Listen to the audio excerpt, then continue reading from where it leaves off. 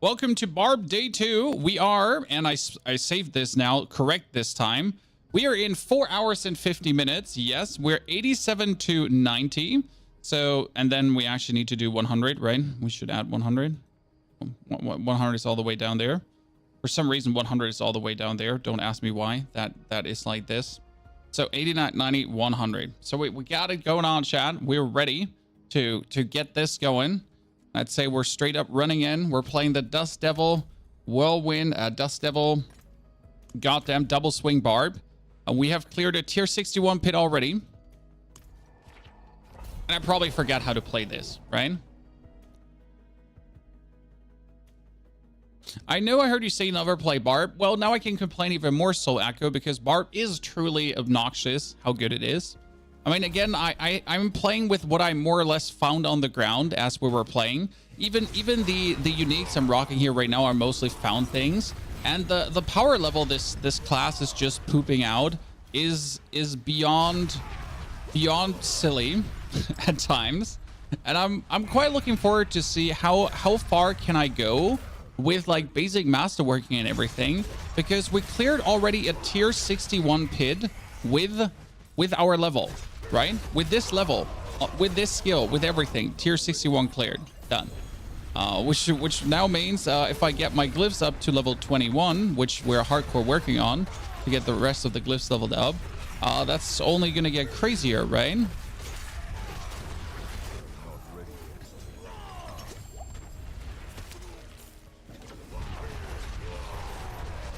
So yeah, now excited for the next. Come on, what do you get for me? Double swing.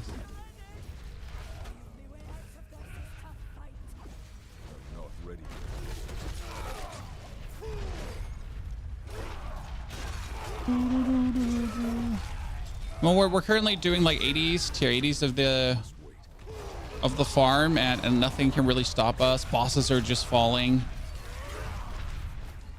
For Dust Devil, damage is coming from Dust Devil is not the core skill. I disagree. It's also coming from the core skill. Kind of like coming from both. Depends on how you're building it and how you're attacking it out. But yes, I mean, the Dust Devils are part of your damage. That's why you need the temperings. That's why you need all the things together to kind of make a good picture. But you shouldn't underestimate how much damage is essentially coming from the core skill as well, end of the day, because like your core skill is doing damage end of the day, right? It's kind of like the standard conundrum where yes, you need your core skill to trigger Dust Devils, so you might as well empower it to a certain degree too, right? Looks fun. The best part is it's fun and it's very easy to put together, which is my main complaint with a lot of the builds out there. It's kind of like it doesn't need a 20-step plan to awesomeness, right?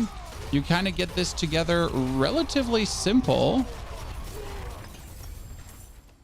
And that's what I like to see about builds. I want them to be achievable. No, not like last season where the top leaderboard players were like, hey, you know what? If you want to be top 10 on the leaderboard, you only need 5 Uber uniques. You're like, yeah, but that's not happening. That's not achievable. I must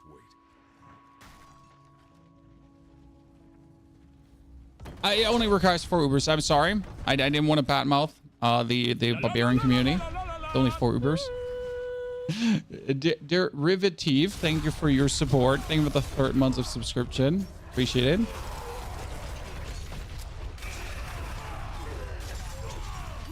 Well, if we're realistic though, like getting Ubers is obviously not hard this season, right? That gotta be something like you gotta be like, people are always like, oh, you play Harlequin Crest, haha, that's not standard. It is standard gear. Having one Harlequin Crest is standard. Would you play Force Orb with Avalanche or with a Verse? Actually, Verse is getting buffed, so Verse is now more option than ever before. In case you didn't see that, Verse Mastery is getting stronger than ever. How to get Ubers? Well, for Ubers, you have to beat the Iron Wolf thingy. So you have to just grind up your Helltide XP, which is really simple because you do that for leveling anyways. And after grinding up your Helltide experience, you're essentially can do that with another character. So that's 2 sparks. Then you have to kill a tormented boss. And honestly, Tormented bosses are not hard to kill. I mean, I've just shown it with my rogue build, like absolute standard gear, just literally understanding how the rogue works, and you can just kill tormented bosses. That's another spark. And then you have to kill Uber Lilith, and again, that is actually not hard as well. It is quite easily obtainable, even for the standard player. Now, obviously, like there's a consideration that you suck completely, like really hard. Right? That you're actually bad at the game. And that's always an option. and this is not meant like any way condescending or so. It might just be that you're bad. Yes, then it might actually be harder to get an uber unique. Yes. I mean, with a good build, with an easy build, and even with basic gear, you can kill Uber Lilith. You can kill tormented bosses. Some people, though, they like, even if you explain them how a build works, like the Heartseeker Rogue, that you need attack speed, lucky hit, and vulnerable. I had someone tell me he has vulnerable up and he's not dealing any damage. Then I asked him what is his attack speed and lucky hit, and he said he doesn't have attack speed or lucky hit. It's kind of like, sir, but I explicitly said that these things are absolutely necessary to essentially play the build. So why do you not have these? I mean, it's even mentioned in the guide. You know, like as big points.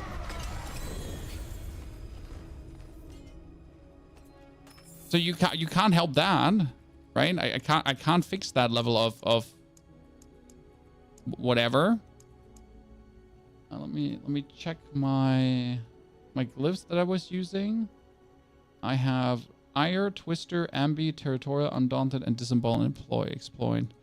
I have Territorial, Ire, Ambidextrous, Twister. I don't have Undaunted leveled up.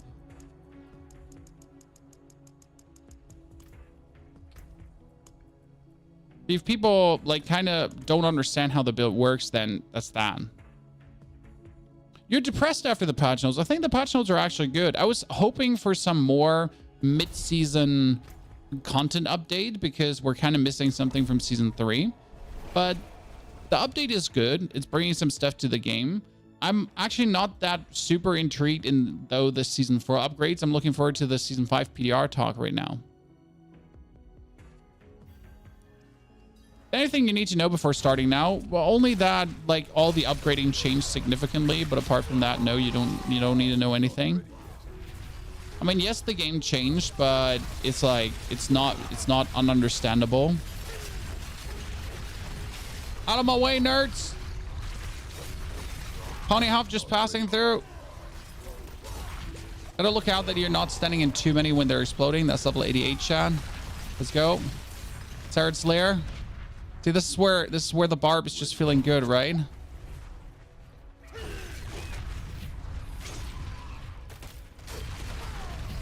Oh, some elites. Get him killed. On we go. Further. Trying to find an event because I would assume there's an event here. Come in. Waiting for all the elites to pop out. On we go. Out of my way. Out of my way, nerds. Cursed. Shit, not cursed. Oh, that's great. You was thinking about what char next, Rogue or Sork? I would probably go for Rogue if you like Barb, especially if you like Bash Barb, because Rogue plays like with Heartseeker. Heartseeker is similar-ish to Bash Barb, but I'm saying similar-ish because it plays more intricate. It's more, has like more ways how it kind of works. I wouldn't say more complicated necessarily, but I personally enjoy Heartseeker more than Bash Barb.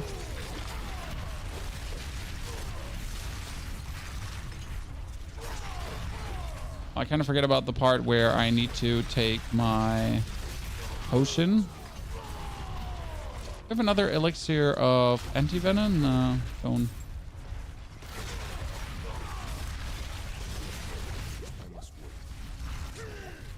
Come on, more waves, more cowbell.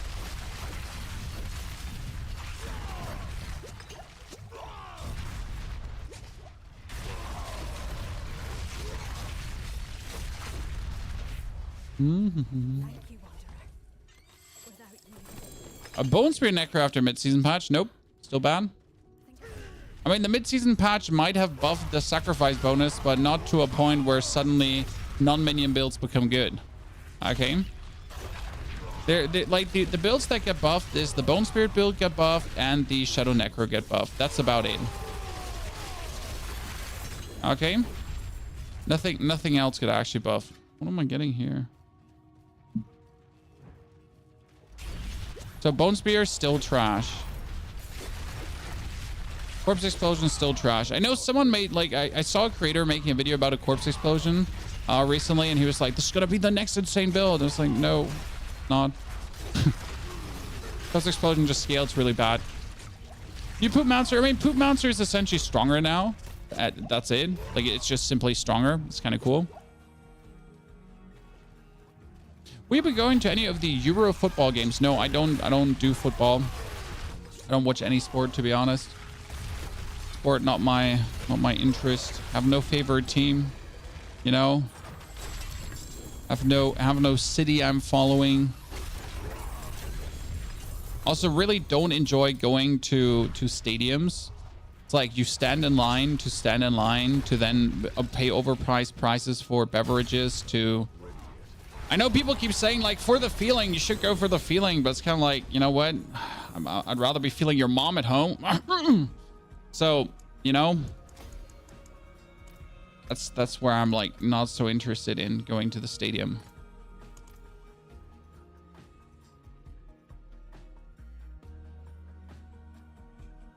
That might just be me, you know? It might just be me. I'm gonna forget to upgrade my...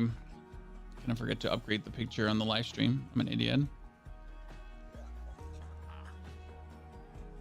So yeah, personally, I'm just like really not like this whole stadium thingy has just always be, you know. I respect anyone that likes to go to stadiums, but for me, it's just like it's like going to a concert, right? If I want to listen to music, I can do that at home in better quality, kinda. I'm boring. Honestly, I'm really boring. For me, it's just a hassle. Like there's no sensation. There's nothing. I'm dead inside, chat. I'm sorry. Watching you play Barb makes mine look so bad and you're level 84. It might be that you're just having like a few not so good aspects running, you know? That might be a simple thing, right?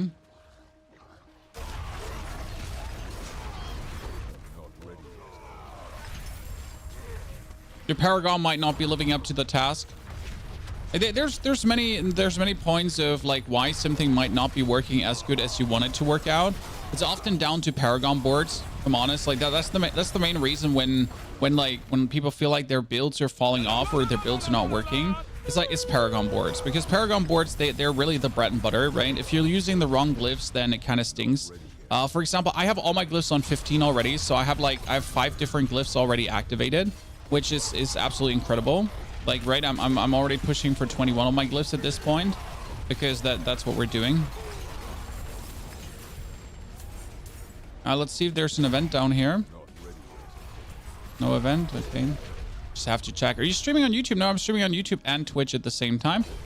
Sometimes to TikTok too, just for why not, you know? There we go. I'm following a guild on what to build. I'm following a guild on what to build. Wait, what? Oh, you're following a guide. Well, maybe the guide is bad?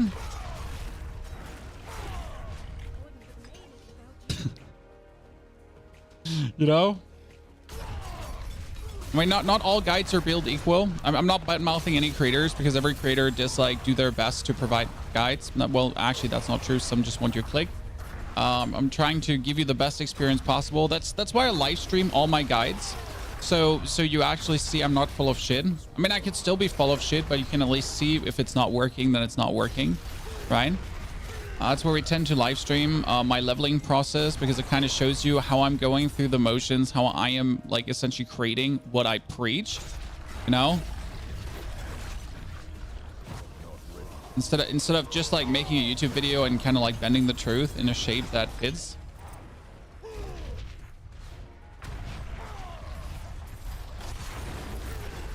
And then always a good approach.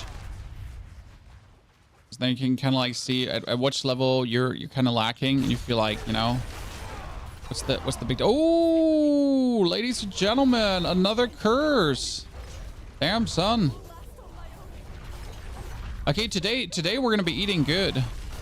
I think we're gonna be like, I want to say like today's goal is Tormented kill, Uber Lilith kill, and also Pit 100 with my fresh 100 Barb. It might be a bit greedy, but I think we have like another 2 hours to probably get 100. And then we have time to do the rest of the stuff. Dowdy Mus, good to see you there.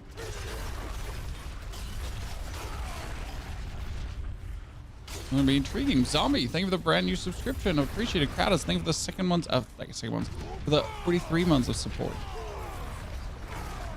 So we got big plans ahead. Not ready yet. That's why I like watching YouTube videos recently, because they explain the effect and the alternatives a bit to make your own. Yes, that's the most important part. Like you shouldn't just blindly follow a guide. It's important to actually understand why it's being done, what's being done in a guide, you know? So not necessarily like follow a guide one-to-one, follow a Paragon board one-to-one. It's more like why are these things being taken? Why is this aspect in? You know, why is this multiplier so important? Like for the rogue, like that you need a curse touch to make things vulnerable. And then people kind of miss that part in the guide, despite it being having like a whole timestamp. But no, again, sometimes you can't help. Sometimes it just is what it is. Okay, let's get Twister upgraded full now. That's most of our damage. Let's teleport out and spend some obolts. You have a Paragon guide for Bash Bleed Barb. No, this is my first Barb this season, sir. So this is going to be my 1 to 100 plus 100 for the in-game Barb, because it's the easiest to achieve. And Bash Bleed we haven't done yet, because Bash Bleed has kind of like very stupid temperings that I didn't want to mess with yet. So that one we have ignored. Okay, I need Fury per second, Strength, and Lightning Resistance. That could work, because that's Fury per second and a good value. And that chest got the wrong temperings, actually. So I can take this one now. And what we need is defensive. We need the Imposing Presence on it.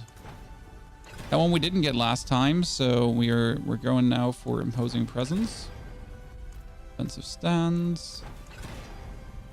Imposing Presence 1, and then we're going to go for Concussion 2.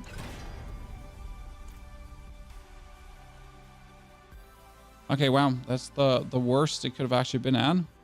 But it's going to perform better than the chest I have currently. Right? The chest I have has like nothing. Break that down. That brings me to... Oh, we had the dazed aspect on the chest, I think. Like, kind of like trying to remember what we had on the chest for an aspect. Was the dazed one?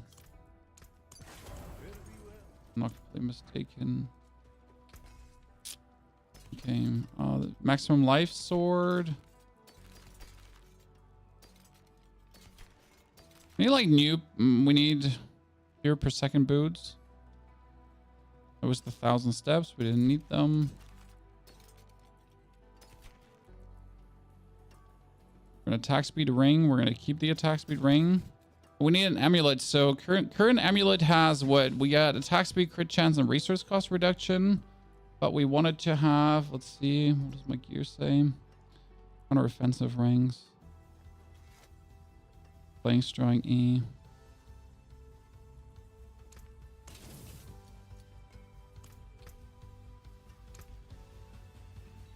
Or fire resistance, wherever you're out there.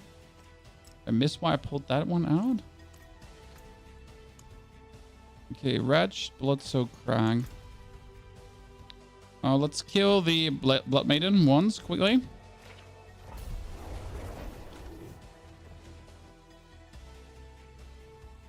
Have you thought about maybe relaxing London Strike with something, seeing as you literally can spam double swing? There is not much, and there are situations where you need lunging strike. So technically I do have Infinite Fury, but it's only a technically, because there are situations where I don't have Infinite Fury, and I am actually in need of like then swapping in the respective the respective lunging strike. Also, lunging strike actually does allow you to do this little lunge forward that can help tremendously in the pit to like, you know, if I do this, like it's kind of like a little bit of a gap closer to just bring you a wee bit closer to your opponents, and it's actually working really nice to just have you like this stutter step forward, right? So like this is essentially how I'll zip from enemy to enemy. So essentially you zip in, then bum bum bum, and then you zip in, right? It's also a good engager because you walk up to someone, then you zip in, shout, and then you already dash to the next opponent and start double swinging on the next elite, right? So that's where lunging strike is actually being used. I'm like, you mostly don't need it for this kind of content because everything just dies, but in the pit I found it like very useful.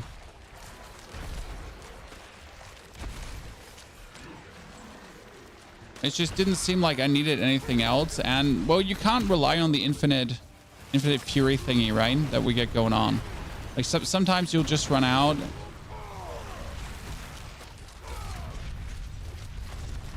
See, like my fury is actually depleting there. Let's try. Oh, that's another ring. Jeez. Okay. We also got an upgrade. What is this? The Ring of Ravenous. Huh.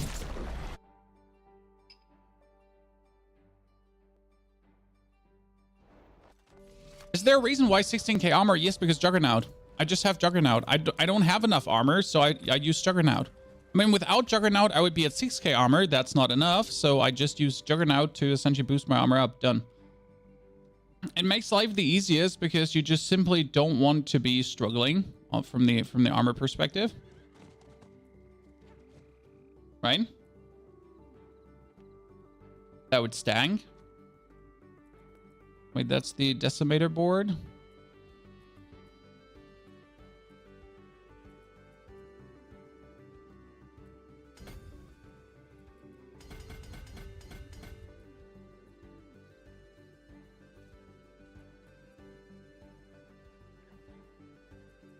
I need to change my Paragon board as soon as we're leveled, because that is not the real Paragon board we're running. Okay. Yes. How do you get more pages with Paragon stuff? As soon as you're at the end of a page, you essentially just click the connection gate and you can choose other Paragons to line up. That's how it's working.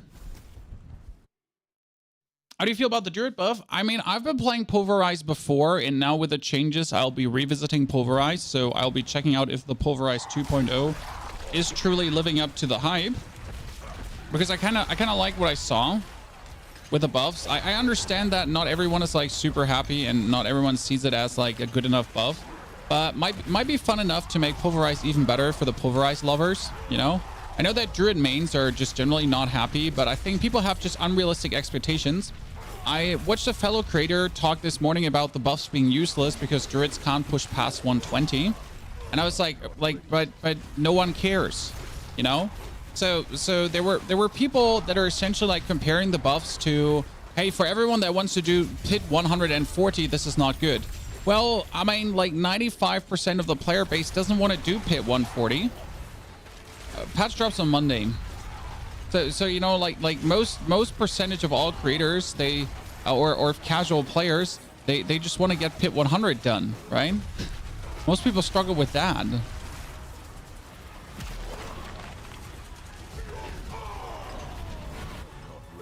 And right now the overpower buff looks like that you could actually clear pit 100 with overpower. So I'm looking. I mean, you could before already, but easier. I'm looking forward to that.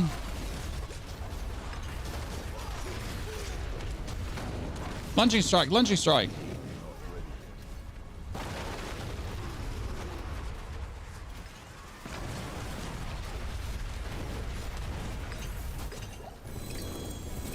Lady Den.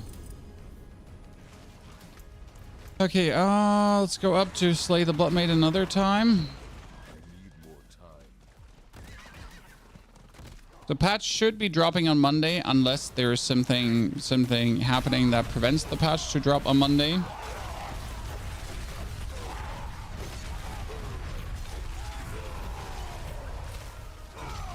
And then on the 21st, we're going to have the PTR news that's going to tell us more about the season 5 PTR.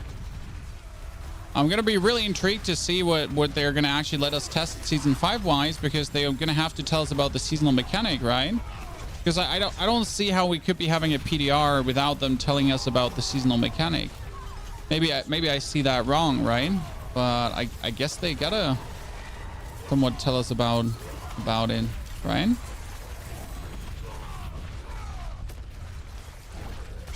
Because why else make a PTR if not to test the seasonal mechanic?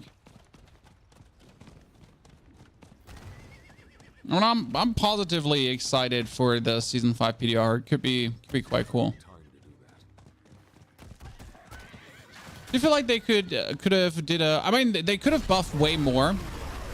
I mean, they buffed Pulverize significantly. The Druid is getting currently a 76% increase to base Pulverize, plus a multiplier on further and so on. So actually Pulverize is getting significant buffs. I think they're being underestimated to a degree, because there's a lot of compounding interest going to be happening. And Pulverize is going to go through the roof. Maybe. Not enough, but still. It's only 2 months until the X-Pack is out. Oh yeah, we're super close to X-Pack. I mean, season 5 is going to be fun. And then after season 5, we're going to get the expansion with season 6. But that doesn't mean that the expansion doesn't have to be good and that season 6 is going to have to be good. Because all these things still got to be popping, right? You still need very good seasonal themes. You need some interesting content. I mean, I want to have good stuff to play, right? I want to get excited. I want to be looking forward to these things. I mean, especially now with seasonal mechanic plus tempering and master working, we are already very strong. Like how much more strong can we get, right?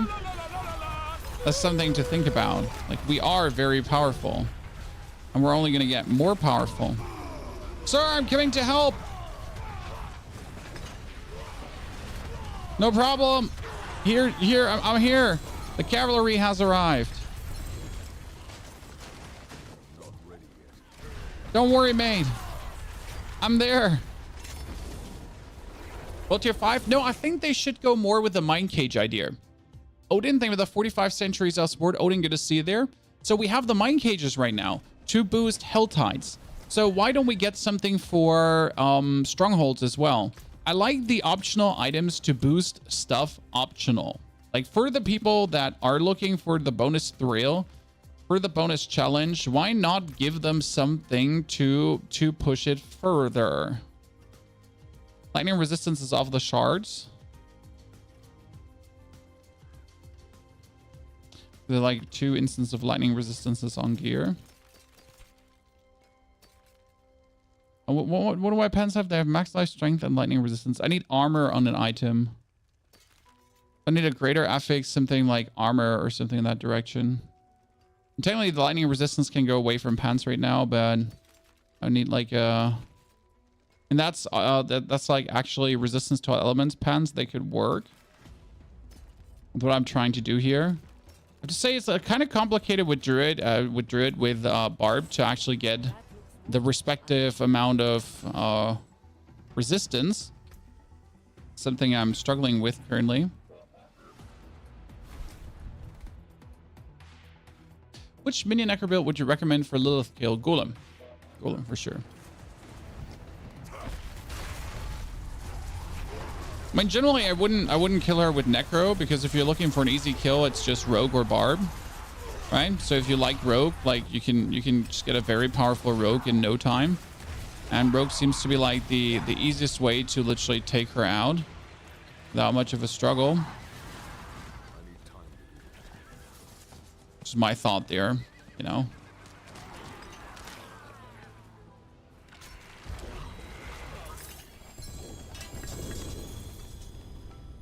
Oh, I still haven't used my obols. Jesus. Could I quickly just use my obols before I forget that again? You check out the news trailer for State of Decay 3. I haven't even played State of Decay 1 or 2.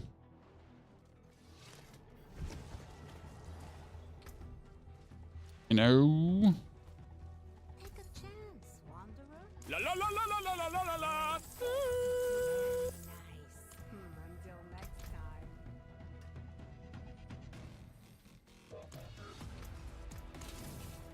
Trying to pump out some pants. Missing out? Yeah, probably. But there's only that many games you can play, right? You hope there's a temper reset coming. Yes, a temper reset is absolutely mandatory in the future. But I think that's what we're going to get in the Season 5 PDR. So my big assumption is right now, with the Season 5 PDR up and coming, I would be surprised if they're not testing a temper reset. I mean, generally, we are getting a Season 5 PDR. You might as well try out a temper reset. Oh, I got the Tuscam of Yoritz the Mighty chat in a max roll. Great. I mean, that thing is actually rather rare to get, and usually you have to kill Andariel or other things for this. Right? This is truly a streamer boosted account. What can I say?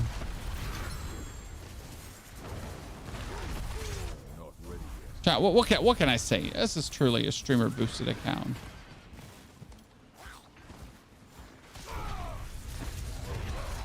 Technically, the Helmet of Yoritz the Mighty is the alternative you have to the Harlequin Crest. It's actually a very good one. I was then looking to rock that.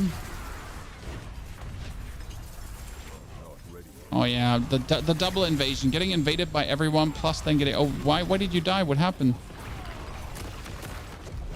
Mate, what happened? What killed you?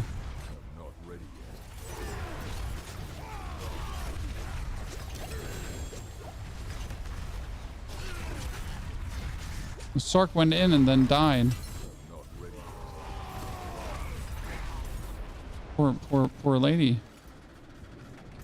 Right? She was just having so much fun. Oh, I got enough to actually open that thing. Wait, refine might cage. Need that one. Typical Sork gameplay. It just happened, right? What's a PTR? A PTR is a patch test realm, public test realm, however you want to call it. For people to test out the latest patch when we're then getting, like, you know, we're essentially... Oh, that's 5 minutes. Well, you know what? We can go to Sudi to check that out first. So you're going to be essentially able to check out Season 5 early and give feedback to Blizzard on what we think about Season 5 and their mechanics and everything. Yeah.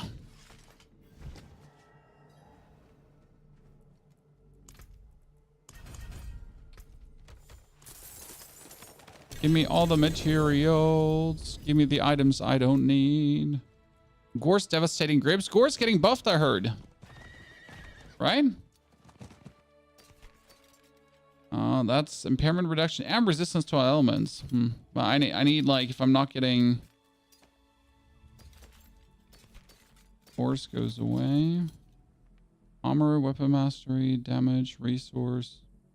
Nothing of interest. Okay, we got 4 minutes. That means I can kill the PvP boss quickly.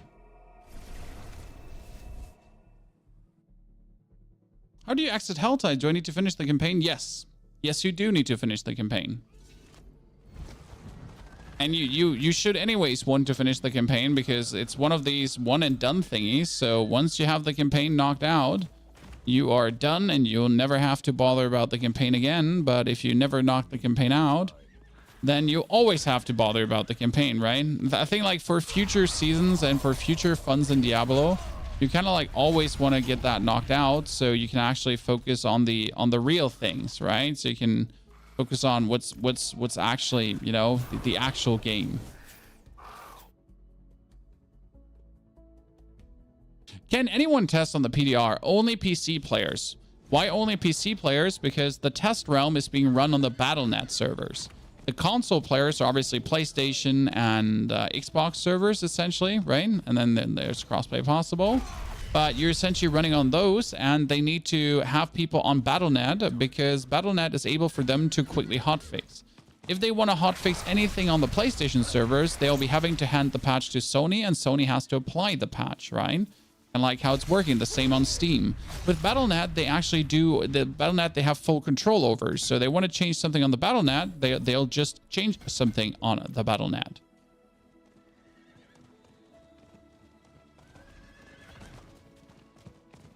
Are item reworks on the existing items? Yes, that was already confirmed. So if you do have the Ring of Starless Skies, for example, and that one is getting buffed. It goes up from 40% up to 50%. That will go on to existing Uber Uniques. D4 campaign was amazing. Yes, I completely agree with you. I enjoyed the D4 story gameplay massively, especially since we didn't rush through. We just leaned back. We had a good time, right? We had fun, and that was important. So I'm really looking forward to the next campaign too, to essentially go through it. Even though, so there's a problem right now with the campaign, guys, and that is it ain't difficult anymore at all. Because as the game was new, right? As the game was very new in the beginning, the balance was vastly different. If you're now joining the campaign as the new player with the new items, you're gonna just shit on everything, right? So I think it's gonna be a little bit too simple. Like there's like 0 challenge left beating the campaign. I don't know if that's good or bad. If I'm honest with you, I don't know if that's a good or a bad thing. I mean, like, should it be challenging to beat the campaign? I don't know, right? It's just what it is.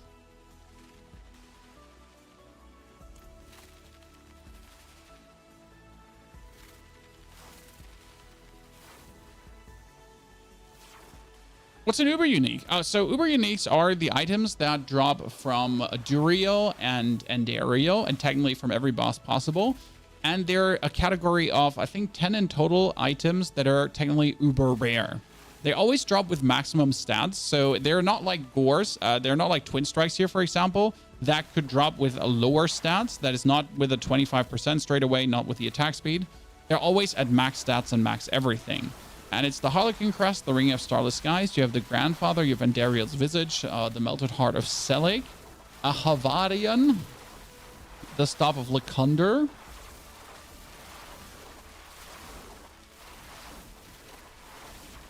you can greater affix Uber Uniques, as you can see on the Harlequin Crest, you can, and they can go up to 4 greater affixes, yes.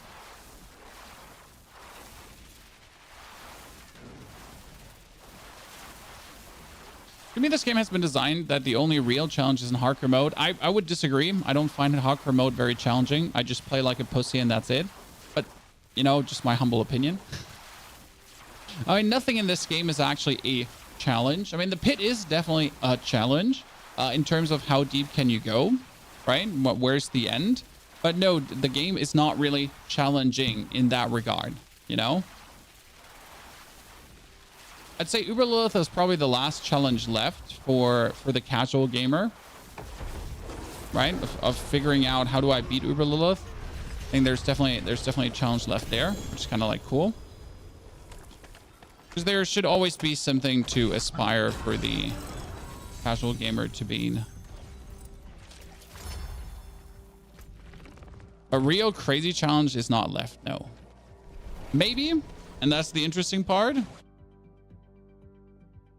Maybe there will be some kind of challenge with the expansion of the new endgame content. Neil, they listened and they made the pit easier again. Yeah, but I'm not sure how much the pit is easier in the higher tiers. Because right now, how the message is read is that the pit is going to get easier in the lower tiers. So everything up to pit 60, pit 80 is probably going to be vastly easier. And then like pit 100 and beyond is probably going to be as it always has been, I would assume. No, it's not only up to 60. I think it's going to be also the higher tiers a whiffy easier. What does a whiffy easier mean there? I mean, the main reason people are not able to beat 100 is not because they don't do the damage. It's because they suck at avoiding boss echoes, right? I mean, if you continuously get hit by those Lilith and so on because you're like really bad at dodging that, then no wonder that you just keep dying and losing time and you're not able to advance further. Are you planning on playing Bash? No, I'm actually planning to stick with this. Twin strikes, double swing, fun.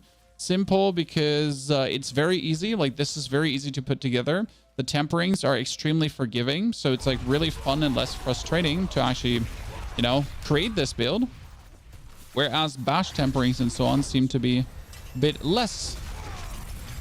Okay, so 5 hours to this level. And now let's see if I can in the next 2 hours get to 100.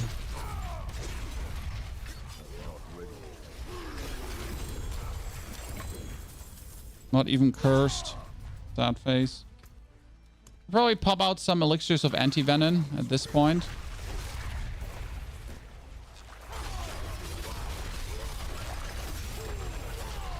Right? Speed up the whole thing. You like double swing more than whirlwind? I did enjoy the skill double swing more because I found whirlwind a bit uninspired, like just sitting there and whirlwinding around. So that was just me, you know, like if you like whirlwinding around, then do your whirlwinding around. For me, it just seemed a bit boring. I try to have like a build where I feel a bit more active.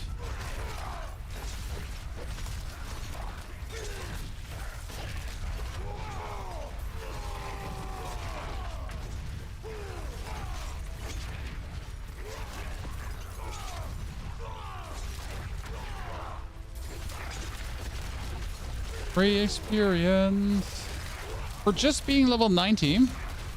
We're already like one Paragon point on the way to the next. Flex on bosses though. Well, I already cleared tier 61 of the pit. Very easy with twin strikes, so thank you. I'm not sure where like the sucks on bosses though. Like you gotta be more precise with sayings like this. So maybe like sucks on bosses past pit 110. You know, if you say something like this, that would make more sense. Like a blank statement like sucks on bosses, though, is incorrect. Because it doesn't. It actually it works really well against bosses.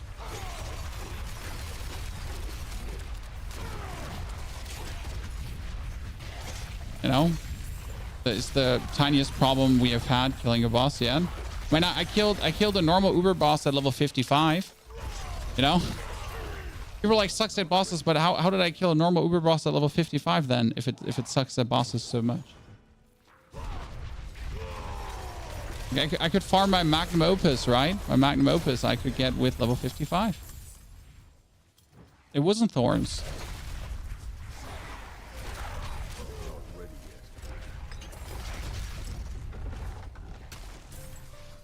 Rogue is better than my Barb. Honestly, I feel Heartseeker Rogue is better than Barb, quotation mark, because it's way easier to put together. Heartseeker Rogue is very, very nice and easy from an equipment piece standpoint to like really get to the point where it needs to be. It comes always like for the ease of farm, the ease of use, the ease of like how do we get everything like going.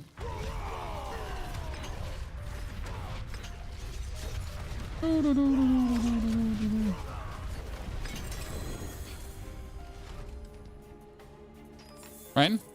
Those are things that definitely play a role. Twister, twister, twister. We're doing vigil.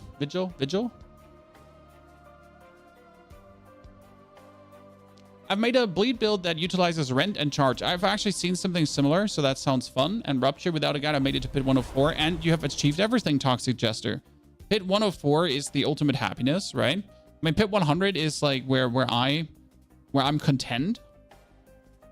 Content.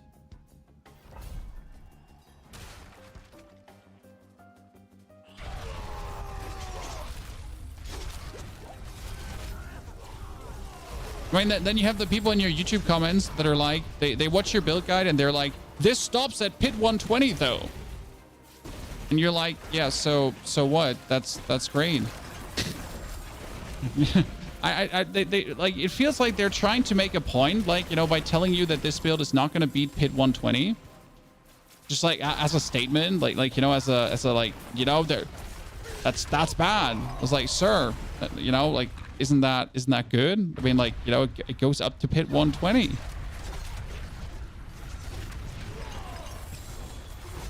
Oh, double greater affix ring. Yoikes. Interesting.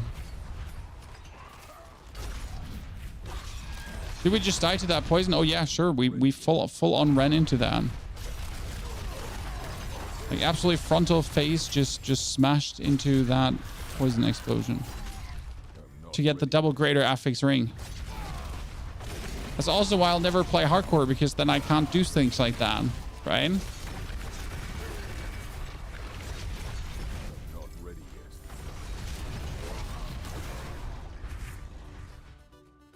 Fading to the explosion by shiny every time, brother.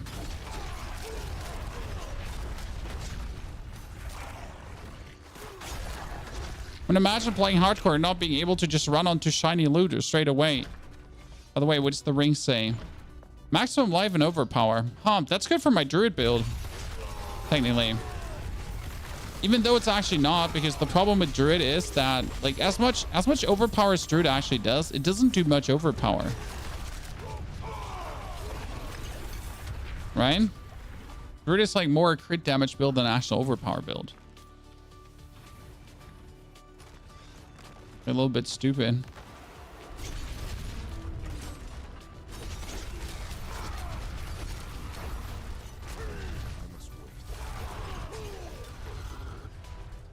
Out of my way. That's Jalalal, Chad, from Jalalal's Vigil. He's there. He's just waiting for you.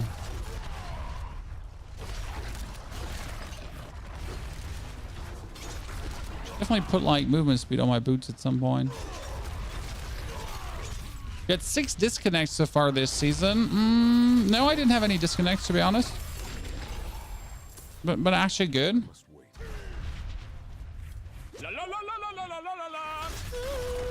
Devil, thank you for the 78 centuries of support. Devil, good to see you there, brother, man. Also, to come back to what Lumphoffen said, he really hopes for a temper reset mechanic, even if it costs 100 million. We truly need something. Whatever it's going to be, something is for certain needed.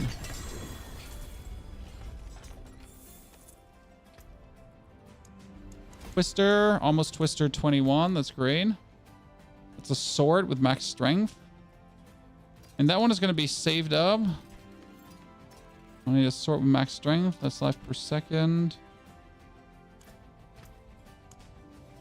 My main want, because why do I want a temper reset button? Because I want to use items for multiple builds.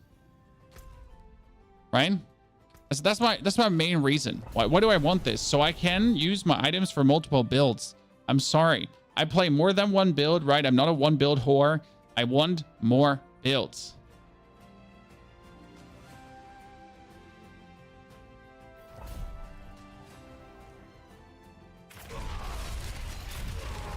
Remove the lightning affix at the occultist. What do you mean? Lightning resistance. No, that's needed. So the actual resistances are still needed because some classes actually struggle with the resistances. What is more important is, so there are 2 things to enchanting that needs to improve, guys. Okay. So thing number 1 is that if you're already waiting, if there's a waiting going on, like how likely it is to get a certain affix, that should be noticeable somewhere. Right? So you like right now, if you're trying to roll for ranks or cooldown reduction or something like that, right? It's almost impossible to roll for that because the re-rolling is weighted at the enchanter, which is bullshit. But if it's already weighted, then at least tell us how much it's weighted, because right now we're just working off guesswork, right? Well, that's step number 1 to do. Then step number 2 is to at least let us choose out of 3 options. Because right now the enchanter, I think, is so stupid because you choose 1 out of 2, right? So it's 1 out of 2, but if it was 1 out of 3, that would like make enchanting way more likely and way less painful. Because right now it's just annoying. Like every time I have to enchant, like I mainly don't even bother enchanting items. I just try to find the perfect item straight away because of how annoying it is, right? It's not a mechanic that is in any way fun to engage with at this point. Like tempering is still, despite not having a reset, because there's at least a min-maxing, right? Sometimes you're like happy with the lesser result, but if in enchanting you're not getting what you're looking for, you're simply just not getting what you're looking for. Barb main now we need to make this 100, sir, and then we need to farm a bit of the pit and get my golds locked out, because again, tier 100 needs to fall. The tormented bosses need to fall and everything, and I need to see how easy it is to then gouge if I want to like change something about the build or not, right? Yeah, most of the time you're not even choosing 1 out of 2 because you repeat the same set over and over again. Exactly. So something needs to be done about enchanting, because the current enchanting system is just a flawed freaking mess. And it's just literally like a currency washing, right? You're spending currency on enchanting just to lose currency. That's like what's happening with enchanting right now. And it just simply doesn't feel good. It just feels bad. And I personally dislike mechanics that feel bad, you know, because I want mechanics that feel good. I want to be excited for mechanics.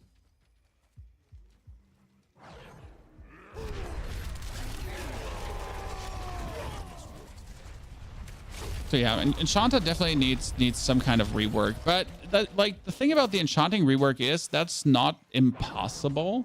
That makes sense to you, right? Reworking the enchanting seems like a reasonable thing to do, but not only a reasonable thing to do, it seems also like a not too big of a hassle thing to do, right? Making the options 1 out of 3 instead of 1 out of 4, that should be relatively easy to pull through coding wise, right? Giving us percentages on how likely it is to hit something, also very likely to actually put it in there. So on top, not impossible, right? So all these things are like, you could put them in the game rather simple. And that's what I would like to see. Yeah, right now it's deleting gold from players and driving them to gold sellers. That's actually what it is. Yes. It sounds bad, and like you shouldn't try to find fault in the game, but right now the mechanic is essentially driving you to either trade, I mean, as I did, trade for 1 billion, or just simply buy your gold if you can't be bothered.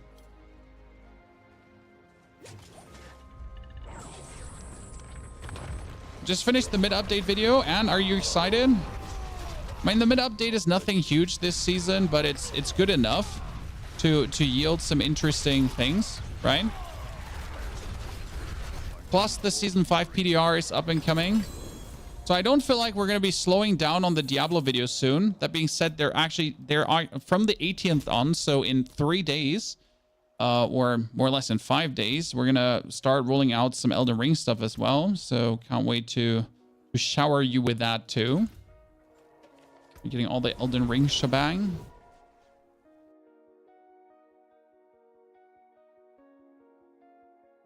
At least there are no nerfs. Yes, they did an incredible good job at not nerfing things, which you can be like really surprised about, because we all know Blizzard usually does like to nerf stuff. So this time they went above and beyond to just simply buff everything. It's kind of cool to see. I mean, it takes a swap in mindset for that. They really get to the point where you're like, oh yeah, sure, I'm not gonna nerf a single thing. I mean, they just buffed stuff. They made weaker stuff stronger, but they didn't make stronger stuff weaker. Correct? Correct? Weaker stuff stronger, but they didn't make... Yeah.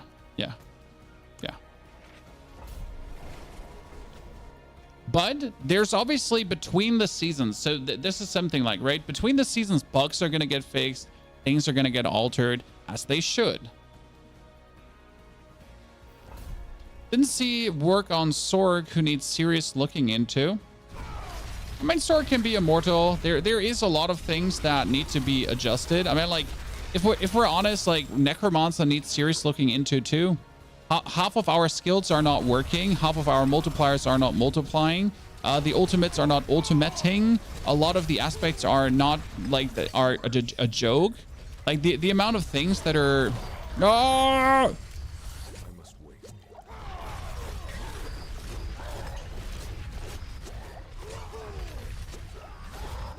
Ah! Ah! Ah! Ah! Where are you running, bro? Where are you running?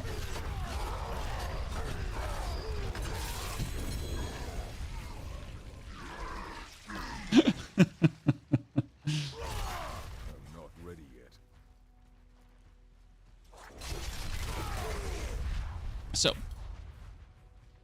I notice almost everyone is using basic attacks. I mean, the basic attacks are so popular because the aspects for basic attacks are actually super strong. But I actually do like that you are able to use basic attacks, because let's be fair, in the Necromancer, there's not a single basic attack build, okay? So Necro does not have a single basic attack build, and will not, because all the basic attacks are shit on Necro. But I love that there is an option to do basic attack builds, because otherwise basic attacks are like completely useless, correct? So that's just me. To get back though, like for example, as you say, Sorg needs a lot of working into. The Necro has like half of the Paragon nodes are broken as well, and they're not working or not making sense. A lot of the glyphs need to be reworked and don't make sense. So yes, a lot of classes need work, but this is kind of like work you can't do in a mid-season update, I feel. Because a lot of the work is like big work, you know? Endarials, I think the new Endarials should actually work because it's not around you anymore. I wasn't actually aware that the Endarials Poison Nova is around you and not around the target you're hitting, which is kind of stupid because you're literally shooting the target with Endarial's Visage. So what does Endarial's Visage do, guys? It has a lucky hit to make a Poison Nova.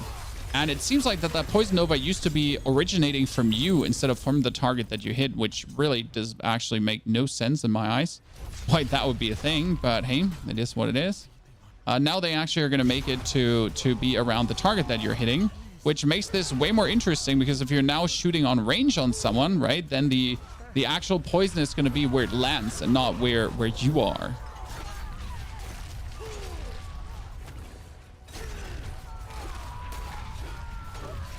Please tell me about the 7900 XTX. I mean, the 7900 XTX is working fantastic right now. I've not had any issues with any game. It's going to be probably holding up for the next 2 to 3 years without a single issue, unless there's a revolution in graphical shebang, but that's, I think, like a few years past, especially since all the new graphic cards should be working very good with Unreal 5 engine, and Unreal 5 engine is what we're going to get. So better resource, less intensive graphic shenanigans. Considering that Unreal 4 engine was actually really shitty, and Unreal 3 engine that a lot of games were still running in was also really shitty. Right? I refuse to go out of the game to do anything like the trading. I am fully with you, but then again, I wanted to fix all my gold issues, so I traded. So yes, I'm fully with you that I find it stupid that I am being forced to leave the game to essentially make enough money to exist, but I also did not want to struggle for money for the rest of the season, so I traded to fix my issue. You know, I mean, I had two options, right? I could trade or buy money. But since I'm a Diablo partner, buying money is kind of like not an option. You know, so, since I'm a Diablo partner, like buying money is kind of like not an option because like it's like, hi, you know, how are you doing?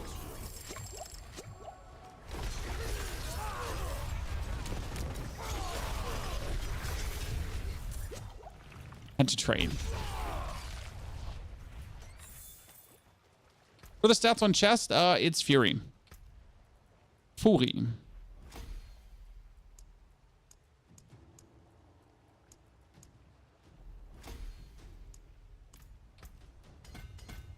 Okay, we are currently Forbidden City, Faceless Shrine, Champion's Demise. Yep. We are 5 hours 48 in. We're 91. What do you think, guys? Can we make it in 7 hours? So my Sorg actually made it in 7 hours and 30 minutes. I was hoping for the Barb to be faster, but I'm not sure if we can make it faster. What's your take on the $100 pre-order? I mean, 40 is enough. I have the $100 because I got it gifted to me by Blizzard, but I would have bought the $100 because it's essentially free platinum and the Battle Pass token. So with a $90 package or €90 package, you get enough value to kind of warrant in. If you're then interested in buying skins, if you're not interested in buying skin, then it doesn't matter, right? Your Tree of Whispers is full, yes, but I'm not doing any Tree of Whisper activities, so it doesn't matter. That's why I'm checking before every dungeon. If it's a Tree of Whisper dungeon, I'll have to go back and hand it in. Not a Tree of Whisper dungeon, luckily.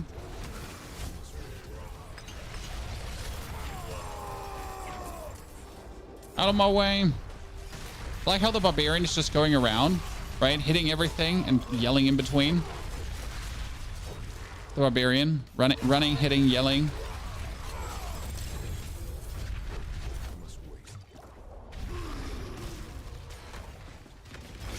Out of my way, nerds.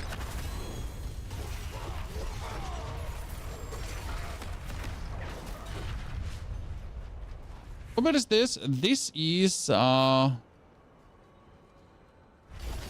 swing, Dust Devil with lunging strikes and shouts. Essentially being a tanky mother trucker that just goes around, yells at enemies, poops out rainbows.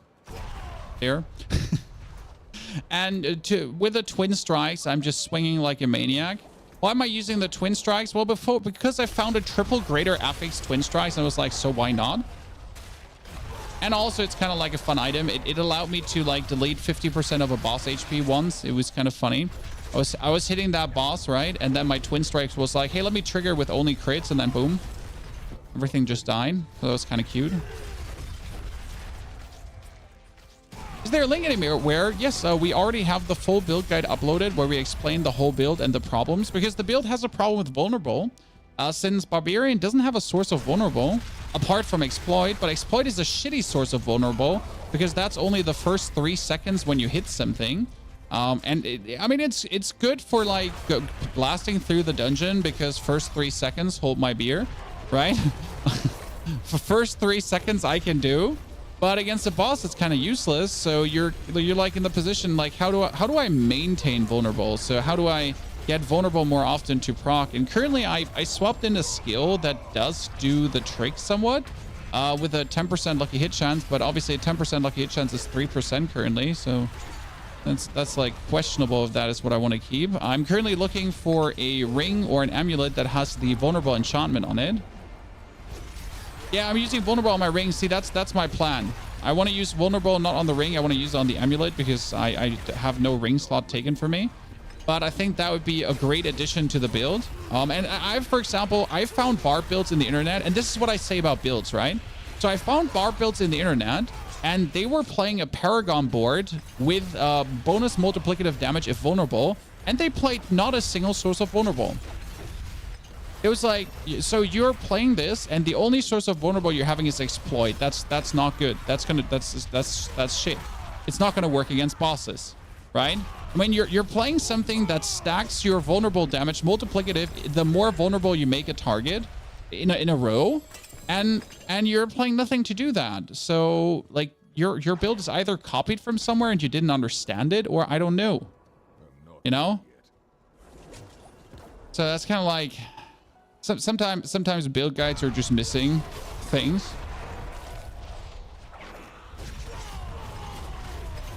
But yeah, finding like a source of vulnerable has been a bit of a jiffy there. But it does work now. Like I'm currently playing the core skill to make things vulnerable. I'm playing exploit until I find essentially the ring that I was talking about, or the amulet. And if I find the amulet, I'm gonna be very happy because that amulet is gonna be super rare to get.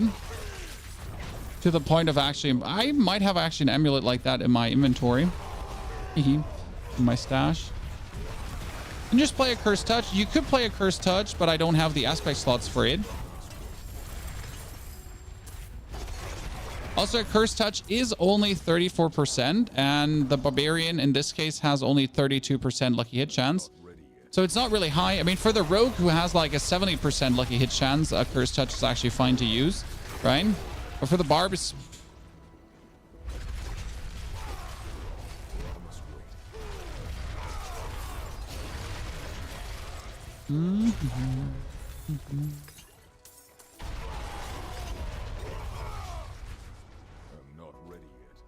Not so fortunate.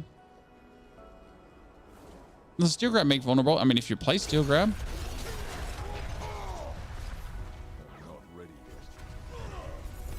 Ah! That wasn't me. That was my Barb just getting stuck. Out of my way. First.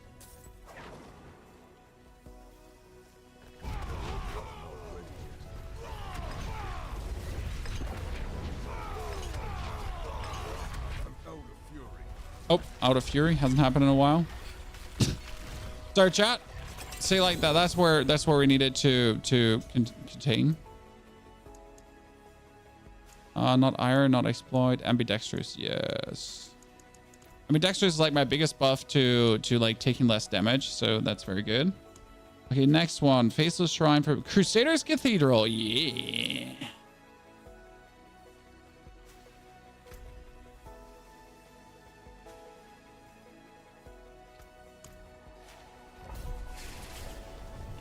Which barb would be the most reliable? I would look at which barb can I do the easiest.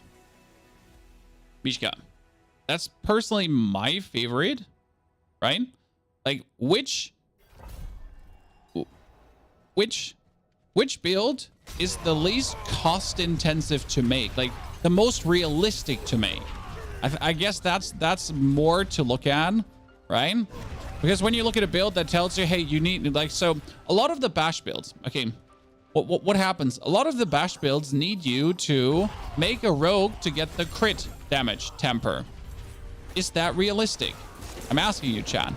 Is it realistic to make a bash build where in order to get the most out of the bash build, you would have to technically make a crit damage temper? Like you have to level up a rogue to then play your bash build to the fullest? That seems kind of silly. Oh, artillery shrine and then.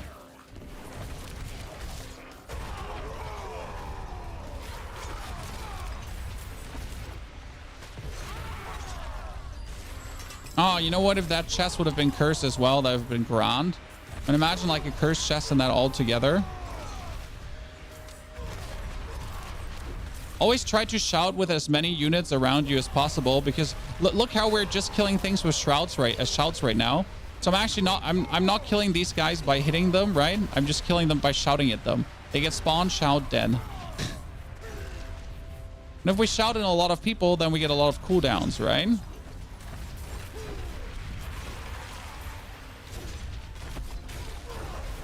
This one was an XP factory right now. Jeez.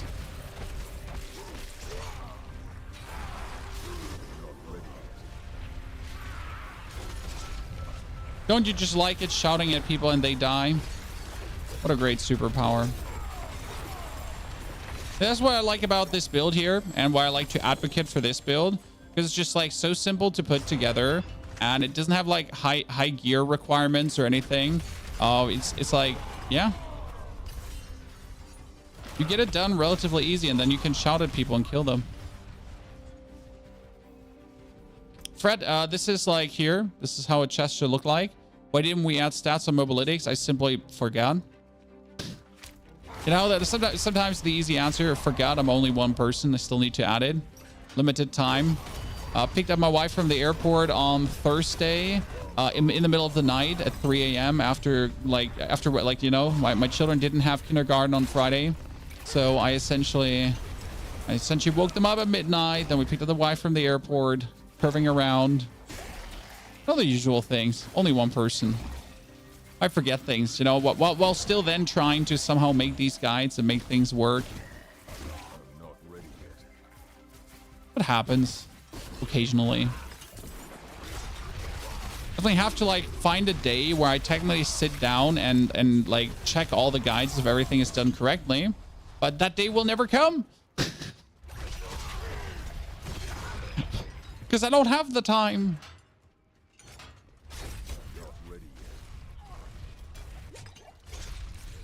If I have to grab a cap, nah, cap too expensive. And first and foremost, taking caps just annoying. I hate caps. If you're like from the airport to us, a cap would $200. Oh, the butcher again! The butcher again! Ah! I'm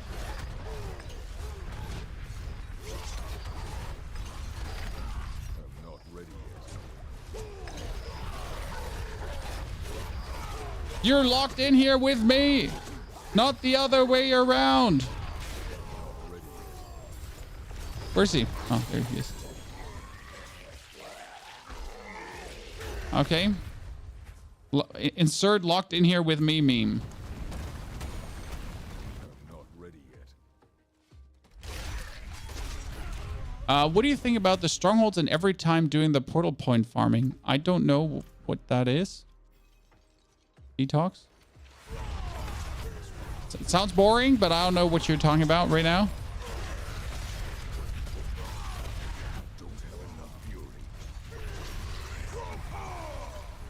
Oh, did you stop attacking? Okay.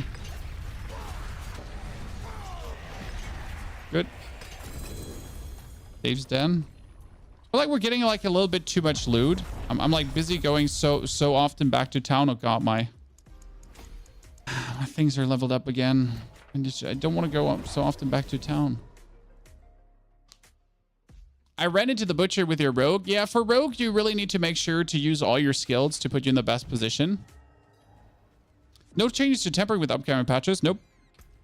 They didn't do anything with that. It's going to be probably in the season 5 PDR, right? Do you think the pulverized buff is enough to do tier 100? I mean, you could already do tier 100 before the pulverized change, but now it should be easier than ever. Okay. Maybe. But the good thing is we'll test this live for you, so you don't have to ask if it's actually working. I'll be testing that live for you as soon as the update rolls out. Because why would I let you test things if I can test these things myself for you? It'll be a shameful display. Or rely on you to test things. Well, that thing has 6 ranks to Frenzy. How many ranks to Frenzy can you get? If that thing has 6 ranks to Frenzy and that gets greater masterwork, what the fuck? Can you what? What? It seems a bit harsh. Died on your 82 rogue a couple of days ago. First time on HC, never doing it again. See, mate, the thing is, when I play hardcore and I die, what happens is I'm not like, wow, that was a great run. I feel super challenged. Let's do it again. I'm just like, oh no, I died. My character's gone. This is fucking annoying. I'll never do it again. So I am absolutely with you. It's like, wow, great. That's it, huh? Kind of sucks. Next. Why would it be any different? Always just gonna be that reaction. It's never going to be anything different. It's just like, oh wow, that kind of fucking sucks. Like big fucking fuck time. Honestly, I respect every creator that actually does hardcore content, and I do question their sanity though. Like, I'm sorry. If you do hardcore content on a regular, I will question your sanity. I'm like, you okay there? Who hurt you? Right? Like, because like, I'm sorry. When I saw Voodie die with like his, what was it, his level 95 rogue, and he was like, oh man, that kind of stings. Let's go again. I'm like, sir, are you okay? are you being held hostage? It's like when you watch Call of Duty players who have now played 10 hours and they have lost 80% of their matches, okay? But then the last round of the day is actually a good round, and they're like, wow, this was amazing. Like, good round, good grind. And you're like, bro, you've been yelling at the screen for the past 10 hours because you've been losing every single match, and now suddenly the grind is good? When did that happen?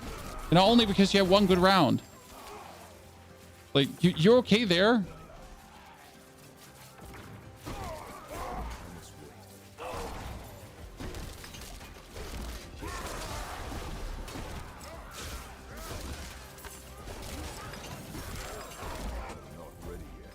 I'm just not made for these kind of challenges, you know. I like my computer games for fun, and the bonus challenge does not add fun for me.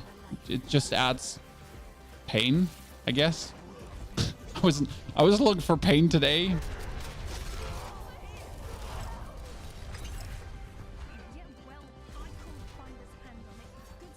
But as always, each to their own, ladies and gentlemen, right?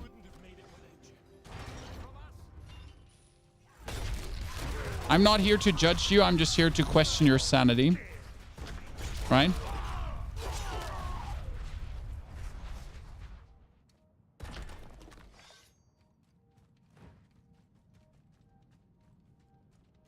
After patch, what build is good? Golem build is not good after patch. No, Golem build is equally good. Why would you think the Golem build is not good? Only because Holy Bolt get changed? But I've seen people again say like Golem Necro is dead now because because the Holy Bolt elixir is not working. Sir, if you're still relying on the Holy Bolt elixir, that's on you. You haven't been evolving, right? You haven't been keeping up. Oh, I forgot. I almost didn't see you there. Lying on the ground, playing dead, huh, you little rascal? So Golem Necker is still the number one. Nothing changed about that. That being said, though, the actual extremely strong and very, like, we're talking about incredible strong Bone Spirit build is now stronger than ever. And when I say stronger than ever, I mean like fuck me sideways, you know, turn me over and spank me. Kind of strong. So that's very interesting, and I'm looking forward to it. It might be even strong enough to actually introduce the Litless Wall back into the frame, which is really interesting because suddenly being able to play the Litless Wall again is quite nasty. Well, that's something I'll have to be looking up.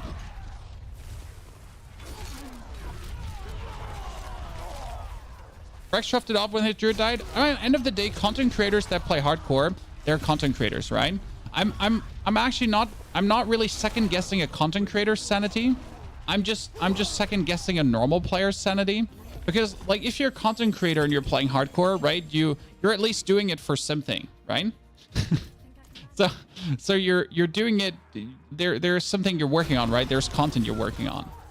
But then there are the people that play hardcore, but they're not making any kind of content. They're not even making videos, right? They're not even uploading a TikTok. They're literally just they come home from work, and their decision is I'm gonna play hardcore, and it's like, okay,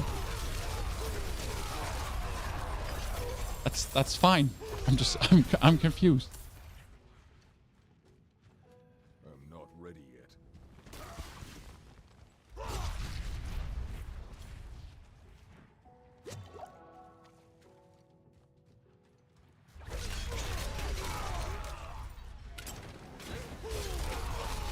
Okay, we get you all killed, nerds.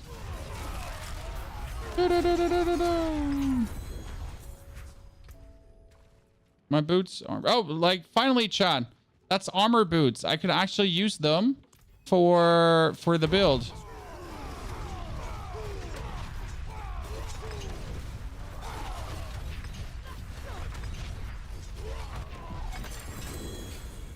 Destroyed. Goodbye, lady. Give me more. Give me more.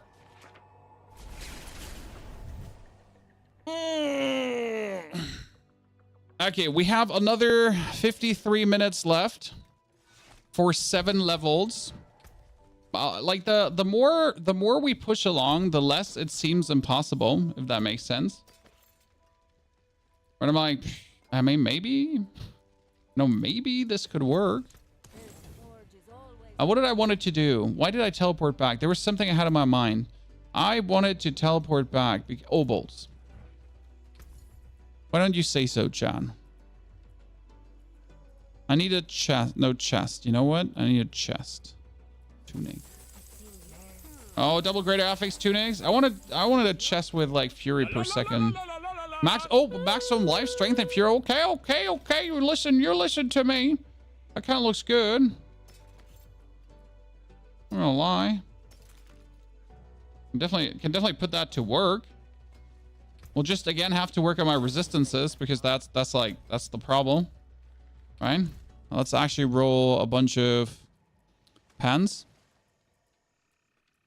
No, a bunch of amulets, because I need an amulet with vulnerable on it.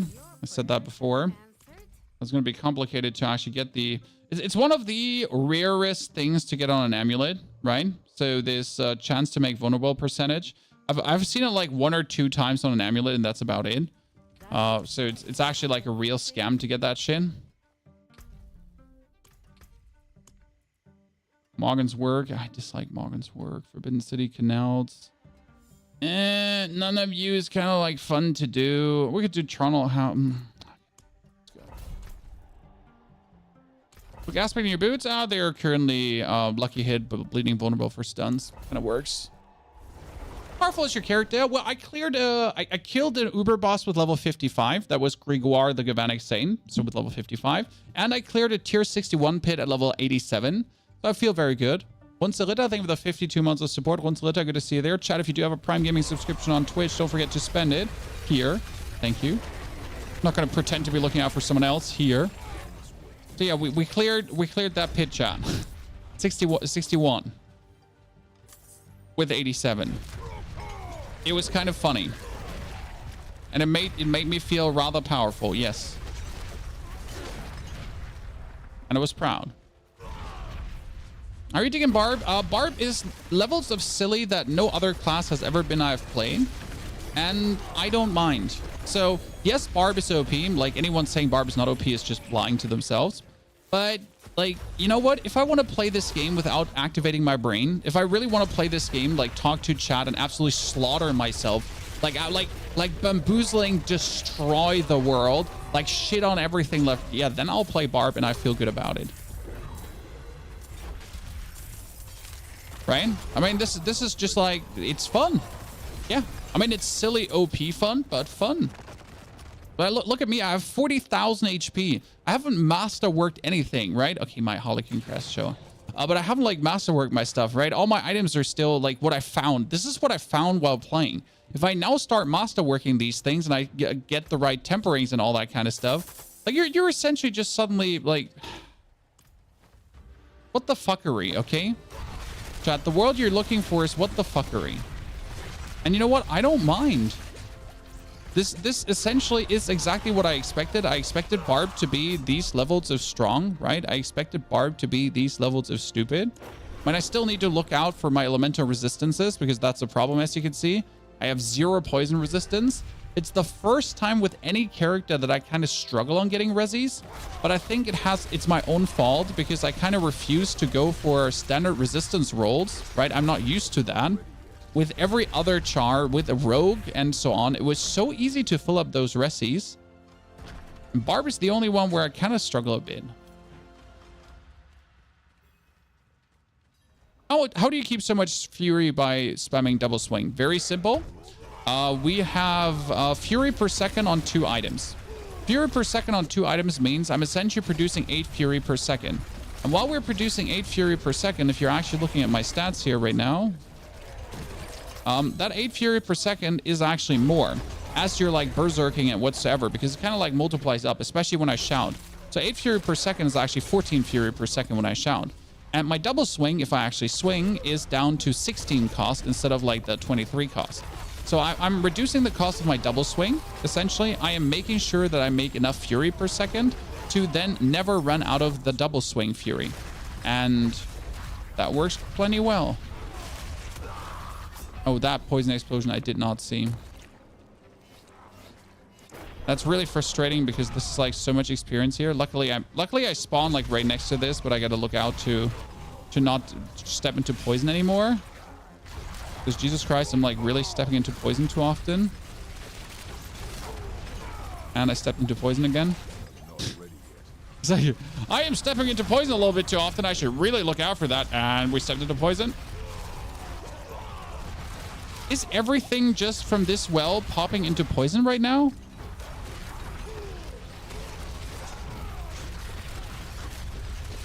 Like seriously, everything? Can't catch a break. Can't catch a break from the poison. Like, or 25% poison resistance.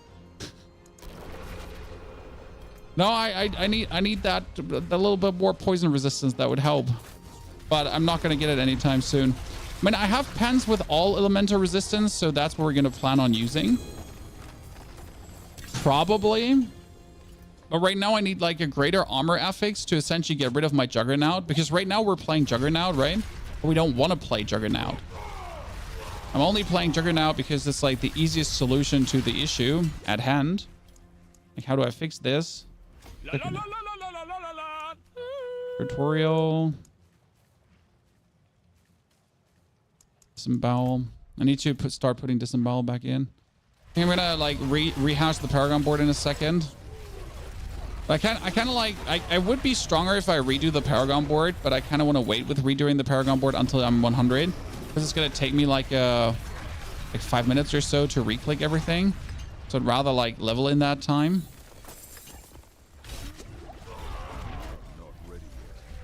Abraxolid, thank you very much for the brand new subscription. Lampier also, appreciation. Howdy to you too. Blizzard must love poison. The problem is that poison is still overtuned. So despite having the poison resistance up, obviously I don't have the poison resistance up, but despite as you have the poison resistance up, it's still gonna damage you more than it's proper. Do I have vulnerable lucky hit? I was sure I picked up like an amulet. Here, lucky, up to a 21% chance to make things vulnerable, right? I have that. But I was pretty sure I picked it up on an amulet as well that I just had lucky lying around. Here, the Necro amulet, technically, that I could re-roll, right? It's not what I'm looking for, but it has like, it has a greater affix amplify, so it would really be a dig move to actually re-roll this.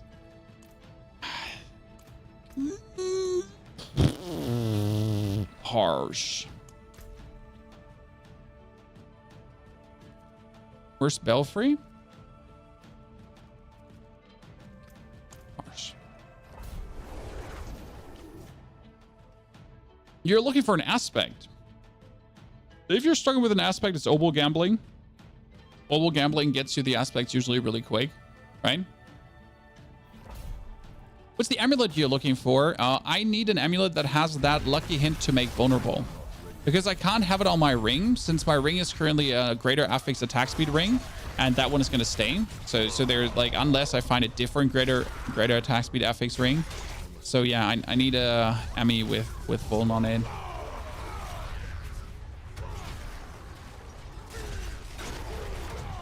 That elixir of momentum is so nice. High recommendation, by the way, at some point to just take the elixir of momentum, chat, because you're just so quick. Nice bell you get there. Nice army of nerds you get there as well. Nice bell you get there. Out of my way. Ain't nobody got time for that.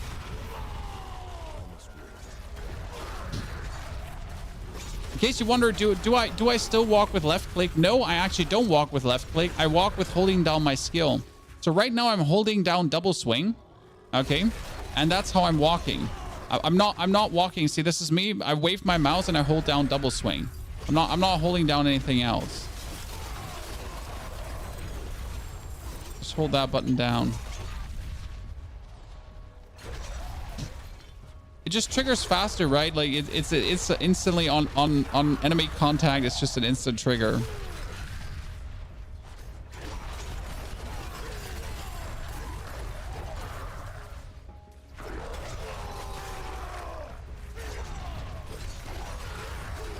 On my way.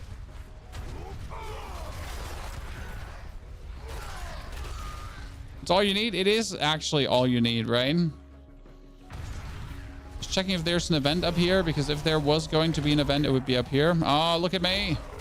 Chat, look at me having a good sense for this. Oh no, this is a shitty one because you're getting the dudes. So you gotta like always decide what kind of enemies you're getting, right? And since you're getting these guys who are actually not pushing inwards, like you're gonna have to hound them all on the sidelines, so you're actually not spawning that many enemies here in this event, which can be always like a little bit shitty.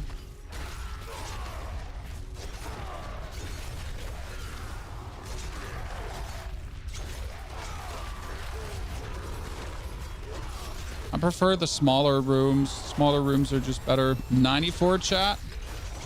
40 minutes left for 6 levels. It seems a bit greedy. What's the best way to farm gear? Hell tides. There's no doubt about that. You could technically farm the pit because you need to farm the pit anyways. So it's kind of like you need to farm the pit anyways for materials. So you might as well farm the pit, but the hell tide gives you more gear. So if you're desperately looking for an upgrade, if you really want something better, then just spamming the pit will be spamming the hell tide will be more efficient. And that's just undoubtedly okay. That is not an opinion. That is a fact.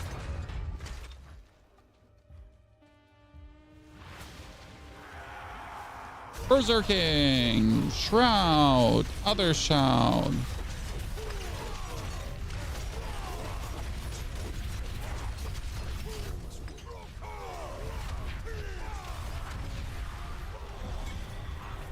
You know, I gotta get used to not having to run out of any enemy's attack and just standing in them like there is no tomorrow, because that's what it is, right? I could just stand in there and it's not like there was ever any danger for me to take any kind of damage.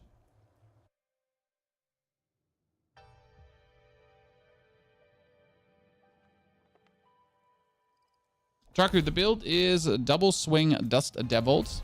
We're essentially trying to make the biggest Dust Devils possible with the most damage possible.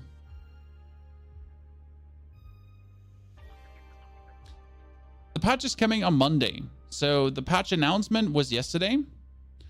And the patch itself is going to be hitting on Monday. Velo, what do you got? That looks beautiful, Velo, but I need Fury too. So I appreciate you looking out for me. We're leveling. We can't be taking handouts.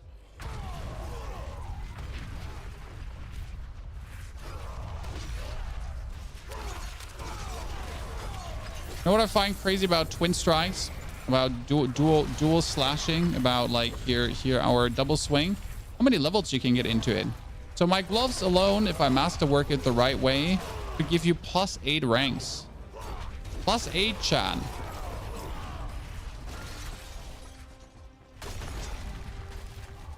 Yeah.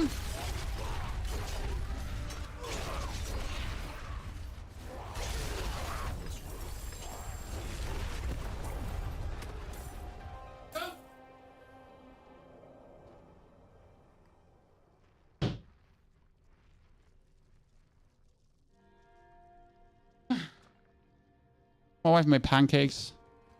Oh, we get a vacation up and coming, guys. I can't be indulging. Yes, I will indulge on vacation. Ha ha ha.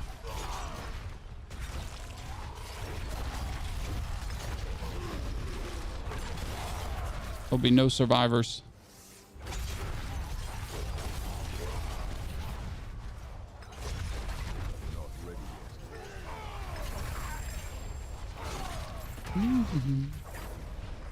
So the tormented bosses are getting 30% less HP, right?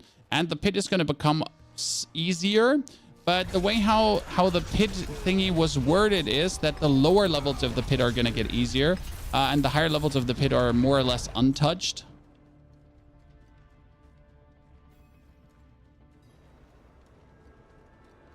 Now, whatever that means.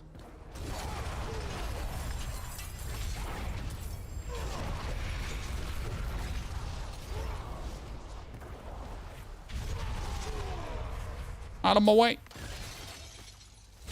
We will see more on Monday how much easier the pit is now or how much harder the pit is now.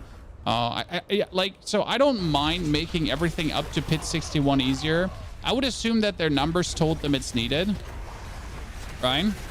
Because if they just decided to make the pit easier, it's probably a simple number game, because they looked at their statistic and it's like, oh wow, 80% of the player base hasn't even beaten a pit 61. Well, maybe we have to make a pit 61 easier. Right? I mean, they probably have the numbers that tell them how many people have beaten wood. I would assume they have these numbers. I would be saddened if they don't. Right? It would just be nice to get the reasoning on top of this, right?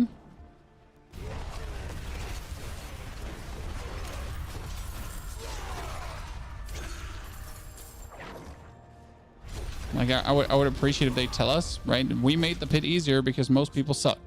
Thank you. Sweet. Thank you very much for your support. Hope you're doing well, brother. Hope you get nice weather and not the rainy soup that is Germany. Man, we've been having the worst weather recently, where it's still warm, but it's super rainy and humid and very annoying. Humid. If you can't beat pit 61, you can't do masterworking. Well, you can do masterworking, but not past 8.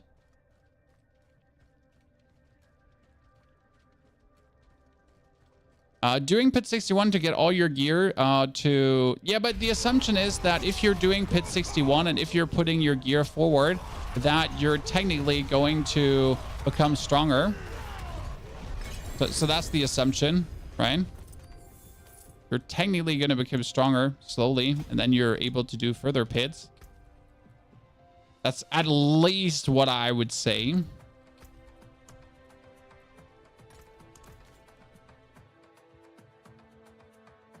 You farm 99 for several hours. Yes, I mean, like, you need to upgrade one item to plus 12. You need 50, 100. You need 50, 100, 150, and 250, correct? And that's roughly like 10 or 12 pit runs. Considering that you're doing 99s or 100s, right?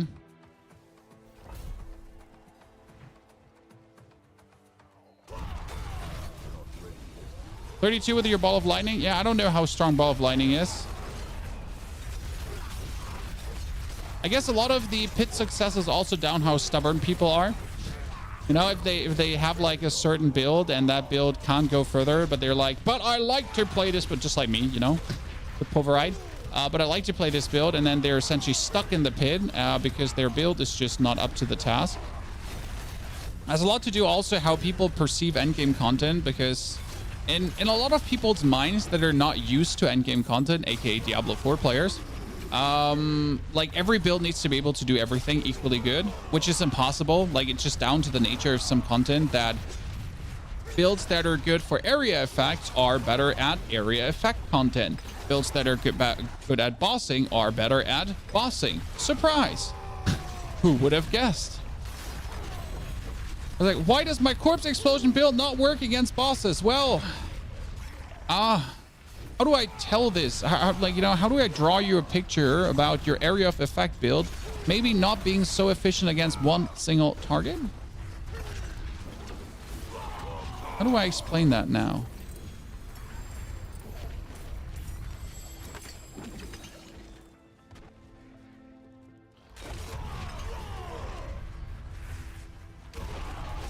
But yeah, the assumption is if someone is able to beat pit 61, then he's going to be getting their gear slowly upgraded to at least plus 9. And if all your gear is plus 9 with pit 61, you should probably be able to push deeper. Golem is good area and single target damage. Well, but that is because Golem is explicitly worded that he is. Because he says if Golem only fights one single target, then the damage is tripled. Most of your area skills do not have that, right? They don't suddenly do triple damage because you're only fighting one target.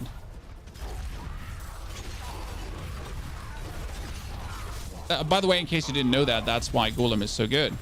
Because the damage gets tripled when you're fighting only one target. Oh, that was so greedy picking up this thing. I thought I would die for sure. For stizzle.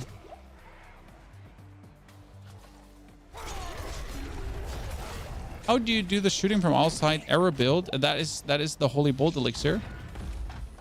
That's not a build. That's an elixir that you drink of the Holy Bolts.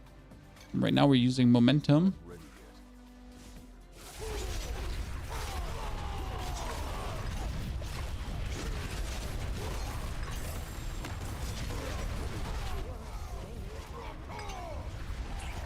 Destroy the corpse piles. Jawohl, I shall destroy the corpse piles.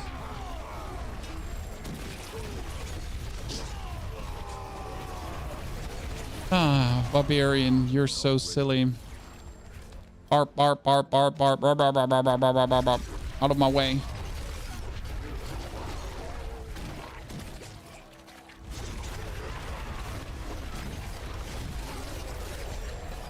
Yes, before you ask, we could definitely put the lunging strike out for leap because people wanted to know this before. Yes, you could probably put lunging strikes out for leap. I don't really have like skill points to share though, so I would have to play leap without a single I have to play leap without a single skill point in it, and only because of my Harlequin crest. Kind of like a bit weird. Working your build moving forward. Which one, Thomas? The Barbarian? Are you rocking that too? I hope it's fun for you. and my guide was good enough to explain what I was doing there. Happy to see people giving the barbarian builds a try. I know there's a lot of barbarian creators out there, but you know, at this point we have a 1 to 100 build for every class, plus a pit 100 rampaging, you know, shenanigans. So we actually did good. Did it to 100? Yeah, I'm like, we're looking to do it in the next 30 minutes. I'm not sure if that's realistic. I feel like we got a lot of levels together though in the past 30 minutes. I'm just not sure if it was enough. It comes really down to how lucky we get with the Nightmare Dungeons. But I feel like we're going to be slightly faster than the Sork, considering that the Sork was also drinking all the potions. Because right now I haven't actually made myself an elixir of anti-venom in a while. So the Sork was definitely drinking more potions the whole time. The Sork was having double potions plus incense plus everything going. And we might actually have to go back to pick up another potion, right? Or do that.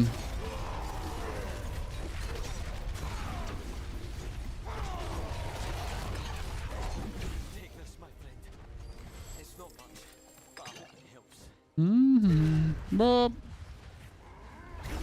On my way.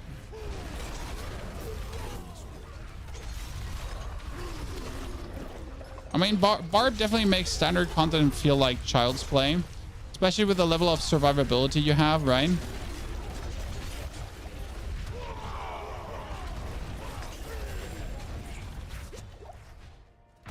On my way.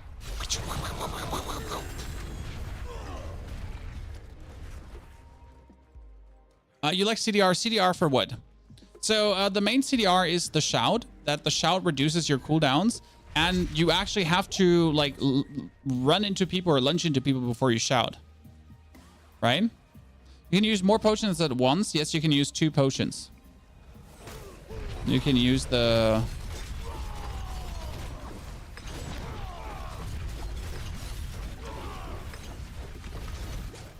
You can use the potion of anti-venom, and you can use a normal potion. We even have a full guide on that. Full guide. Where to get the anti-venom potion. Okay, that one is upgraded. Now we're going to get... No, wait, not Explorer. We're going to get Territorial up. So all glyphs for the build 21.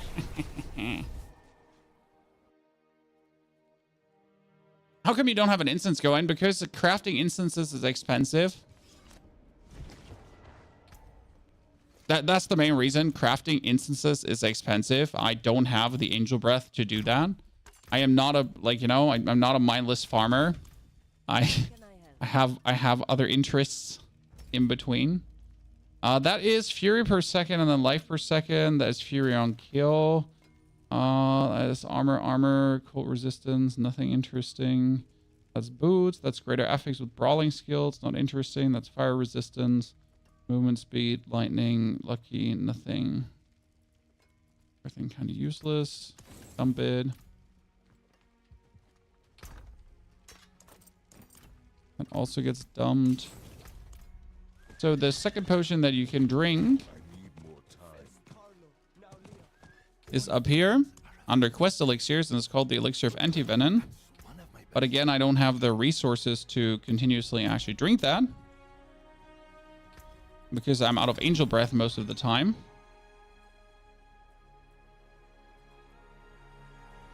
Tunnel house. So yeah, a bit of a thinker. We'll play COD. Nah, Twitchy boy. Azazel. Thank you for the 67 months of support, Azazel. Appreciation. Greetings to everyone on this beautiful Saturday. Hope you're all enjoying your time. Having a good one. Excited for the mid-season update. Excited for the Season 5 PDR, actually. Even more than the mid-season update.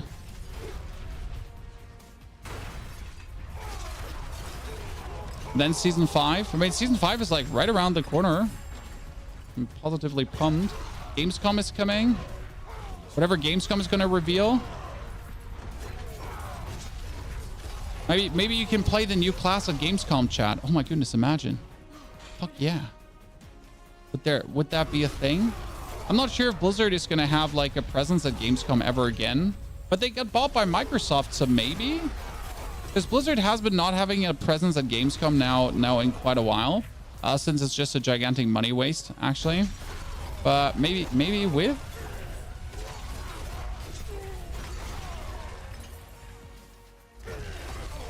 Are you using imposing presence for health? A little bit, but I don't have many rolls of imposing right now. So I have some imposing rolls, and we're at 47,000 with the health potion going on. But there's obviously more, like 47. I mean, like, again, it's 47k with no masterworked items and anything. I do have my weapons obviously have a greater affix on life already, because that's what you want, right? You always want the greater affix on life. I don't actually care for greater damage affixes. Like, if I don't have greater life affixes, I don't want it.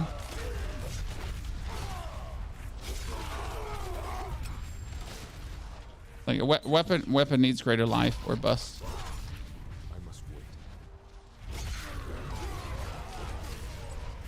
Are we playing without damage numbers, guys? Honestly, I get used to it right now. I miss it, though, because I want to see how much damage we're actually dealing. But at the same time, it's kind of like, yeah. Are patch notes yet? Yeah, the patch notes are out. The video about the patch notes is out as well, but the patch itself is not out. Okay. So everything is out, but the patch itself.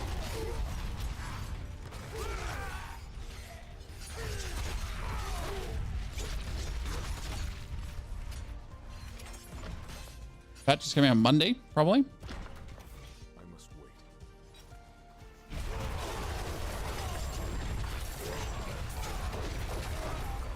Come on.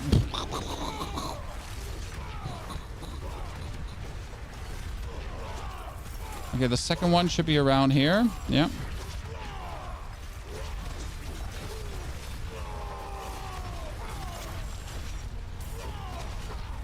Finding the third one can sometimes be tricky. But last time I went the long way, I actually found an event, so I was really happy about this. Right, I intentionally went the long way around to find, and I found like a shrine that was cursed, and I found an event that was cursed. Oh, you see, I found unique pants, Chan. I've never found them if I didn't go there. Remember, we're here not only for the sake of obviously finishing these dungeons, right? We're also for the sake of experience points. So if you can like pull something out, that would be nice. What do we get? Ariad's bearings. But Barb has so many uniques that I've never seen. Which is actually sad at the same time, because Barb seems to have so many uniques that I've never seen, but I've also never seen anyone use these uniques. It's kind of like, why do they even exist if no one is using them? It's kind of sad. Right?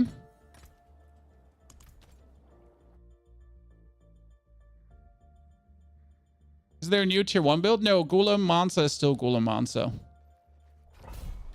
Nothing changed. I mean, sure, things got buffed, right? Things got better, but like the existing status quo is still the existing status quo. But there is now a, like, you might have to bring, how's it called again? Blood Baguettes into your builds, which is kind of interesting. What aspect would you recommend for gloves if you don't use a unique? I think there's a fury on kill aspect. So when you kill someone, you refund a lot of fury you spend to kill that someone. And that is actually good for clearing, because it will give you even more dust devils. That means like you kill someone, then you get a lot of fury refunded on that someone that you just killed.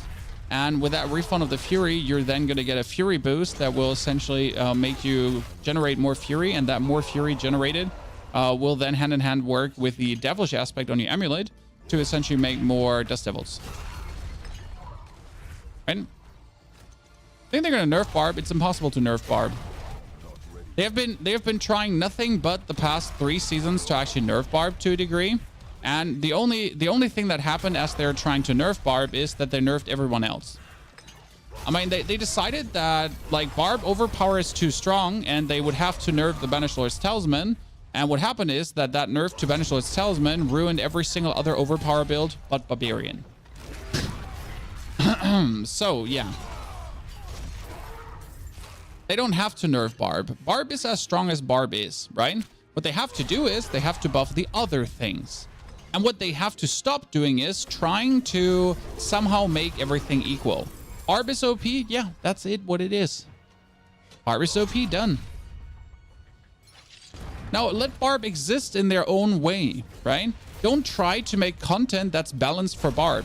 Because one thing they did with the Abattoir Zur, right? Because Barb was so strong, they kind of made content that was only able by Barb to get beaten to a degree, right? I mean, the Abattoir Zur in Season 2, right? It was so overscaled that the only class that could beat it was the Broken Barb. And every other class was just like, I might joke to you. So instead of focusing on like nerfing Barb, just let it live and just make the other classes stronger. Also, I don't really care about any imagined power rankings, right? I mean, some people think that like only because Barb is strong, you should always play Barb and nothing else, which makes absolutely no sense for me. I mean, if you don't enjoy Barb, why would you play it? Only because it's strong. It's kind of like backwards thinking.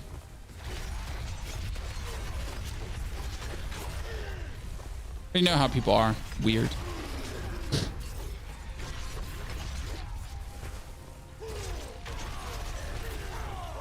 You know how people are. Weird.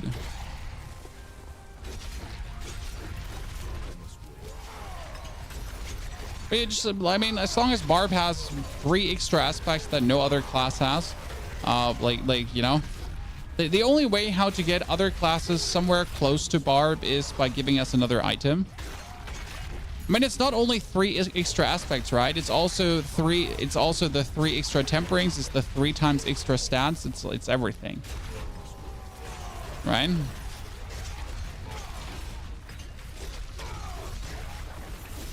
And that weighs even heavier now with greater affix items. Because I mean, you can have two weapons full of greater life affixes. That's alone 10,000 life plus. You know, like if you masterwork a greater affix life item and you hit the masterwork one single time, it's 4,000 HP plus. With all the multipliers, and you can have that twice, right? Oh, and you can have that 4 times a greater life affix item. So that's kind of like where the only way to ever, you know, make things similar is to add a bonus item to other classes as well. That's just like it. Like imagine Necro had a belt or shoulder pieces. Imagine Mage had a belt or shoulder pieces. Then they are getting somewhere too. I would really like this. I wouldn't even like this. So you have to understand, I don't want this for strength reasons. I want this for build variety. Because if I had one more affix on the Necro, I could make more interesting builds. If I had one more affix on my Sorg, I could make more interesting builds. And the same goes for Druid. It's just there is more build fun possible.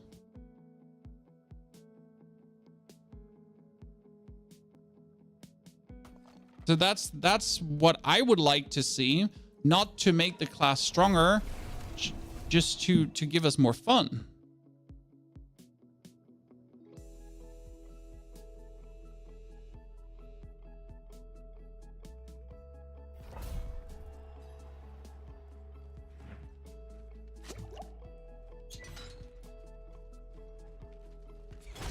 Okay, Ragnar. Okay, Berserking activated. Was asking myself for a second, where's my damage? Well, Berserking wasn't on.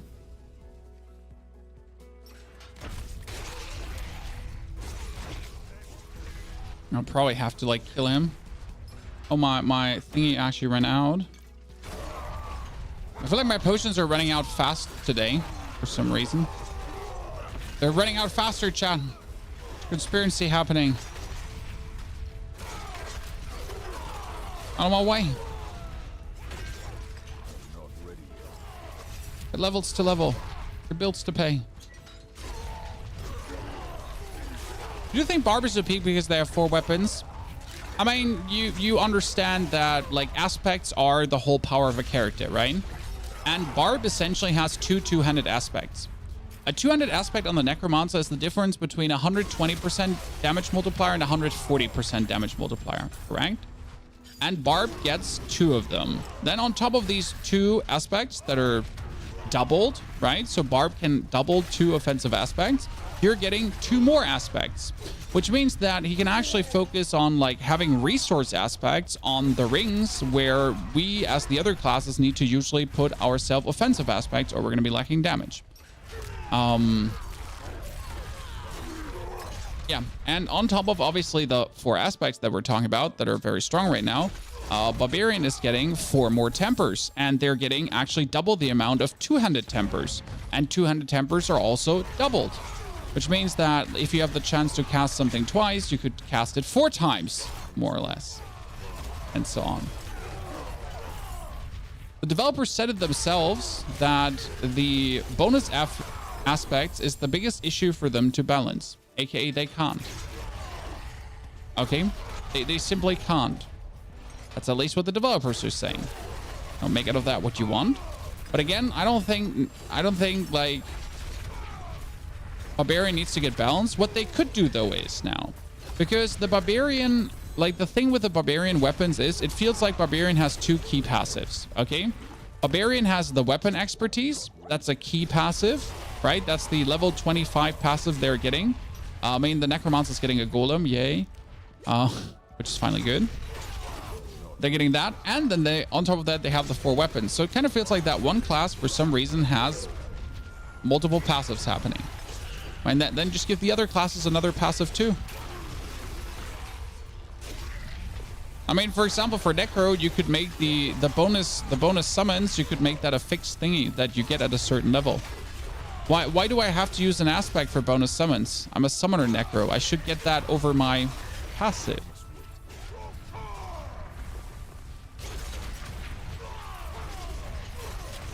Bonus of Barb, what is this? Yeah, I'm playing it so I can complain. Also, I'm playing it to give people reasonable guides. I'm trying to make like guides for people that are achievable. Not like these guides where you're like, okay, so if you have 4 greater affix items, double greater affix items, and your tempers are perfect, then the build works. No. I'm trying to create reasonable builds for the gamer mom and the gamer dad that are achievable by the gamer mom and gamer dad. That's why I always provide alternatives to uniques and everything. That's where we're playing Barb right now, to create these guides for you. Okay, so we're not going to get 100 in 7 hours because that's not happening. But what do you think? Can we do it in 7:30? The Druid Blood Boil build is so much fun. Wait for Monday though, because Overpower is getting buffed. Is Whirlwind Barb broken after patch? No, it just literally gets a boost in damage to the Dust Devils, and that's it.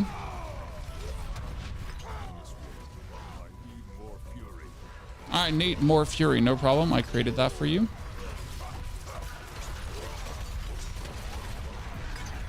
Get wrecked, nerd. Okay, Disembowel also max level. The next cliff 21. Now we need to get Territorial 21 as well. I'm literally just kicking it here right now. We get Prime Scar, Wretch Delve, Tunnel House. This, thank you for the second month of support. This, howdy. Let's fucking go. Bash is more fun. I've seen a lot of people enjoy Bash. Captain Collins, by the way. Howdy, partner. I don't like Bash Barbarian. From the gameplay loop, it looked very unfun to me, personally.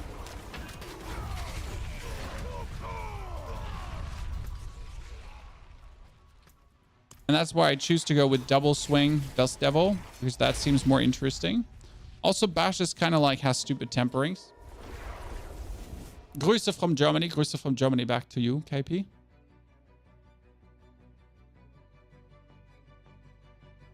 Also, Saris, by the way, almost missed your subscription. Gamer Death says thank you. I'm trying my best, sir. I mean, end of the day, if you had unlimited times, right? We can provide unlimited builds. But yeah.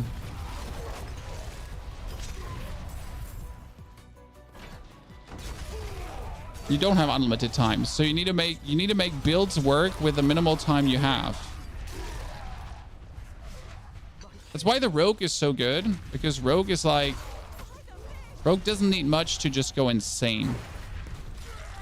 Like, seriously insane. Like, Rogue exists and is already good.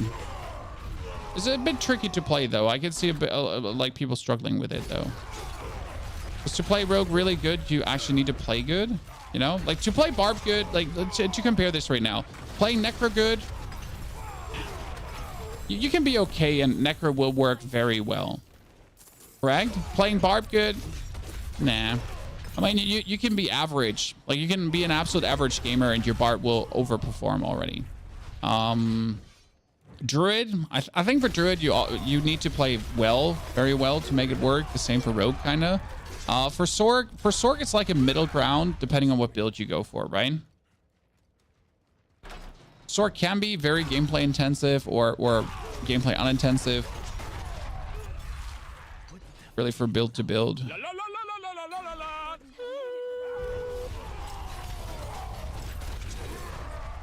Oh, sorry, we forgot to kill you for your key Vardock. Did not mean to ignore you like that, brother. Excuse me. What's Giblets? Thank you very much for your support as well. Thank you for the subscription. This is the first time we're actually above 1,000 subs again on Twitch, guys. We haven't been there in a long while. I mean, that's also thank you to like 300 gifted we have received, but still though, it's amazing to see. How many people are after 5 weeks? No, actually, chat, we have to say this. We're almost in week 6. We're almost in week 6 and Diablo is not dead on Twitch or on YouTube. There is still people that are watching, enjoying, having fun, leveling up characters, not hating life, and me too. I mean, usually I would have moved on to a different game a while ago because the season would have been done, right? But the season ain't done yet.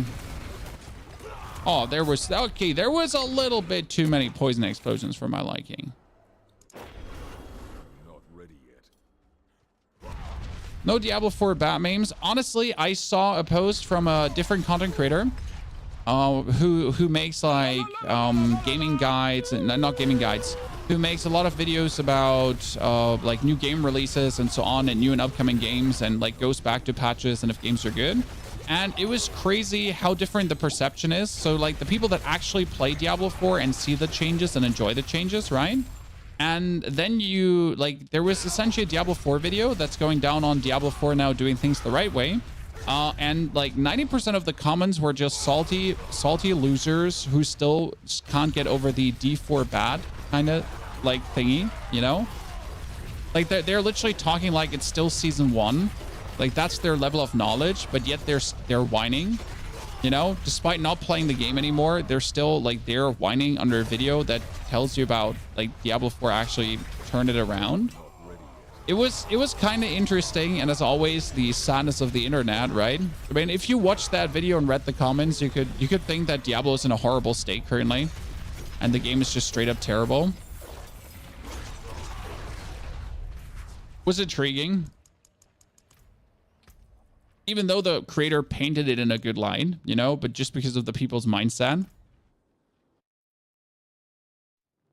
It's hard to change a bad perception. No, Chris, it's actually not hard to change a bad perception.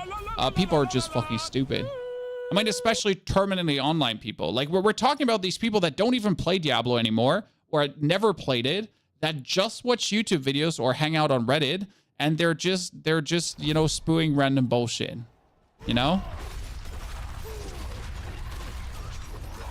When I've seen a person saying Diablo 4 is bad because he can't get past tier 40 in the pit. And I was like, I mean, if you can't get past tier 40 in the pit, then it's probably a skill issue. And I don't mean this to hurt if you're currently stuck in the tier 40 in the pit. But if you say the game is bad because you're stuck there, and how do I tell you that you probably suck? And that's the reason you're stuck. It's not because the game is bad or the design is like lacking. Like this is an actual you problem.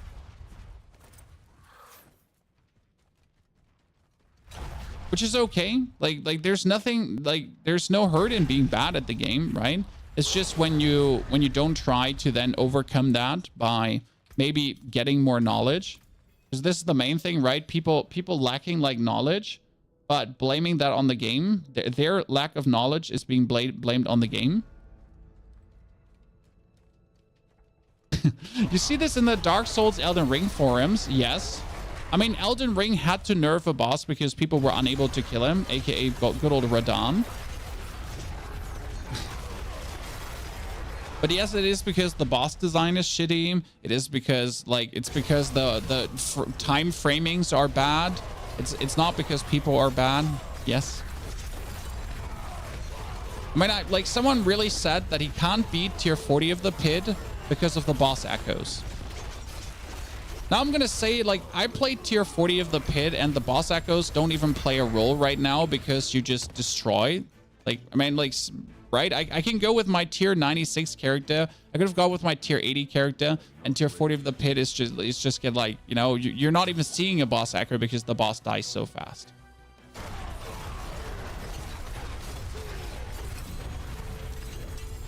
This season made you go for 100 the first time. See, like, if you got to 100 the first time, this season ever, Tim D, I could see where you might struggle with a pit to a regard.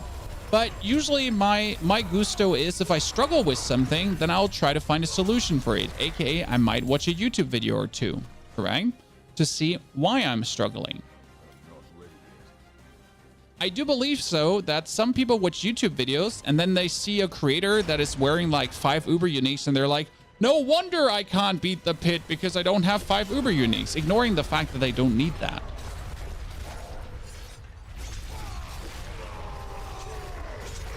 I can do pit at tier 39, but what level are you? Are you level 100? Are you having a self-made build? Did you search for stuff in the internet? Because, Bri, that makes obviously all the difference, right? I mean, if you're completely self-made and you're struggling to go further, and yeah, that makes sense.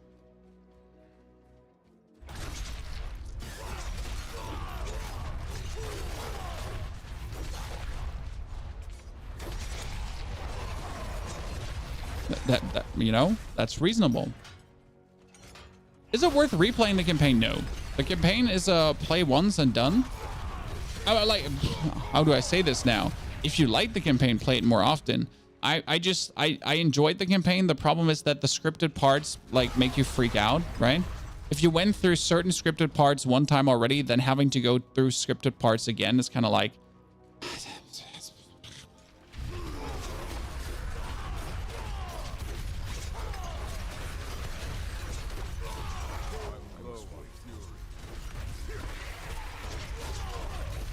who likes to go through certain scripted parts another time? I mean, if I have to find that finger of Elias another time, like we're throwing hands, okay? Chad, make me find that finger one more time. We're throwing hands. What an annoying dungeon.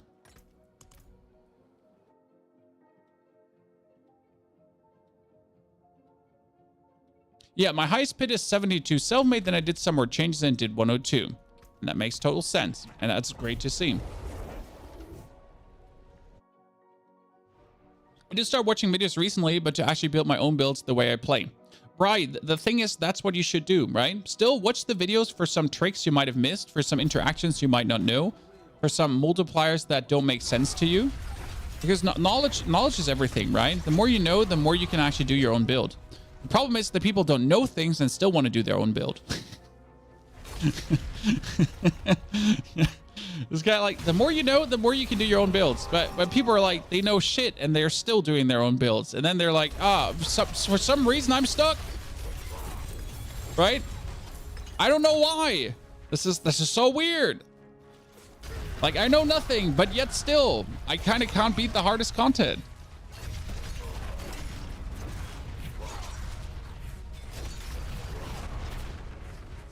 It's one of my funnier comments on YouTube videos when people ask you, why is your glyph having all the runes activated and mine doesn't?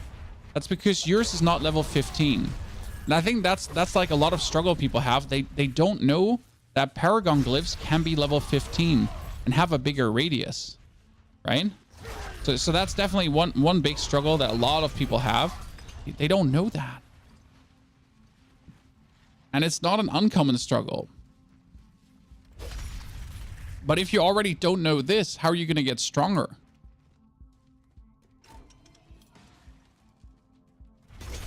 Personally, you can't be bothered trying to make your own build. And I have 100% respect that because you want to play a game, right? You don't want to make a build. You want to play a game. You want to melt Diablo's face. I mean, not Diablo's face because, haha, he doesn't exist, right? In this game. I must wait.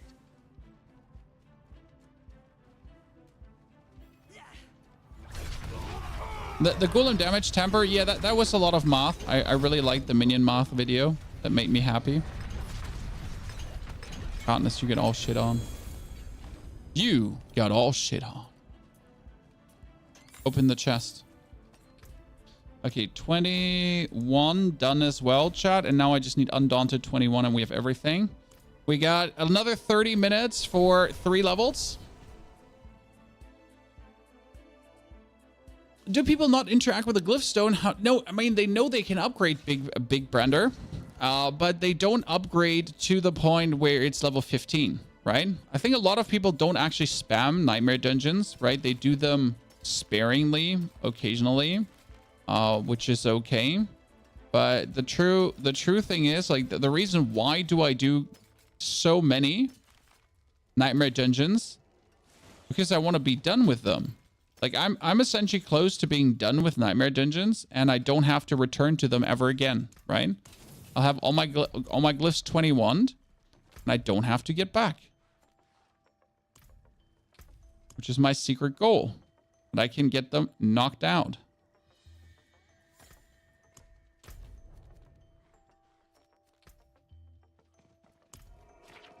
I can only imagine how PvE players feel when play D4 is too hard. What?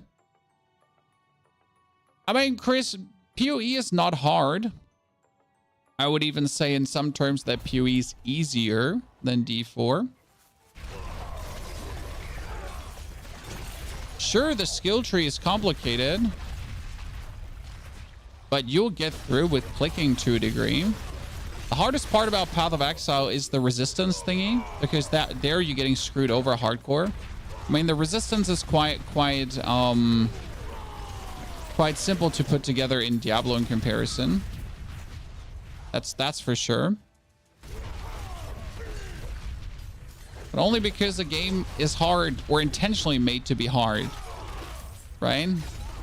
Doesn't mean that other games can't be hard as well.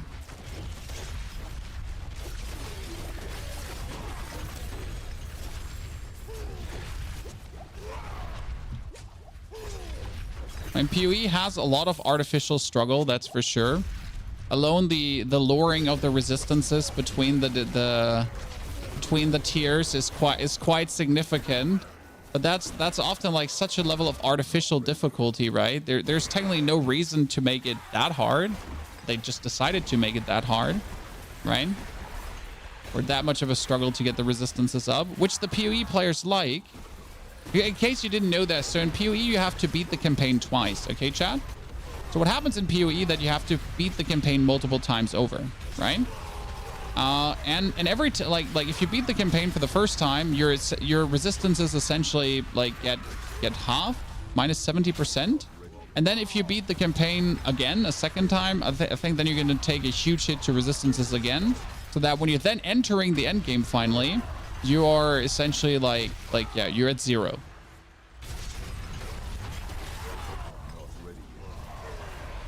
I haven't played PoE in a while, but yeah, it's kind of like, wow, you know, nice.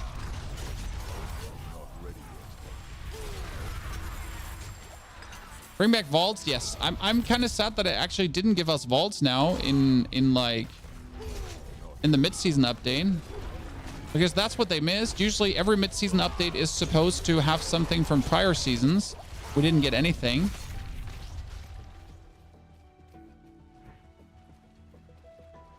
There are multiple ways to do glyph XP. I don't know if you have seen the last interview. Okay, the last interview. But they essentially said that they are currently working on more endgame activities for the things that we have already. So they're working, like they recognize that people don't want to do nightmare dungeons. That's essentially what came out from an interview. And that people are looking for alternative ways to get certain things done. I mean, obviously you have to do the pit for pit materials for masterworking. That kind of makes sense, right? But glyph XP is something so generic. I'm essentially forced on my leveling from 1 to 100 currently, as you can see here, to spend my time in nightmare dungeons to get the glyph XP, to then when I'm 100 to not give a fuck about nightmare dungeons ever again, right? But I would tremendously enjoy it if there was another set of activities that I could do to alternate between, so I'm not just forced to like bang my head against nightmare dungeons, because that's it, right? The past 3 hours, like the first 4 hours of the leveling process are quite fun, because the first 4 hours I'm essentially like, I'm in Helltide, I'm doing the capstone dungeon, right? I do Verise activities, whereas then after point X I'm in Helltides and I'm in nightmare dungeons, and I do nothing but nightmare dungeons, because doing anything but nightmare dungeons is actually inefficient right now. It's like, I need to do them. I need to get my glyphs up, and it's like the only thing I need to do until I'm level 100. And then I can like start enjoying the game in its whole scope and breadth again, right? But until then, it's like nightmare dungeons. And how dare I to ever request something different? Not ready yet.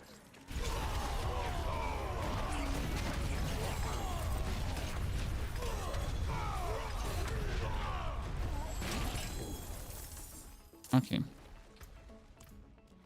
I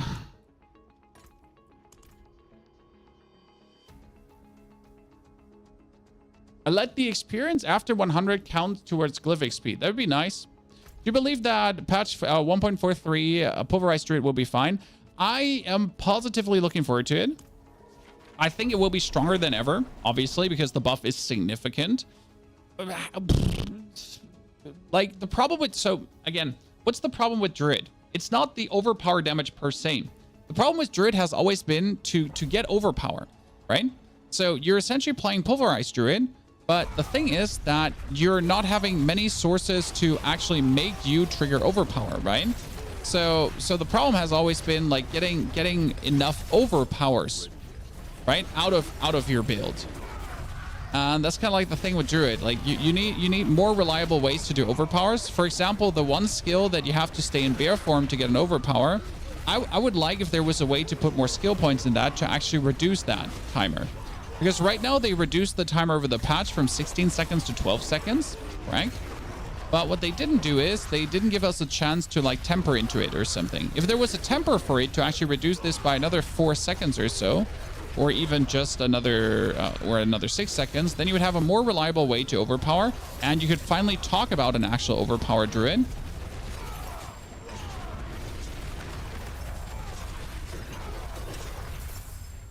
Right? That would be kind of nice to see. How to farm gems? Play the game, play the game, play the game, do the game, a lot more game, even more game. But yeah, just play. You'll get it. Sooner or later. Gem XP is currently a little bit scuffed, and it's very annoying because you're essentially are being gatekept a bit, but you'll get them at some point.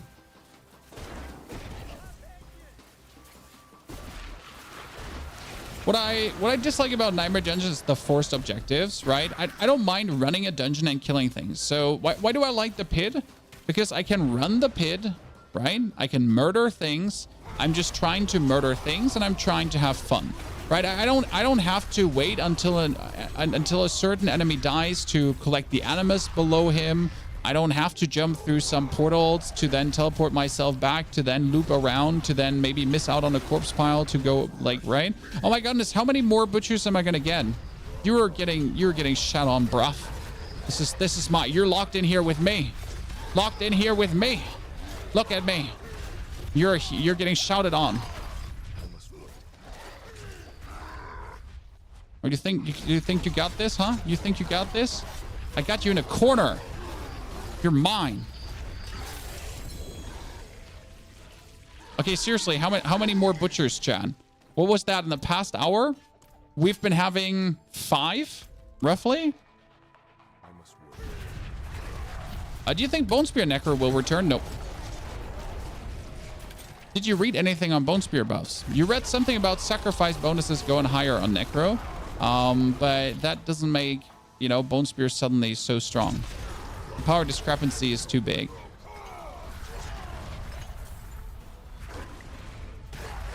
Also, not sure why people are so like wanting a Bone Spear return. Bone Spear is literally the most boring playstyle that Necro had to offer from all the playstyles.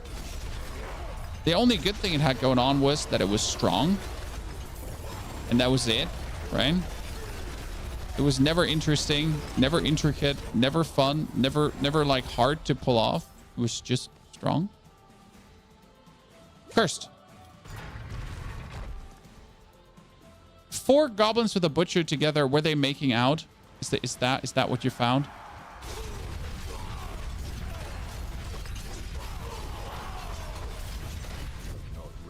I'm just going to stand still and eat the damage.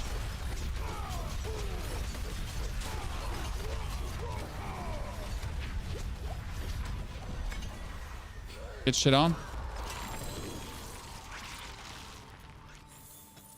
I'm probably going to be obold again in a second, huh?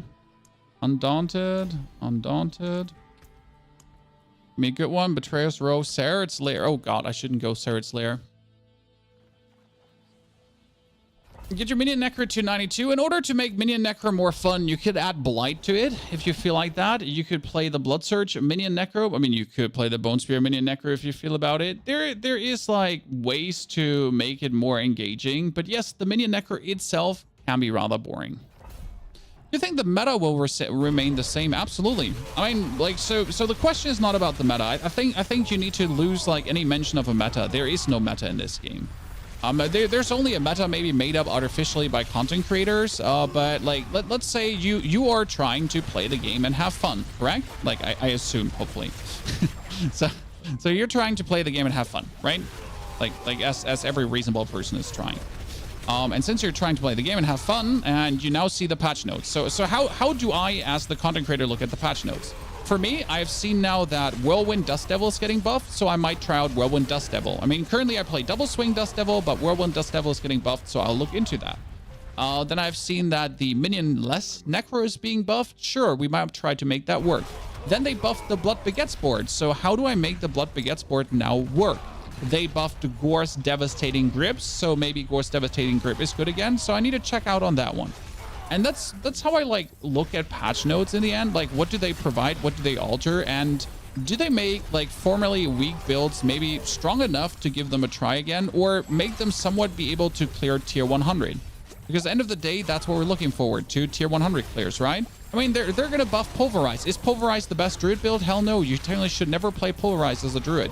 But is Pulverize a very fun druid build? And would it be really cool if it actually was working out? Yes, it would. So what are we doing? We're making it work. Okay, with my lacking poison resistance, still being able to zoom through this is actually quite illegal. Because I should be struggling, right? We should be not getting through this. And now we are somewhat struggling because, Jesus, the amount of poison damage we're taking here is quite significant. But we're trying to offset that with yelling, because yelling heals me over time.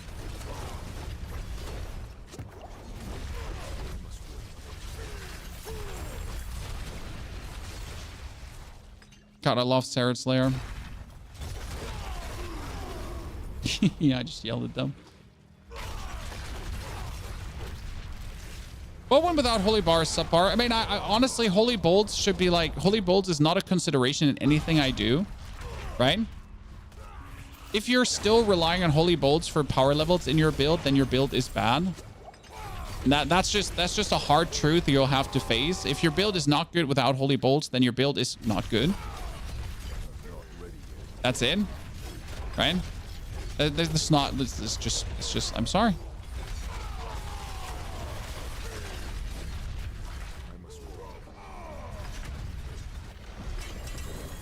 Oh, that's a two-handed sword? Jesus, I was like, why am I getting a two-handed sword? Jesus. You scared me. You scared me there for a second. Holy. Whew. Can't be getting like a grandfather just like that. That would be like, I'm gonna get banned from the game. Oh. Wow. I don't want to get banned again. Like getting too good loot.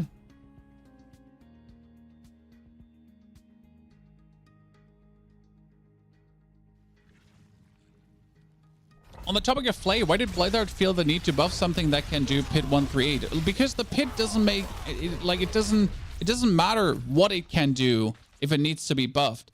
The Flay buffs, for example, prolong the Flay vulnerable duration, which is a good thing to see because if you have gaps in vulnerable, the Flay can help you there, right? You shouldn't be looking at what a build can do and why it needs, like, you know, like if you can't do higher pits, it needs to be buffed. I mean, Bone Spear or any of these sacrifice minion builds can't do like good content, right? And even with the buffs, they won't magically be able to do Pit 130.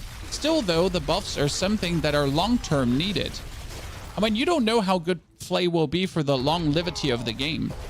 I mean, you see a Flay buff right now and you're like, why did this get buffed? Well, I mean, like, we're not Season 4. We are Diablo 4, right? The Flay buff is now eternal. The Flay buff is forever now. So everything that's being done is now in the game, and it's going to stay in the game for a while. So maybe there's a reason to do this for the future, you know? These are always things to consider when you're looking at buffs and nerfs and all that kind of stuff. Right? Who cares about like what it can do now? It needs to also fit in the future concept of the game.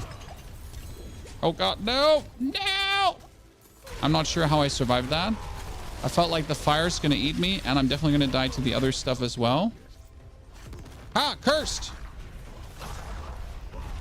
I missed those chests that were so heavily cursed that everything would spawn at the same point. And I'm sad that we don't have these chests anymore. Chat. That was one of these bugs that made me just hard.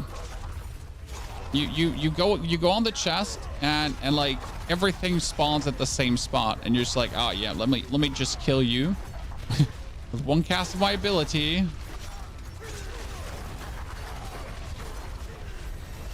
Level 89, ladies and gentlemen. My potion has run its course.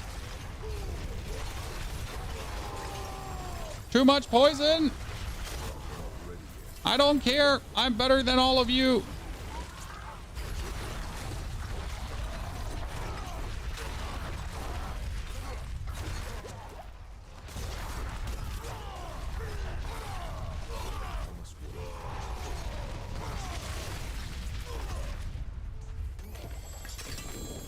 Perfection. Greetings to Scotland, my friend. This was a good bug. Yeah, it was one of those bugs that had no victims, right?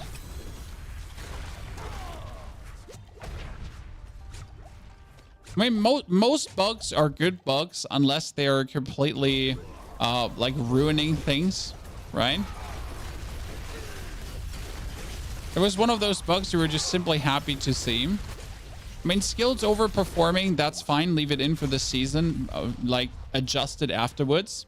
But sometimes I also see that bugs are maybe a call for change, you know? So if you notice that, for example, something is only performing really good because of a bug, but if you now fix the bug, the skill wouldn't be performing as well.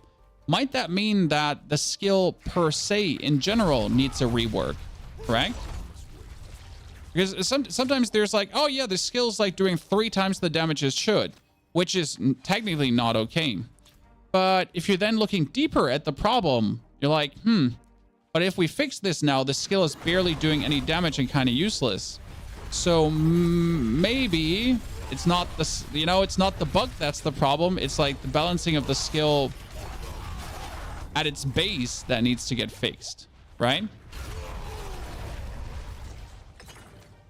Hope they rework skills for the expansion. I mean, there's a promise for more skills, whatever that means. We will know more towards the expansion, but Season 6 is promising more skills, different skills. I'm not sure what they're planning.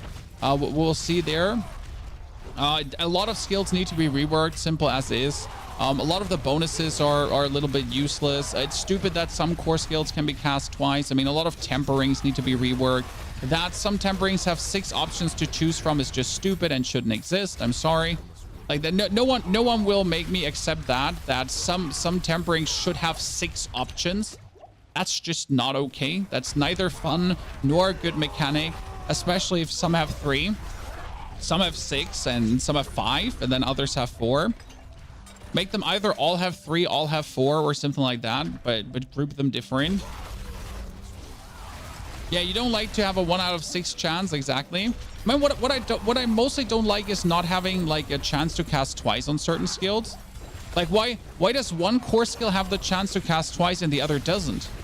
Right? I mean, Bone Spear can be cast twice. Cool. Why can my Blood Surge not be cast twice? Would it be too OP? Maybe. But it's kind of silly, right?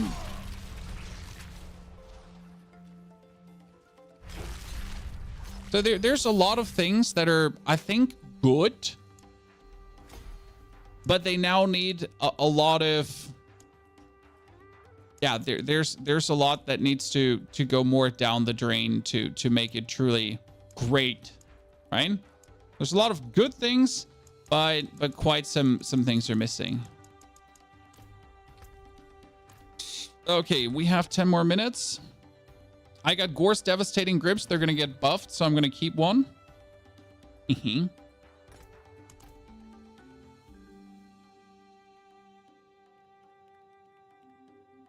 Someone is blasting loud music in front of my house, ruining my morning. Ay. Do you not have triple glass windows? Come on now.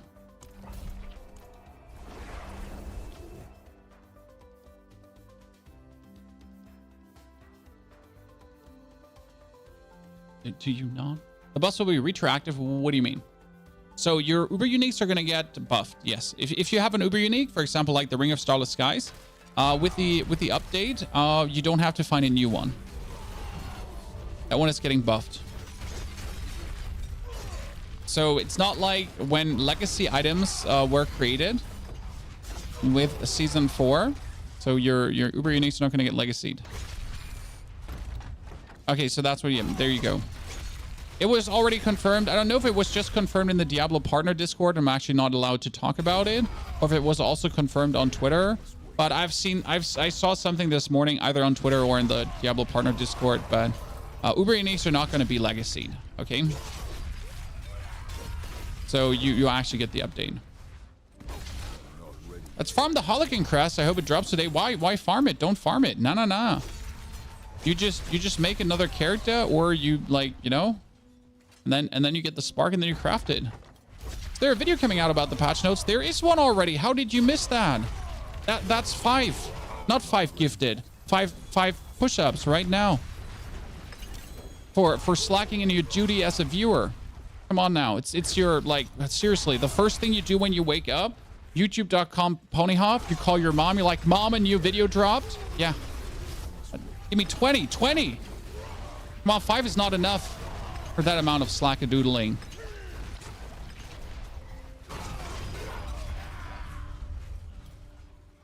No, we already uploaded that, and there's a second bit. So today's a triple video day, guys. You're getting the live stream, so we're going to put the live stream live, where we're essentially like showing you how the Barbarian performs now on level 100.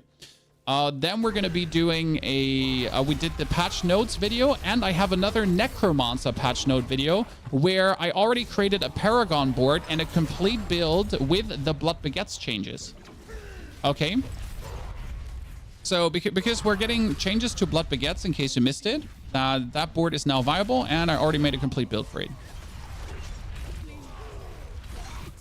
Not sure if it's going to actually perform to the levels that you want to, but that's what we then need to test. I still already made the build planner and tested everything, so we can actually see if that does good or not.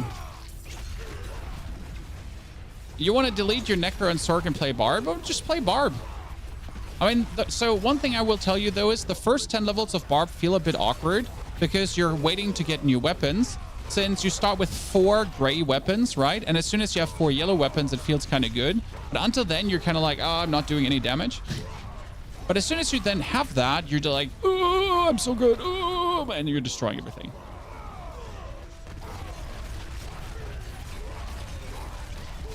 And then when you get level 10, you get like the freaking Holy Bolt Elixir, and then it's kind of fun. Then you do Elemental Surge Tempering. So what I did is Holy Bolt, Elemental Surge, and then I essentially had my Lunging Strike, just one hit everything. They would explode in Holy Bolt stuff. And then I would just jump to the next and jump to the next and jump to the next. It was actually really fun. It's also how I cleared the capstone dungeon extremely early. Not cursed, sad face. The patch should drop on Monday. Oh my goodness, what just happened to you, sir? You got pooped on. You have your face full of poop. Like he just got eaten, chat. He got his ass eaten and his face, and like he got everything. He got munched down. Jesus, holy Christ, poor guy. Like he has no future anymore, chat. His future is like I took it. I took his potential from him. He will not recover from that. But as you know, ladies and gentlemen, as you know, double swing is bad for bosses. I mean, this is obviously only a Pit 89 boss, right? But still, you know, bad for bosses.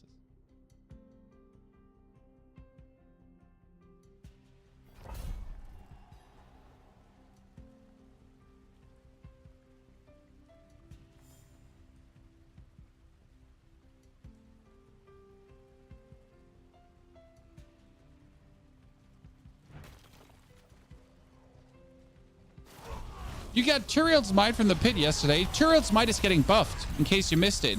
Tyrield's Might damage is increased by 100%. And that's really interesting, because there is a powerful build for Necromancer, which is actually the Skeletal Mage Necro. And I might have to make myself a Tyrield's Might to actually try that out. I have the materials to make myself a Tyrield's Might, essentially. Might have to disenchant some things. But yeah, I could make one to try that out. But there is technically a Skeletal Mage Necro that should be going crazy with Might as well. Tyrield's Might you use for your leveling char. Oh yeah, for leveling it's incredible. Good choice. I mean, right now we're reaching a little bit the point where Uber Uniques are like what's the main use for Uber Uniques, guys? It's not in the end game. It's actually for leveling characters. And I kind of like this. I find it funny because whenever a char of mine reaches level 35, I'm just looking like, what Uber Unique do I have? And then I equip him with it and it makes me happy.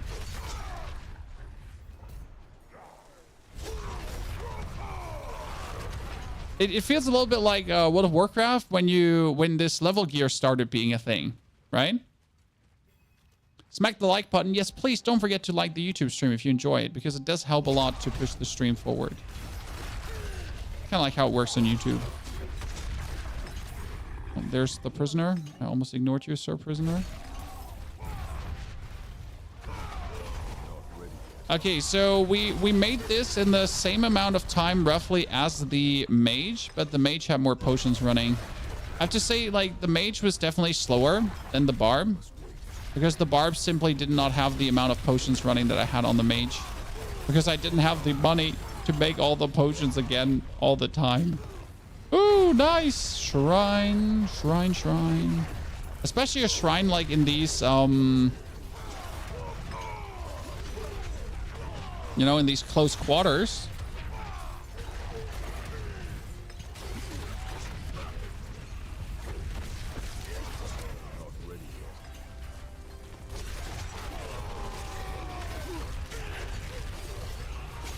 Die by getting yelled at.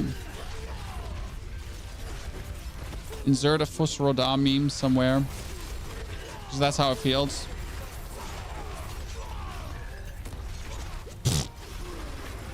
Poison almost took me, chat.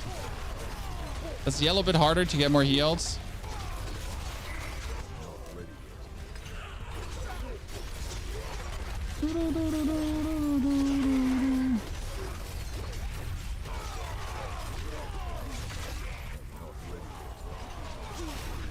All the dust devils.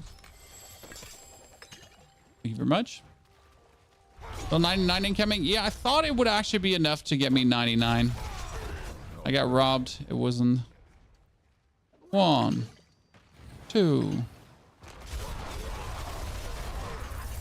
Jesus. I got pooped on. 3. 2 more. And what is it, like 2 more nightmare dungeons, maybe 3, and then we got it. And then we can dive into the pit, because again, pit 61 has already fallen, chat, okay? Pit 61 for this character has fallen. So that means we're instantly going to do pit 70, 80, 90. I mean, technically 69, 79, and 89, because doing the folds is always stupid. We're going to masterwork the gear then a bit up for the character as well. Not ready yet. I like how this build is like so good for killing masses of things, right? But at the same time, like how it's actually just really working to kill single targets. I heard minions get buffed more. No, like minions got buffed maybe by proxy due to Paragon board changes. So there's a big Paragon board change coming, guys. What is the big Paragon board change that changes everything, to be honest? And that is less stats being needed to activate rare nodes. Chad. Was the most fun to level? Heartseeker Rogue. So we're needing now for your non-main stat Paragon nodes, you need less stats to activate them, which means that you also consecutively need less stats. And that's insane. It's not like a little bit insane. It's really, really goddamn good. We're going to be easier than ever to actually activate our stuff. So if you're now have maybe in your 3rd board or in your 4th board, some rare nodes activated, but in your 5th board, you don't have any of the rare nodes activated anymore, no problem. That will change. You're literally now in every board going to have the rare nodes activated. It's going to be hard to not. And I like that because it feels a little bit stupid. I mean, it's still not going to be like that. Your 7th board is going to have the rare nodes activated because that's just not happening. But in general, it's a step forward in the right direction. Now, gotta give Blizzard kudos where they do things right, and that change was absolutely needed. Not only like a little bit needed, that was a huge change. We need it now for a while to make that work.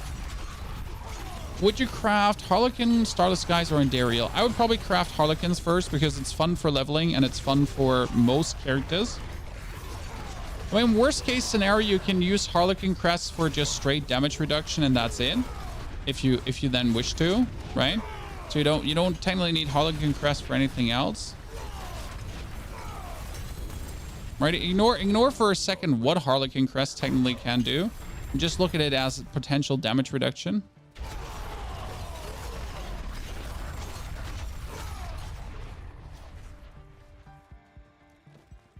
That's how I see it. Should remove the requirements altogether. No, I think the requirements make sense. I like him. There should be a bit min-maxing happening to know which Paragon board to choose first and so on. There needs to be consequences to your actions, so I do like that. But again, the way, obviously the old way didn't work with the new items anymore. Because if you take out like all stats and all the stats and you can't actually min-max, mix-match the stats anymore, like then surprisingly the old system doesn't work. I mean, they kind of like they ruined their actual system themselves, right? It's not like it just simply didn't work anymore. If you kill Uberlilith with this build, well, I'm not even 100, sir. Like you're not killing Uberlilith before one. Well, you could probably with certain builds kill her before 100, but it just literally makes no sense. So let me get 100. Okay, so step number 1, let me get 100. Step number 2, let's try out 79, 89, and whatever of the pit. Okay, and then step number 3, profit.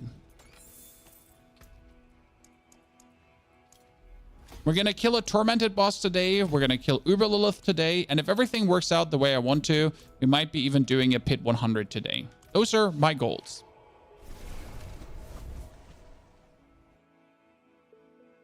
You did know PoE stuff already. Oh, I played like roughly 200 hours of PoE 1 and always the witch, always summoner. So my PoE 1 knowledge is all witch knowledge. And I'm obviously looking to play more witch with PoE 2. I mean, she's my bitch. My witch. Okay, sorry. Need a moment there.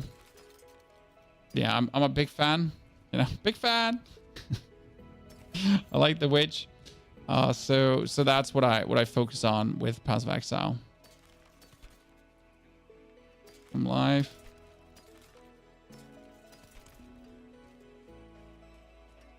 Quick change wardrobe. I mean, there's a lot of things that are still missing that will have to be put into the game in the long run. We can only hope that the next seasons, I mean, like like two things, right? We can only hope that the next seasons bring those things, but not only can we only hope. Blizzard is moving fast forward. Blizzard is moving in leaps and bounds. Blizzard is doing a very good job as of late, keeping the game constantly well upgraded. Like, I don't think you can deny this in any way to be like, oh yeah, you know what? Maybe Blizzard doesn't fucking care. They're doing good. Well, that's an armor pants. I think we might want to actually keep that. They're doing really good. Doing a damn decent job.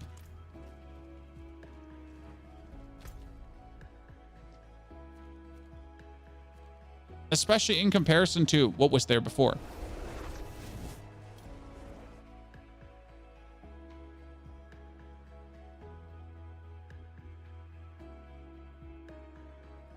The pulverized 76% damage buff is actually 190% damage buff because of the shockwave. Do 150% of the pulverized damage, 200%. Discover.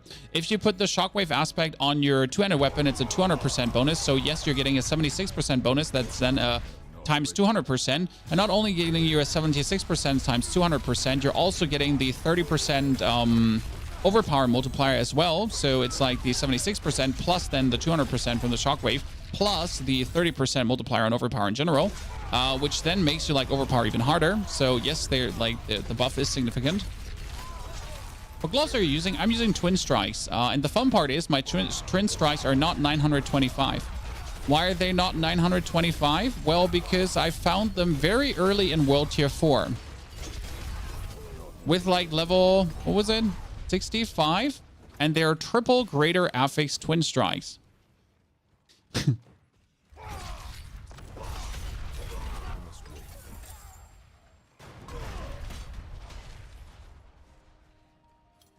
So guess why I'm using them? Mainly because they're just triple greater affix.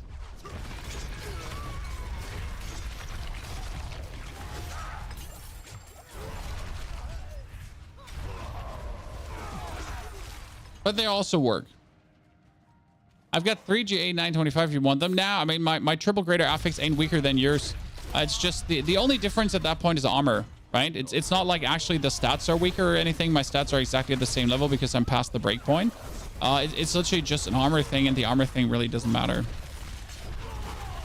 I mean, it would have mattered to me, but like with the old armor system in place, right?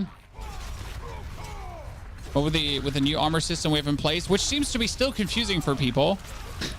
I mean, it's actually crazy. We now have an armor system in place that literally tells you how much armor you need to have, and people are still confused. Like, right? It tells you you need 9,230 armor. It's like, so what's the armor cap now? Like, sir, it says there. Like, it's in your face. What do you want from me? Can you read? With this buff, Pulverize can clear 125 pit. I mean, only if you have the God gear. So you get like we got to leave the church in the village, as we say in Germany, which means temper your expectations. That's why you leave the church in the village. Okay. Yes, the Pulverize buff is good, and yes, it will lead to more damage, but it's not like it doesn't fix the inherent problem with the class, aka having not enough overpowers. So the problem is still a lacking amount of overpowers, kind of. So you're more like a crit druid than you're actually a overpowered druid, which is weird, but it is what it is, right? But yeah, druid should still like be easier than ever, like clearing tormented bosses and that kind of stuff. Which the thing is like, wait, like it doesn't matter how much further it can go like now in the pit. But what matters more is like how much easier can it now take care of things.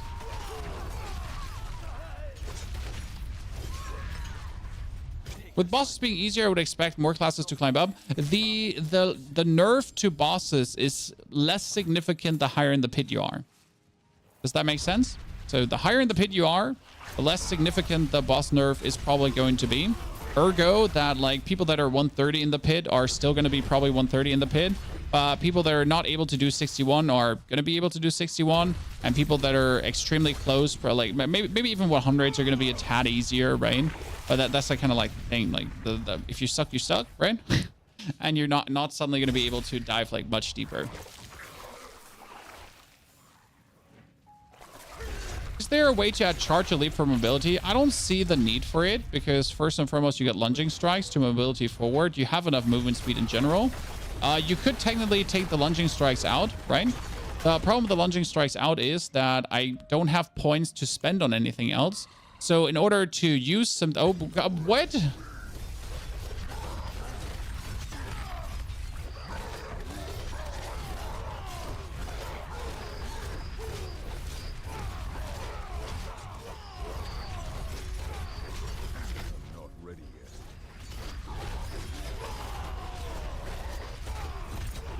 Oh, I am so unstoppable now. Yeah, you made a mistake. You came to the wrong birthday party. Where are you running?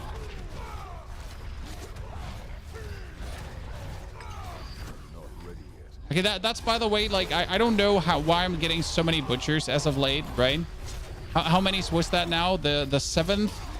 The seventh in the past hours, right?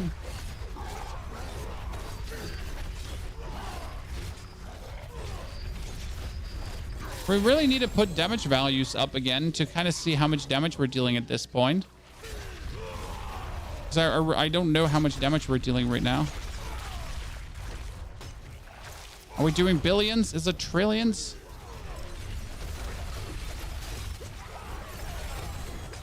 It was the longest fight against the Butcher yet, but we're also at a tier 92 dungeon. So we've been like consistently just ramping up the difficulty of the dungeon for more glyph XP, right?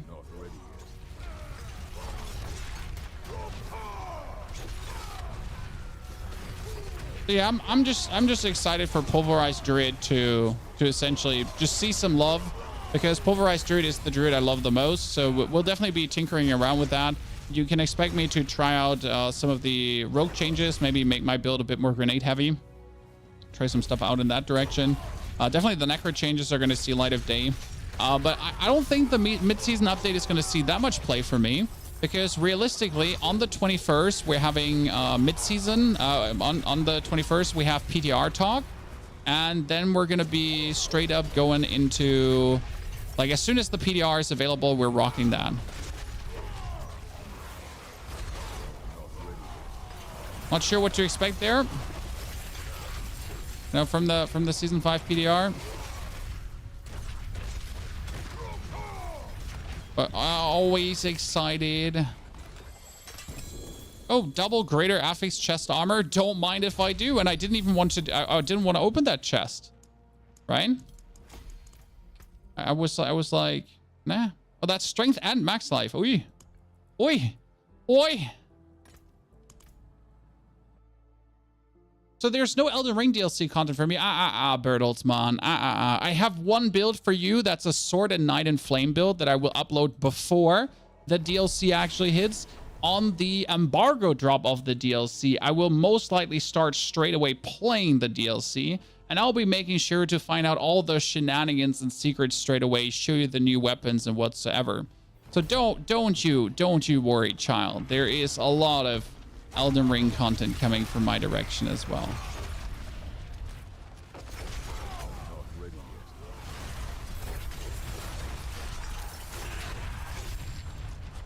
Okay, as soon as we get 100, we have to fix our resistance issue. Ergo, I have a resistance problem. There is tons of Elden Ring DLC content planned. Going to be a lot of double triple video days. I mean, it's probably going to be double live stream days too, where we do a Elden Ring live stream and then we do a Diablo live stream, depending on like how much I essentially have to do, right? It's going to be rough fitting all in, but I think we can handle.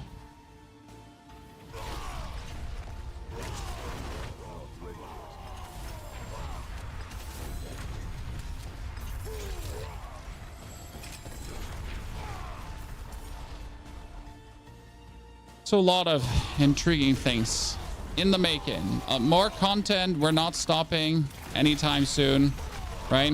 I'm not planning to not upload a video per day. I mean, obviously I'll be on vacation, so you don't gonna get live streams there. I'm sorry. Why doesn't Pet Necro use any Uber Uniques? Because no Uber Unique is good for Pet Necro. I mean, every single Uber Unique makes Pet Necro worse. Also, don't call it Pet Necro. It's called Summoner Necromancer or Minion Necro, but they're not your pets. They're your trusty slaves, servants.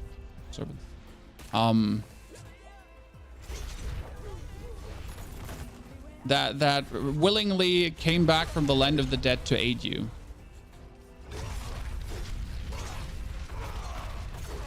Right? Not even Harlequins? Nah. Harlequins doesn't make the build stronger. So why do people use Harlequin's Crest? Harlequin Crest is being used because it gives you bonus ranks to your skills. Ergo, if I'm using double swing and I get 4 ranks to double swing, then I do more damage with double swing. Great. That's fantastic. The thing is, like, if I get 4 more ranks to whatever with the Harlequin Crest, that doesn't change my golem, nor does that change my minion damage. So they will do the same amount of damage no matter how many ranks of Harlequin Crest I get, or have, or whatever, to be honest.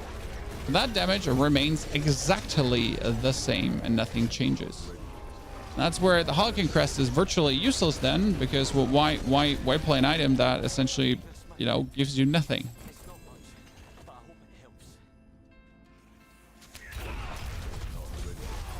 I mean, that's actually very good, because I kind of dislike the fact that a build would need an Uber Unique to function or even be the best possible. Like, I want builds to be the best possible without any unique or Uber Unique, technically, apart from if they obviously need a unique to exist.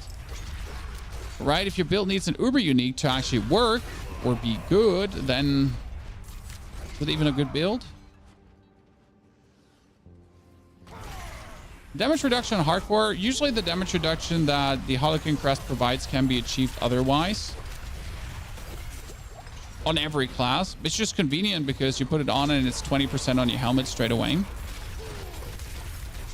But for example, on my rogue, I wouldn't have less damage reduction without the Harlequin Crest.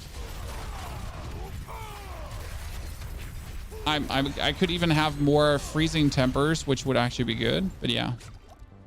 My rogue cat would have the same level of damage reduction with or without. My mage would have the same level of damage reduction with or without. Even less, to be honest. The advantage is the resource generation it has, though. But again, for Necro, what do you need a resource generation for? Right? Do minions inherit your DR? Yes, minions do inherit your DR, but minions don't die anyways. And if they die, you press 1 button and they're back. So it's kind of like minions dying is a non-issue.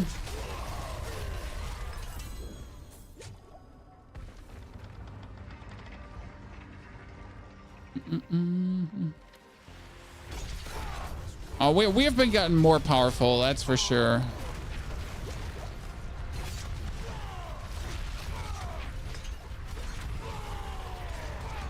Get staggered, you low shit. We do a lot of staggered, Chan.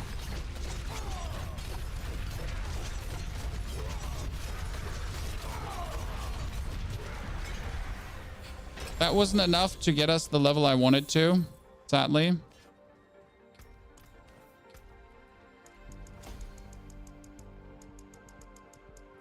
Okay, could I make the last little leap in 4 minutes? Come on now. Your Dust Devils get the base damage from the skill that creates them. Yes. So the more damage your Dust Devils deal, the better it is. That's why we're also running the Dust Devils on the two-handed weapon, because then the base damage of the Dust Devils is higher and then it multiplies up harder. Because we then that's why the Dust Devil changes to the Whirlwind are so significant. Because in case you missed it, Dust Devils on Whirlwind are getting a change where the Dust Devils are then suddenly dealing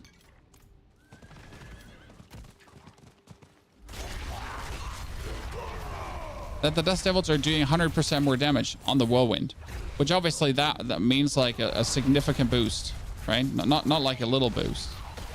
A significant change. Not ready yet. Great. I was hoping to find like cool things to kill, and you just gave me nothing.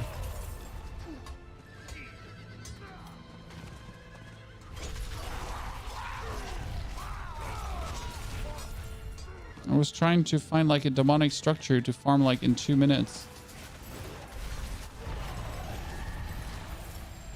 Are you not destroying that, sir?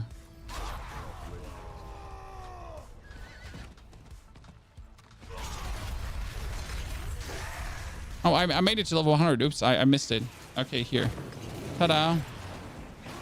We did it in 7 hours and 50 minutes. Could have been faster. Was a little bit slow because we didn't drink the amount of potions we could. Okay, so that is 100 now. So step number 1 is fresh 100, trying to kill a tormented boss, right? I'd say. Fresh 100 needs to try to kill a Oh, I don't know if I have Stygian stones. That might be an issue. I don't have Stygian stones. I think I don't have any.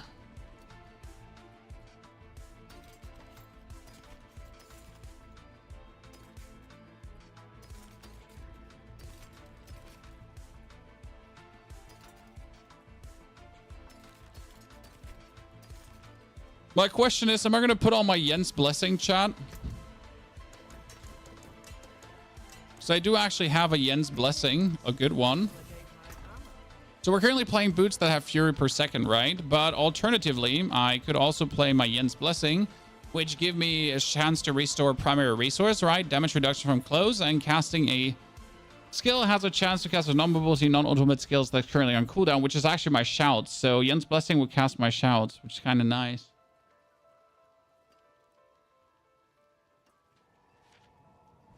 Where do I get the Jens blessing?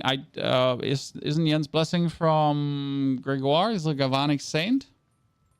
Let's first look at my pants. My pants have currently lightning resistance, but I did have a pants here with armor, and I did have a pants with resistance to all elements.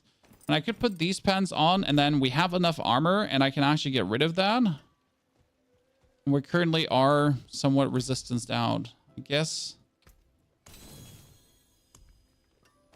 Try to have that pants defensive tempering, imposing presence. Oh Jesus, one rank. It was imposing presence, right? Yeah, one rank only, right? And then we're gonna go for the concussion.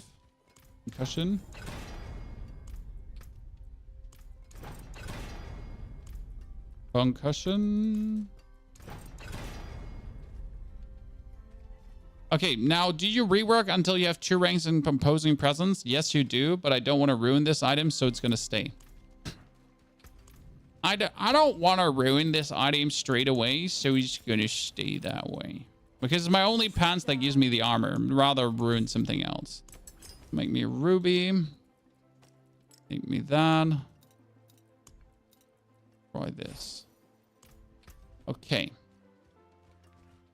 And Darrow's Visage, it's decent after the update. Not right now, after the update. Jens is Lord Zur. There you go, Lord Zur. I don't have Stygian stones, right?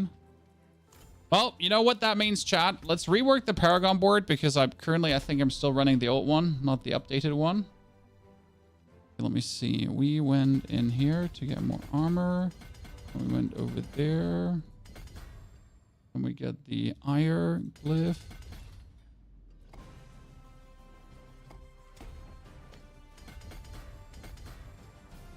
I went over the right side. We get into the Blood Rage board.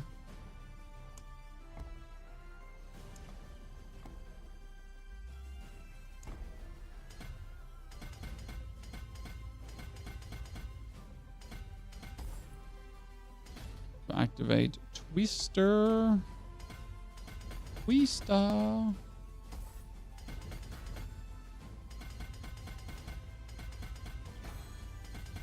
We get the maximum life bonus. By the way, this one will only be 100 and somewhat willpower, or 230 willpower.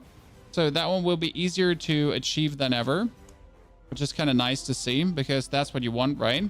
So the changes are actually quite significant for Barb because they make your life easier. This one will not be 360 willpower. That is actually 300 willpower only to activate. So also like way easier to activate straight away. Not much of a hassle. And that's like the trend it continues in, like making you easier to activate these things than ever, which is definitely what you want because you don't want to struggle activating shit, right? You don't want to struggle getting these nodes to roll. Because right now I do struggle to get all these nodes always cooking. That's Warbringer.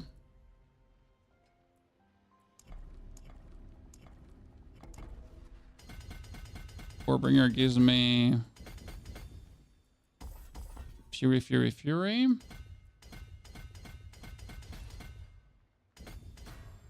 That one gives me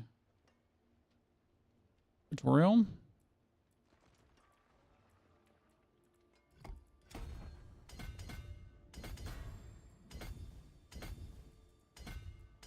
Is that needed? Tutorial activated. Actually, oh, wait. Because that one is Fury, Fury, Fury, Fury, Max Life, Fury. And we can take that Max Life, but we're going to leave that open. See, like this would be instead of 450 willpower, because this is the 1, 2, 3 board, that's minus 19 willpower. So 90 less willpower to activate that. That makes super sense, right? This is going to actually be super good to get this kind of shit, like with so less requirements to activate. Can't kind of wait to have that happening.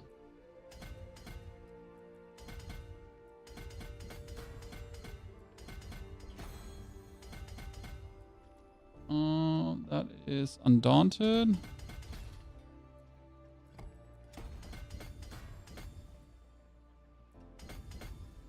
Damage reduction from vulnerable enemies. Kind of nice.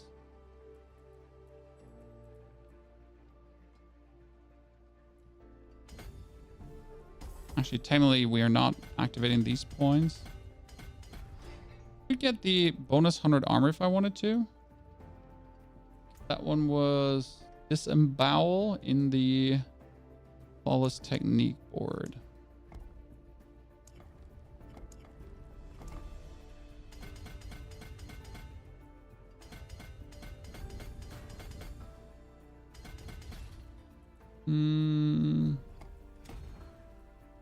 Activated. So we're only sitting like at 423 willpower, right? So very hard to activate that one. I think I could probably weasel out a little bit more willpower at times to kind of see like that we could just squeeze out some more points. There would be a willpower. I'm just checking where's like the potential for more willpower. And that one is more willpower. Just a tiny weensy bit, but having is having, right?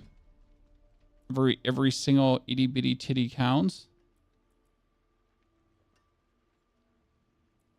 And that one can be taken instead of that? No. This one is instead of a dex. That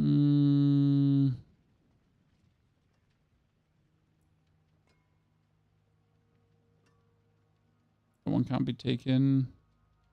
That one instead of an end. And technically here's a bonus willpower over bonus armor. As simple as it sounds, right?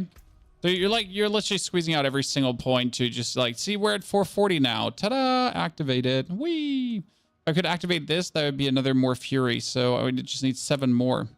And 7 more is easy to get. Like at this point, we could just get cold resistance like this, right? To just weasel out a little bit of bonus resistance. We're currently at enough armor though. We're at 40,000 life base, which kind of makes me happy. So the life worked out. Technically, what I would do right now is I would go into the left side.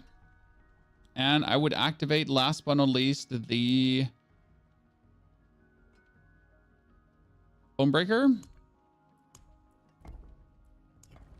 I'm not sure if I have enough Paragon points right now.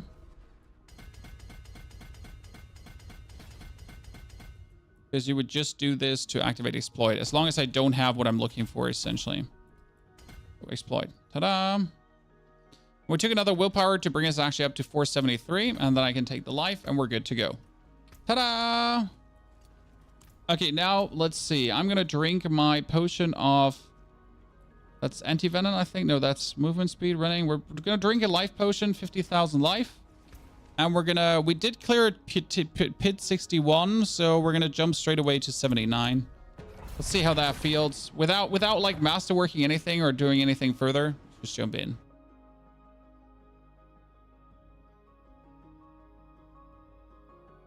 Pony finally infected with Diablo 4. What? Vermin Lord?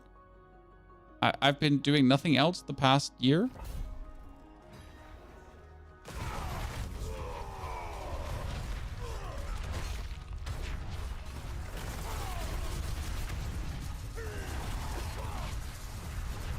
Oh wow, that's significant damage we're taking.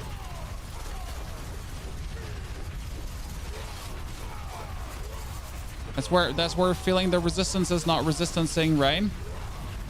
Because that dude is shadow and he was like hitting us with a shadow thingy.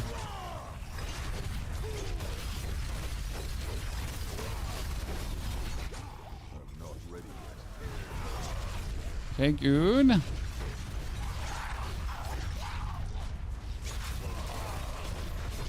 The 79 without like masterworking your weapons is very greedy. But gotta do the do. Right?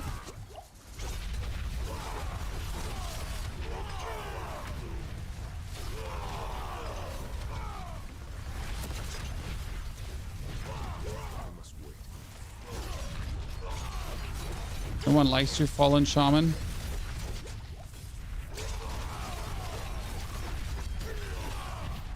Good. I mean, that boss fight is definitely going to be a lengthy one. That's what I feel. Right?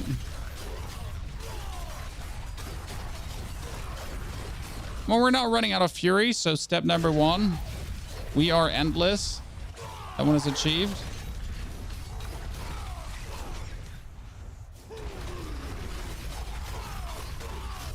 But I guess we should probably masterwork our gear a little bit. I mean, I have some up the side to, I think, 4 times masterwork my shit currently. Oh, that poison is just doing me dirty. Why is it so easy to make resistance 70 on your necro? Well, that's actually very simple because your main stat is intelligence, and the main stat intelligence, the main stat intelligence actually boosts all your resistances. So that's where you're straight up like able to boost it so easy. Because if your main stat is boosting your resistances, oh yeah, that fire is just chunking too hard. Ow. So if your main stat is just essentially boosting your resistances and you're boosting your main stat quite some. I mean, right now I have 1,500 strength, right? If I would have the equivalent now with a necro of 1,500 int, like I'm essentially all inted out. The thing is, technically, you would say, well, the Barbarian has the advantage that now with all the strength he has, he gets armor easier. But on the counter side, like armor is with greater affixes so easy to get, it's actually illegal because a greater affix on armor is 2,600 and 2,600 times 5% is quite a lot. But having 135 strength or int times 5%, that's like not a lot, right? So getting those greater armor affixes up is quite like something, right?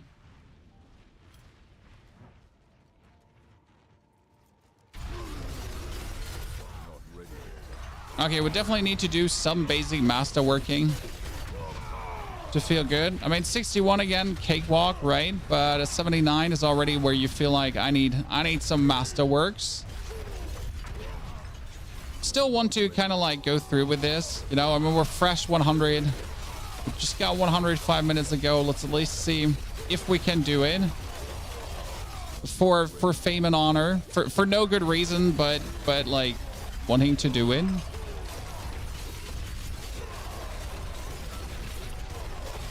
I need more shout cooldown. I feel like my shout cooldown is lacking.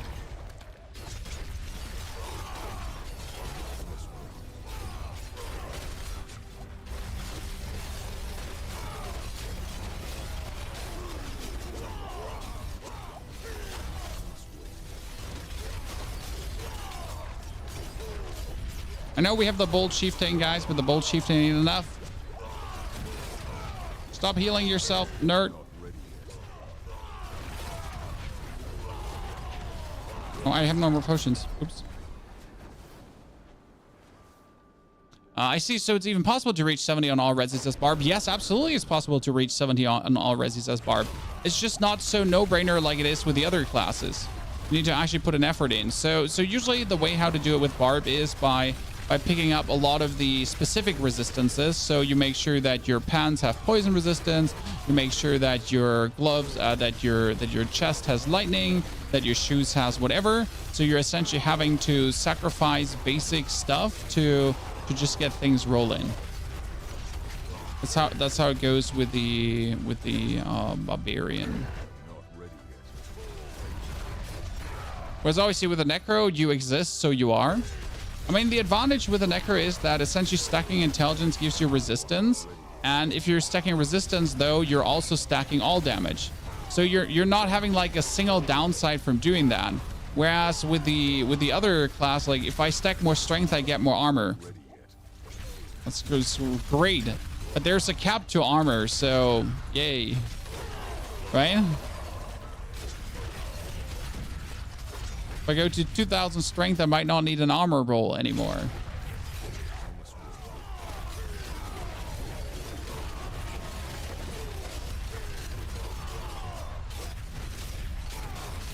After a couple of masterworks, your resis should improve. Yeah, that's the thing right now. So I have like resis on my gear, and it's like plus 39 on poison and so on. And essentially, if I masterwork now, my resistances will now automatically move to the 70 region without me having to do more.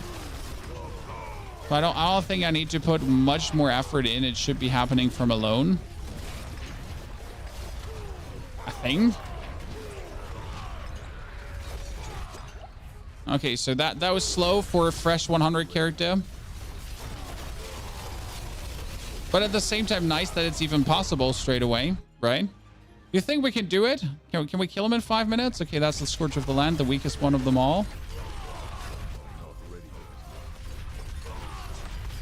Do I jump out of this, or do I just have it hit me?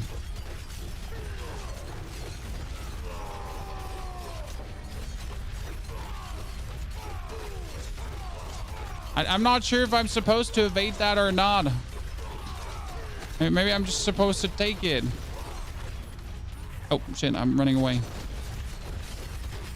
No, that didn't even scratch me. Okay, cool. I mean, the interesting part is that my shouts are healing me too, so I don't actually have to worry that much about any kind of potions, because my shouts are doing the healing for me.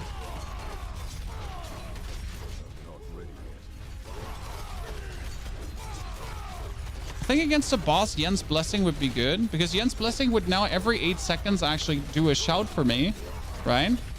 So it doesn't actually matter which shout it is, because since shouts heal me and shouts do damage reduction, it's kind of like I'll just make sure that one shout is like always active. I feel like Yen's Blessing could be useful.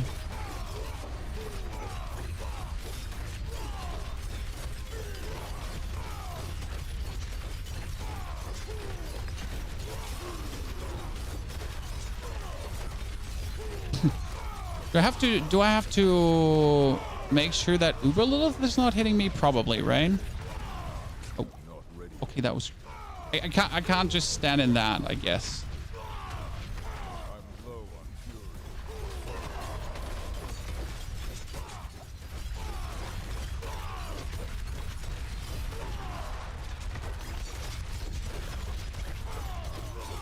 Sorry, I got scared, chat. Oh, shit.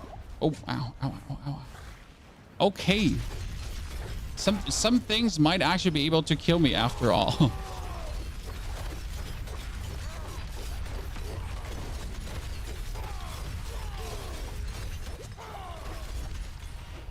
Actually has to drink potions.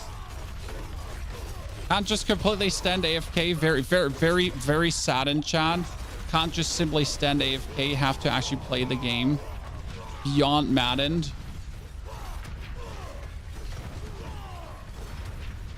Imagine having to move because your character, in fact, cannot just stay AFK without consequences in anything. kind of not okay.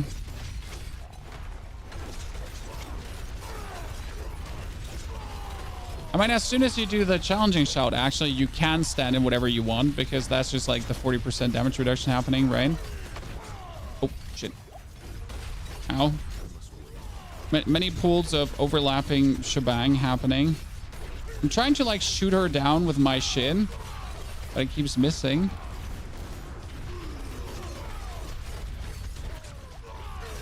I win! Ladies and gentlemen, woo, woo, woo, fresh character. Okay, I like that. That was good. Nice. Now let's get that a bit further because that's obviously just like step one, right? Let's transform everything into Opticide and let's see that we can move some things up the planner because currently our whole masterworking is actually a bit so 116 Ingolith and 350. Like I'm literally getting 1,000 Opticide. Okay. Chat. Good. We're using a two-handed hammer with maximum life. The problem is we have another two-handed hammer with also maximum life, right? That does overpower damage, and this one does damage. The problem is this has Dust Devil size only at 44%, but it is also out of, I think it's out of temper durability, right? No, it has one more temper, so I can essentially just try to make the Dust Devil size bigger because I need the Dust Devil size at 100%. But do I even need to do this? Because the Dust Devil size is essentially at 40% with this, 44% with that. So I don't actually need to make it bigger, right? Because if I now masterwork this item, we're already sitting at 50%. So we can reach the 100% relatively easy. Good. Then we get the Magnum Opus. The Magnum Opus just gets 1, 2, 3, 4. Oh, that's kind of sad. It's kind of like the worst one, right? You could get like maximum fury, everything. Wow. Wow. It's like wow. Wow. You're useless. I kind of hate you. Okay, that one had chance for Dust Devils to cast twice. Yeah, I need... See, like my chance for Dust Devils to cast twice is so low. So that axe is actually like really sad currently because it has like no temper durability. But the Dust Devil chance is like abysmal, right? So my Dust Devil chance is sitting like at non-existing values. But I said we're 4-timesing everything, right? So that's good. So now my Dust Devil chance is at least at 60%. So we can have more Dust Devils happening. That makes me happy. We get the boots with more fury per second. So that's just more fury per second. 3 concussion. That's nice. We have more lucky hit to now stun things. Oh, that's another rank to concussion. That's actually really funny because with these ranks to concussion, we're now sitting at 10 ranks in concussion. So skilled using bludgeoning weapons have a 100% chance to stun enemies. And what we're doing is we're using this double swing with our bludgeoning weapon. So we're consistently stunning things, right? Let's get a little bit more attack speed out of this. Oh, this ring is not even tempered. Good. Good to know. I kind of didn't temper that ring completely. That much while Warcry is active. And I actually wanted to go for... I mean, we could go for resource generation or resource cost reduction in general. No, not a lucky hit chance to restore. Resource generation, just more. Okay, perfect. So that gets a 1, 2, 3, 4. 1, 2, 3, 4. Resource cost reduction. That one doesn't have a tempering yet. Cool. That one doesn't have a tempering yet because we actually didn't decide if we were going to keep this. So that was supposed to get imposing presence as well. Martial vigor, no. Was supposed to be imposing presence. Was supposed to be imposing presence. Was supposed to be imposing presence. Was supposed to be imposing presence. We're gonna throw hands in a second. I hate you and your family. Thank you very much.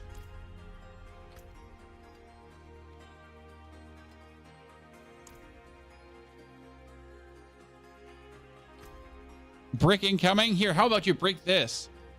Yeah. Also, it's not a very good, like, I don't need this chain, you know? The chain is inconsequential.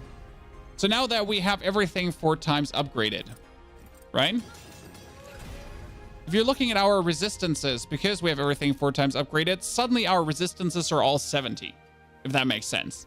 Because we now, like alone getting this boot that has shadow resistance up, my shadow resistance was moving forward. This lightning resistance forward, and so on, right? Kind of makes sense. So now that we have 4 times everything, let's do the same we did like a second ago. So we do the 79 that we're just going through as a struggle.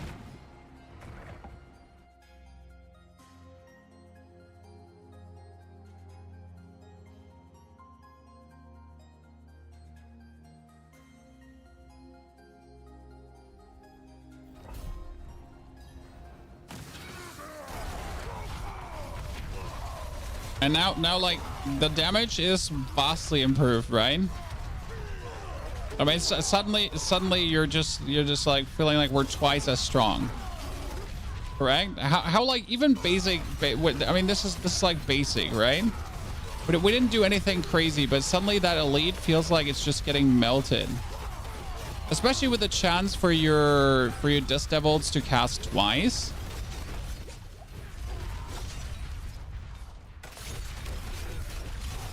Being so much higher makes a big difference. I mean, obviously, what you need is you need a weapon with a 45% chance. That's like the whole issue, right? So the plan is we need Dust Devil to cast twice on a weapon with the highest roll possible, and that's like the A and O for this build essentially, right? If you're not having that, you're slacking, you're lacking.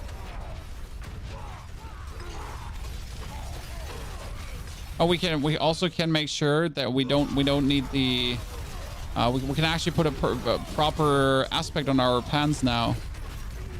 We've been not running a proper pans aspect, Chad.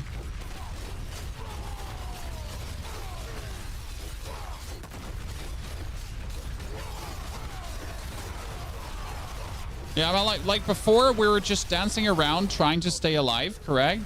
And now we are just alive.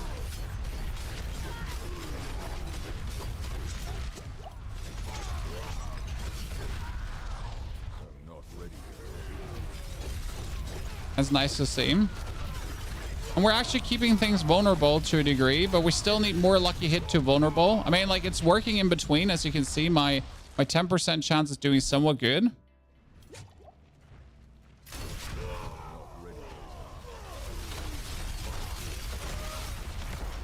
See, like now we are on the way to, well, what was it last time? We cleared it in how many minutes, Chad?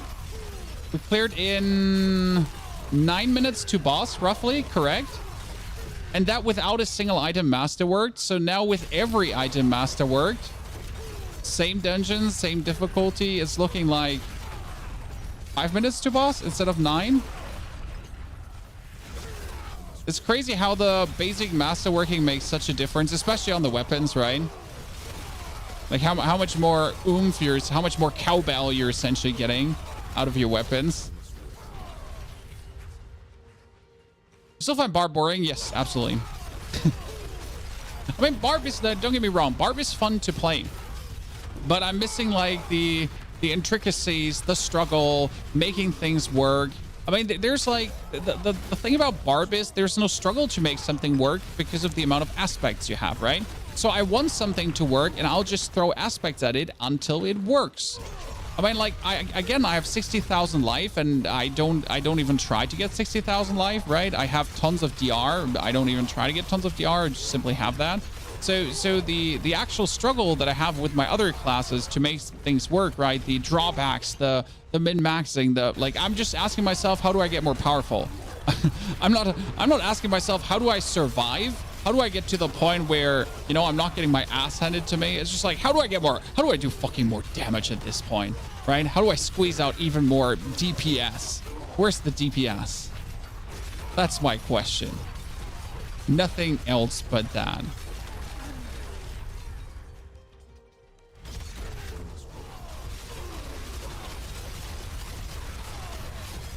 So yes, Barb is fun to play, but yet it's still boring. So what was that? That was 4 minutes to get there, right? So playing that shit build and go bash. Well, sir, thank you for calling my build shit. I mean, like, you seem to have like 3 brain cells to interact or try to interact like that. Maybe like after growing more brain cells, try to interact again. Or no, or don't. I want my whirlwinds to bounce. Yeah, that's what I wanted. Now I wanted my whirlwinds to bounce off and kind of like bounce in his back. So I'm standing here. That my whirlwinds are essentially like, you know, they're. Fun part. Okay, so we're not running out of fury. I am doing decent damage. Like we're doing obviously more damage. I don't really have to dash out of anything at this point. So our defense is up. We're having like we're good, right? We still have to make sure that our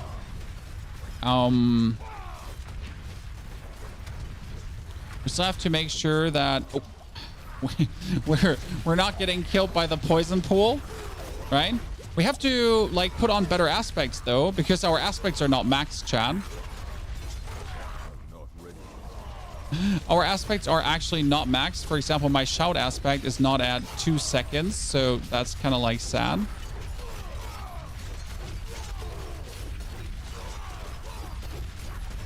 But hey, we went from a 11-minute clear to a 6-minute potential clear here at this point. If that like pool of poison could just stop existing below me, you know. That one pool of poison that he spawns, if that could just existing below me, instead of just being below me the whole time, that would be greatly appreciated. It just turned around. I saw it turn around on me, chat.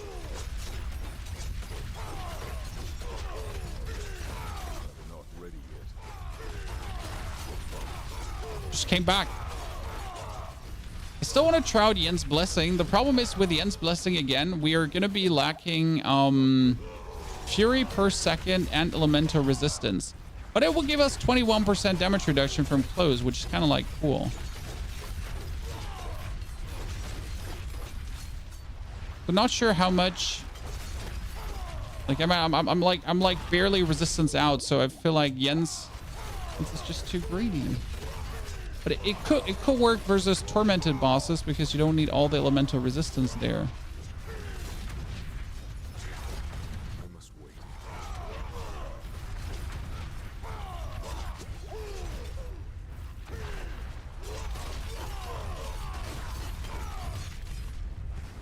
We should try out Yen's just for one run, essentially to see how it does.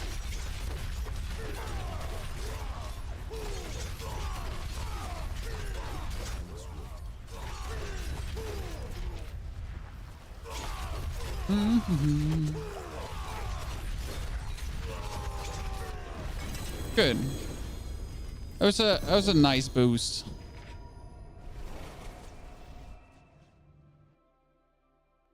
Stinky, I don't care if you're maining Barb or if you're not maining Barb.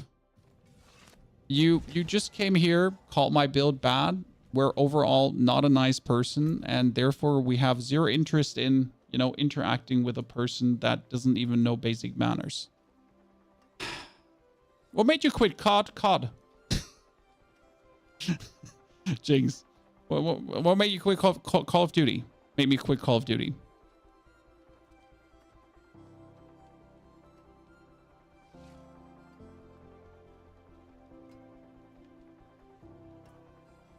No, I mean, seriously, the main reason I don't play COD anymore is because I like to make videos that are relevant after a week, you know? If you actually create a video and then a week later they're irrelevant, well, I like to make videos that stay relevant for a while longer, that people enjoy watching for a while longer. And that's essentially what you get when you make Diablo content, you know? I mean, my videos are still being watched a month later. So that's quite good and entertaining for me. Okay, so we have the boots called Yen's Blessing. Yen's. Oh, Yen. Let's just give Yen here. We get a good Yen. So let me masterwork them up. And what would happen with Yen's this right now? I would lose. So as you can see here right now, we lose shadow resistance and whatsoever. We also lose concussion 3 ranks, and we lose to movement speed. Actually, we don't lose movement speed, but we get a chance to restore primary resource again. We get vuln damage, and we get damage reduction, plus a chance to cast a shout. So let's see where that's going, right? My fear is just that the shout happens too soon, right? So I'm essentially like I'm doing a shout, and then Yen's Blessing essentially triggers us straight away. So we're not really having a shroud rotation running. I don't even know if I should rotate my shrouds at this point.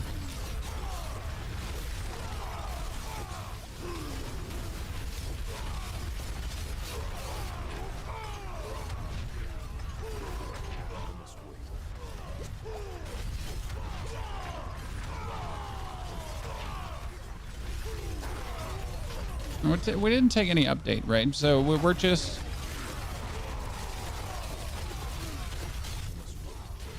I mean, with Yen's Blessing, having the bonus DR is obviously nice because we can just more stand like here and not give a flying fart, right? So that's a good thing. I'm not giving... Okay, I just randomly got a shout there. I don't even know when Yen's like triggers. So do you get like a bonus animation for that, or does it just randomly trigger? Does it even show a cooldown anywhere for Yen's essentially? No, that was just a random shroud from Yen's. Okay. There was another. Okay, so I can see where the shouts are happening without me interfering essentially. I guess it's somewhat working.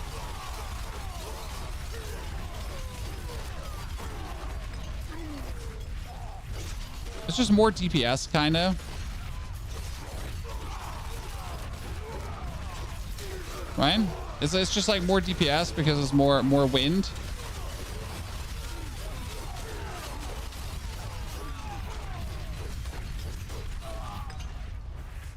But we're even faster now.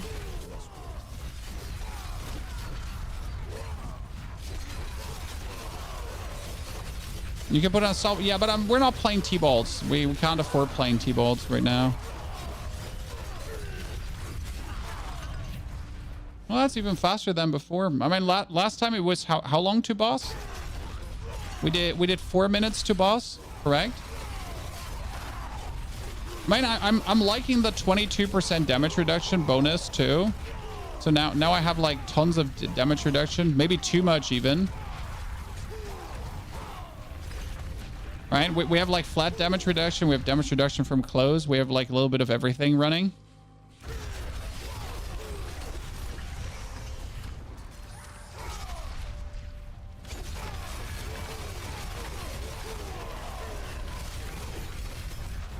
This corridor is like really good for what we're doing here because we're essentially like, you know, we're summoning these dust devils in that tiny corridor where everything's like standing with us.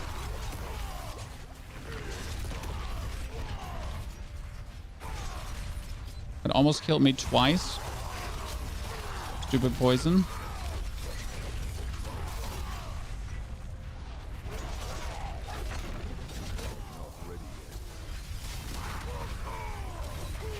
You don't slow me. You don't scare me. I got you all. Okay, I guess it's slightly faster with the ends.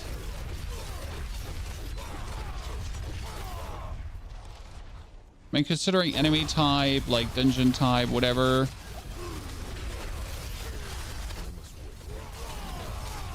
Not a huge difference, essentially. Slightly faster. That's the Spirit Caller of Frost. This is technically the easiest one to kill. But I'm out of Fury here, Chad. I got out of Fury. Why? Because I have no more Fury per second. So that's the thing.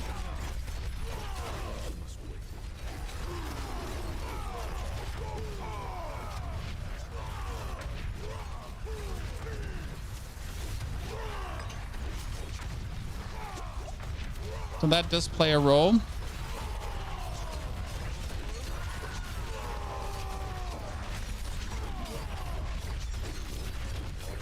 Okay, how did these things just like walk past me without damaging me?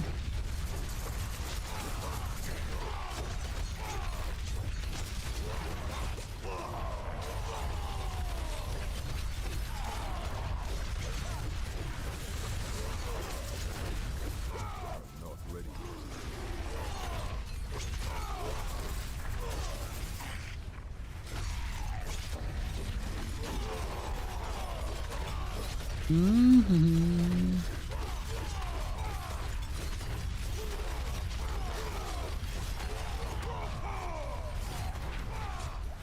Okay, we can't just stand in those fireballs. Does it feel like that Elias fireballs are doing like shadow damage? Because like the only resistance I lost is shadow resistance, and here we are almost getting killed by that.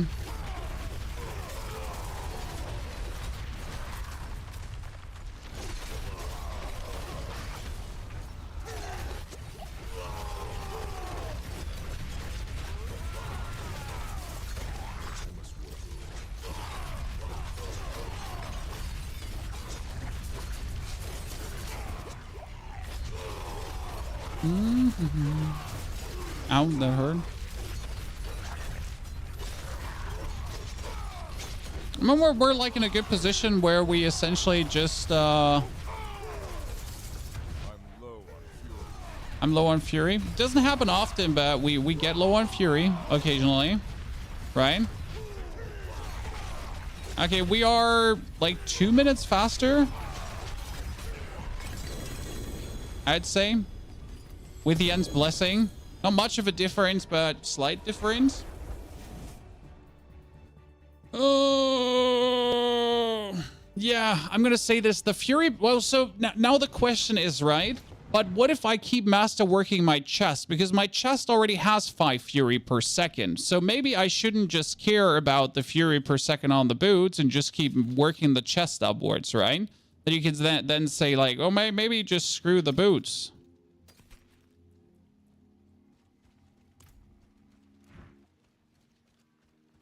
Correct?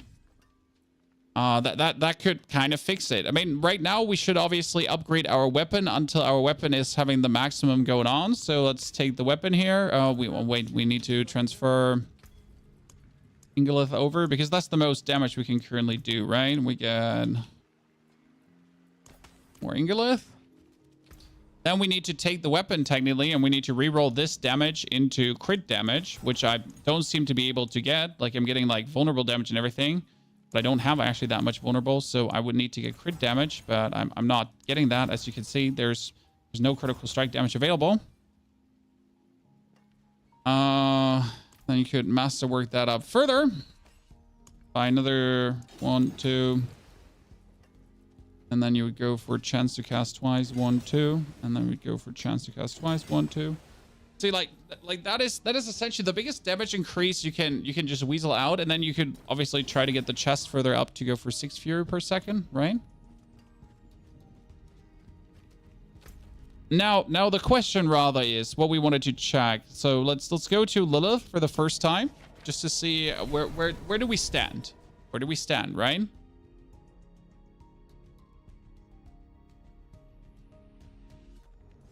Where do we stand?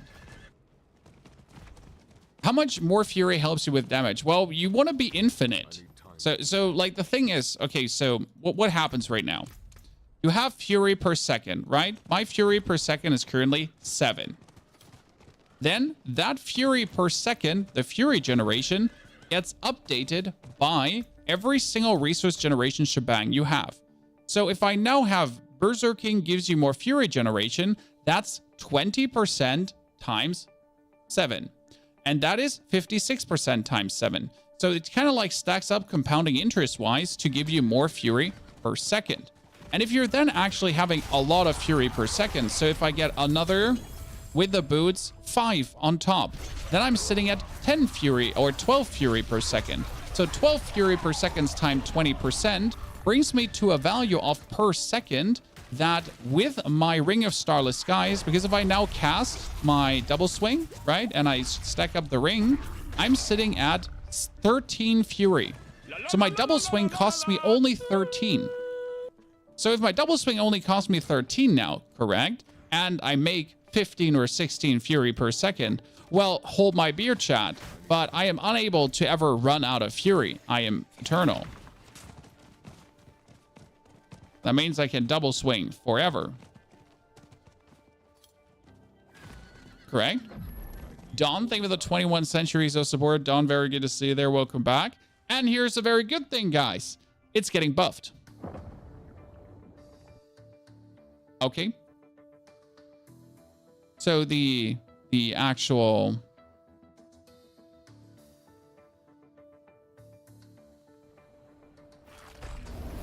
Come on, brain, say it, or I'm going to punch you inside your brain. The Ring of Starless Skies is going up to 50% reduction.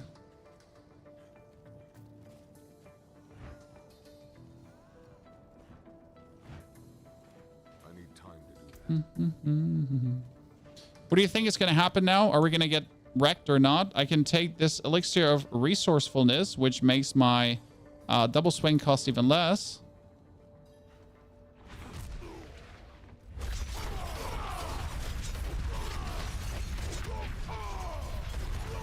Only do I need to... Well, at least we can destroy that really quick.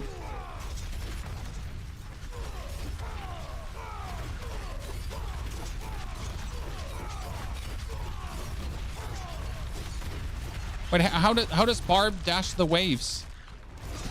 That's a good question. How does Barb dash the waves, Chad? Just have to walk out of them?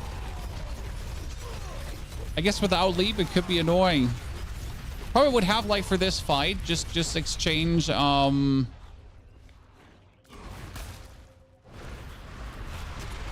I could just leap out of it, right? Would that be a thing? Because lunging strike doesn't work. Which skill did I put away there? The challenging shot, yeah. Just to have something where you could, like, just walk out. I mean, obviously, you're not supposed to do Lilith with a fresh 100. That's not the point, though. Because a fresh 100 Necro could actually get it done.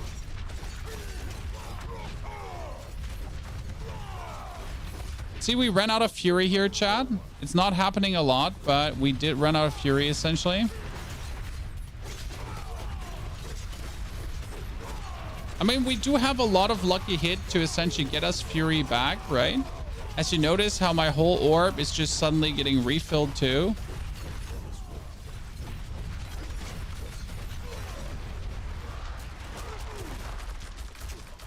That's what I said about, like, just jumping over.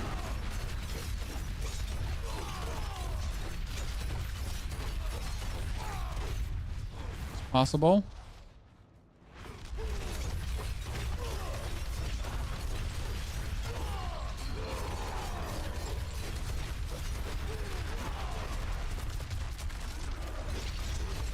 Look at me now, chat. I'm a gamer. 400 IQ gameplay.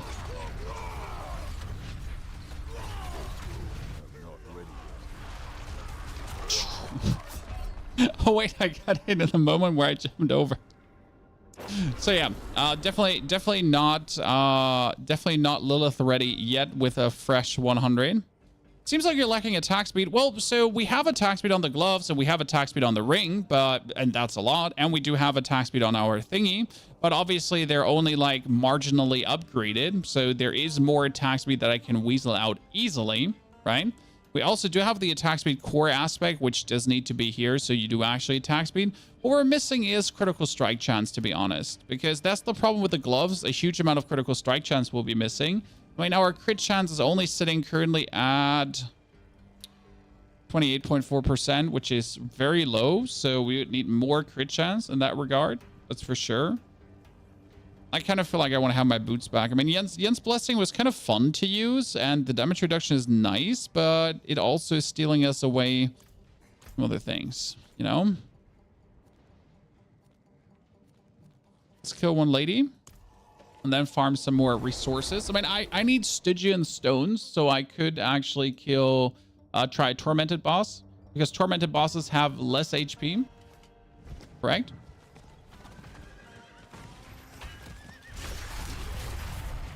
And for this kind of content, it obviously just feels absolutely superior.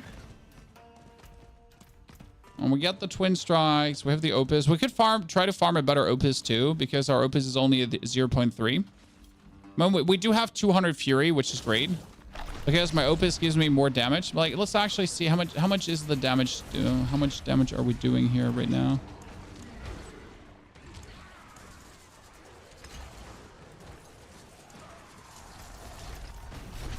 Okay, this is the first time I'm actually turning damage numbers on.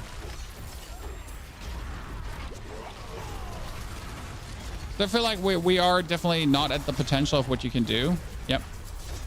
We're just generally rather low currently with our wins. Wins are related.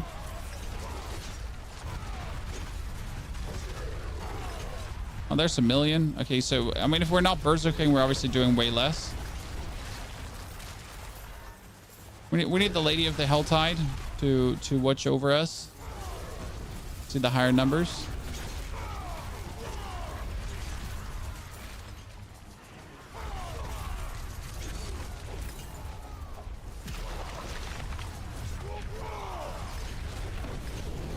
Yeah, I saw some nice numbers there.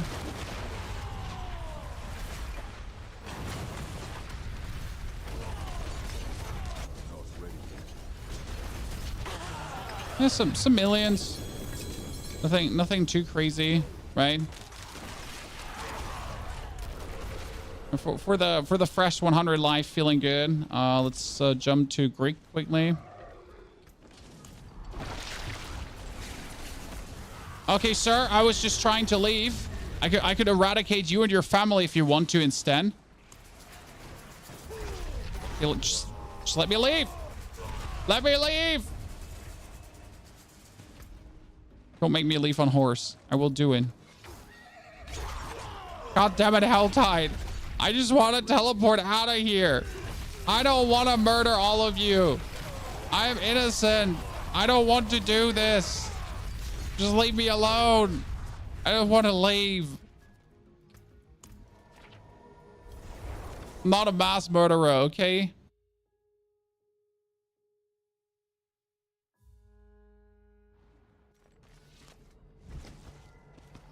I run a counteroffensive. You might try that passive on the necklace. Dude, my necklace is not even remotely what I want. My necklace is just randomly what I have. Okay. So the necklace has no staying power. Technically, we need a lucky hit chance for vulnerable on the necklace, because right now our only vulnerable is like exploit every 20 seconds, 3 seconds, which is shit. So 17 seconds, no vulnerable. And then we have a 10% lucky hit chance to make things vulnerable, which leads to not very good chance for vulnerable. It's crazy how much they're buffing the whirlwind. I mean, they're buffing the whirlwind to the levels of what the double swing has, essentially. Roughly.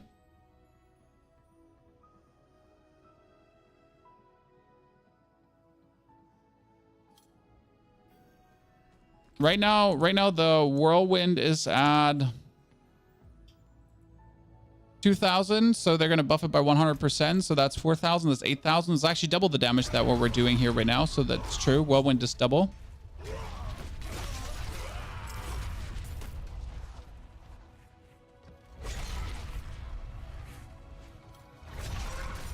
Put him away.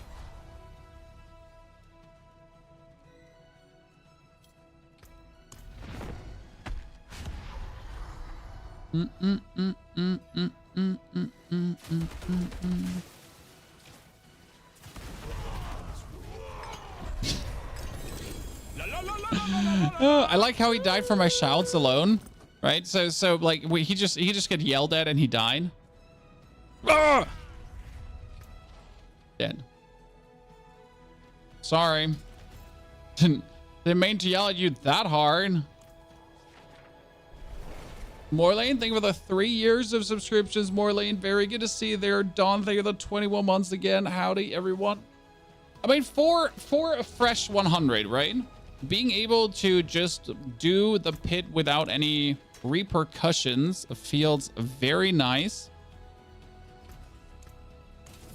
But that brings to me the question, like, if you would now farm your character up, because that's the question, right? We would want to do more. Now, we did clear the tier 79 in... How long did it take us to clear the tier 79? So the tier 79 was kind of like 6 minutes, correct? That was 6 minutes for that. 69 is 10 materials less, but how much time is it? Right? I like the struggle. I'm absolutely with you. I mean, Barb is fun to play, but you're missing the actual struggle that the game could offer. I mean, I like, though, how the build came together so far. Great. I can't get past this. It's like actually stupid how like weak 69 opponents are.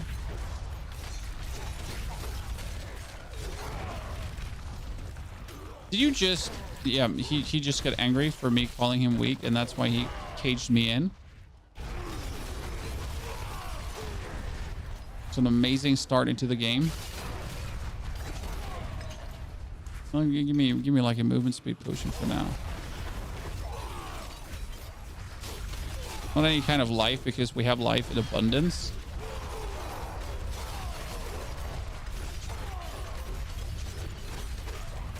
Did you just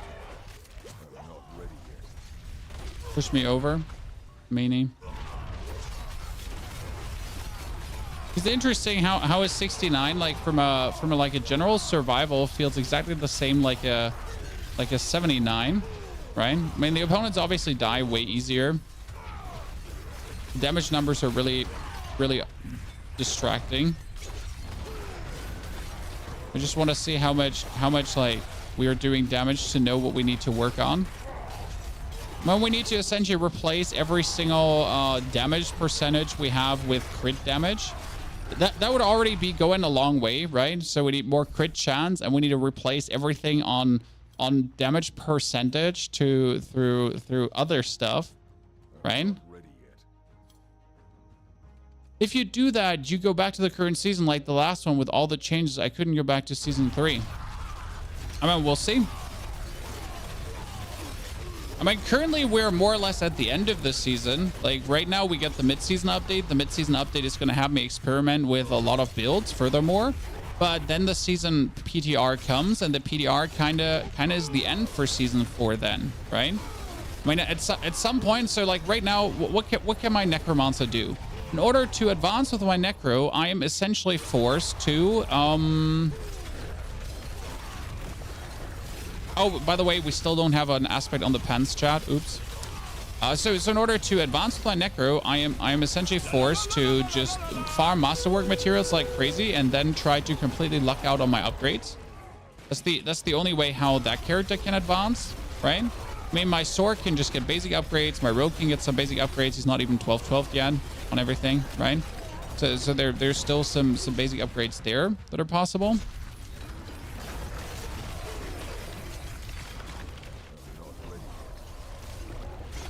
Sir, did you just stop attacking? But yeah, like I'm at the point that where advancing ain't fun anymore. Because it's like literally like I need to like now it's just like the absolute brain dead grueling grind, right?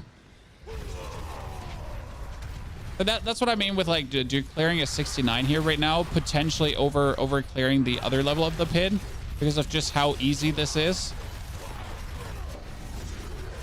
Or we're looking at a like not even 5-minute clear currently for a fresh character.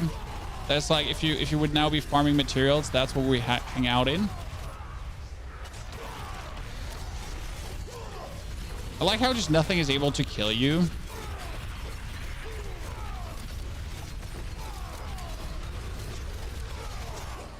We'll probably just stand in this, right? Yeah. I needed to know, Chan. I needed to know.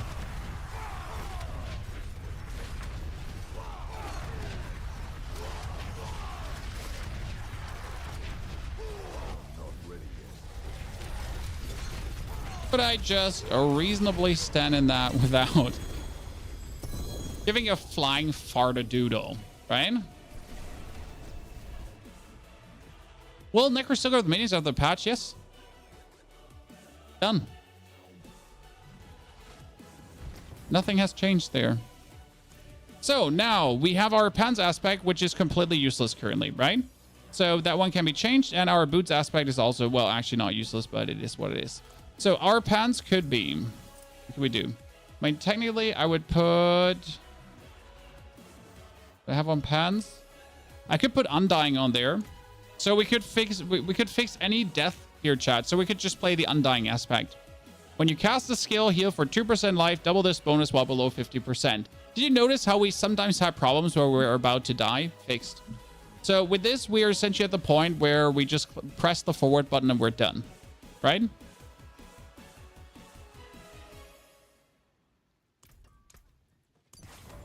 Alternative. What could we have alternative on it? I mean, might doesn't make sense, right? You could do... I mean,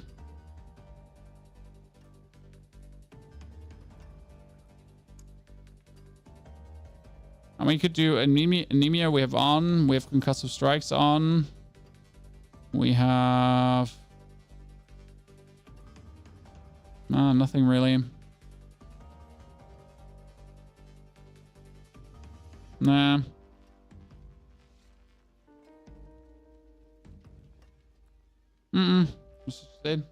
Well, we need the shout in better because my bold chieftain is right now like I need bold in max roll. Right? My bold chieftain is like just a shit roll. We don't have the fierce winds. We don't have that as a max roll as well. It's like it's 17%, so that's kind of shitty. I mean, our devilish is maxed, so that's good. Our core skill is maxed. That one is maxed. Their most are actually the wait. Oh, interesting, Chan. Hey, Chad. Did you notice that our amulet has not been playing the whole time the devilish aspect? The main aspect, the one that gives you so it's our amulet. So our amulet here, right? The new one. The whole time has not been playing this. After generating 100 fury, you generate 2 extra dust devils. Oops. Did that mistake not happen yesterday also, Chad? Did we not like have that happening yesterday as well? So now we put Undying on. Okay, chat. Let's do this. Get to the world boss. Nah, I couldn't care less about the world boss. Has nothing to offer.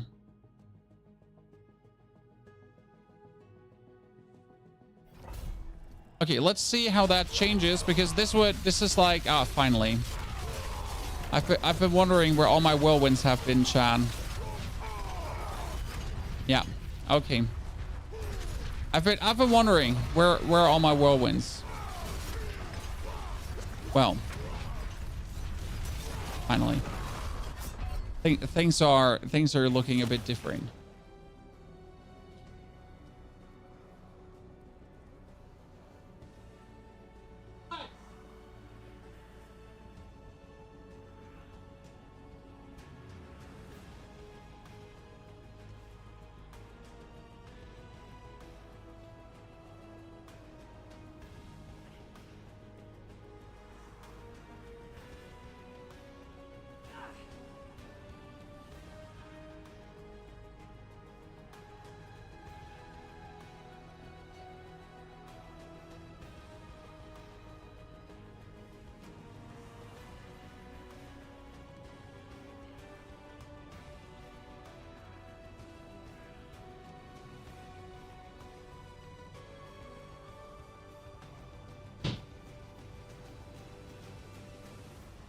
So good that we figured that out. Sorry, I need to activate the robot. My wife doesn't understand that we're in the pit, guys. She doesn't understand. She doesn't know what it means to be in the pit. Okay. Let's go again. Proper. Okay, so we're at 50,000 life. We get that. Which potion is that? Let's do the fortitude. So we're at 60,000 life. 60,000 life. So that makes sense that we have been missing the main fury producing aspect. And this is also, again, why you want fury per second, right? Because technically, if 100 fury gives me a bonus whirlwind, then the more fury I make, the more whirlwind and everything I get, right? So if I'm now running in and everyone is beating me, and I'm getting fury from being beaten, and I get more fury generation, then all the fury that's happening, and the more fury is being made, then we're getting more.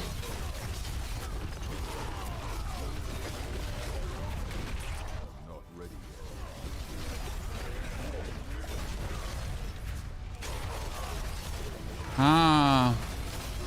Well, this explains a lot because I was kind of missing a lot of whirlwinds. I mean, it's good that we leveled like the past 3 hours like this. Oh, fire. Oops. I need to turn the damage numbers off. My visibility is lacking. Okay, let's turn the damage numbers off. We have reached the point where having that on is a detriment. I'm not ready yet. But what we also need is still all the elemental resistance to be fixed because he does shadow right now, correct? And we actually don't have shadow resistance, right?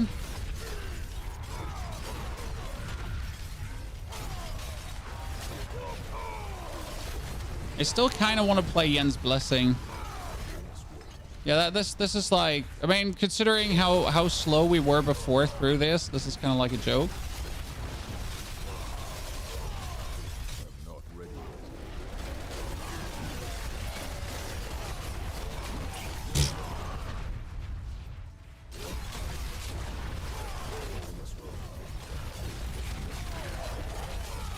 yet. Yeah, that's now working very well.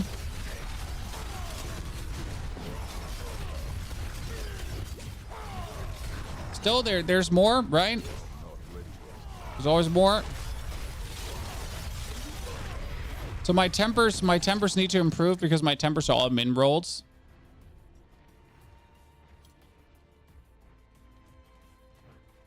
You can 100% uptime with shouts from Jens. Yeah, we tried Jens, but then we have less fury per second, and it actually led to us having less damage, having less fury. Simple. I mean, like, we were literally running out of fury in the boss fights, so we couldn't just hold down our double swing button. And when we tried, and it literally felt worse. I'm not ready yet.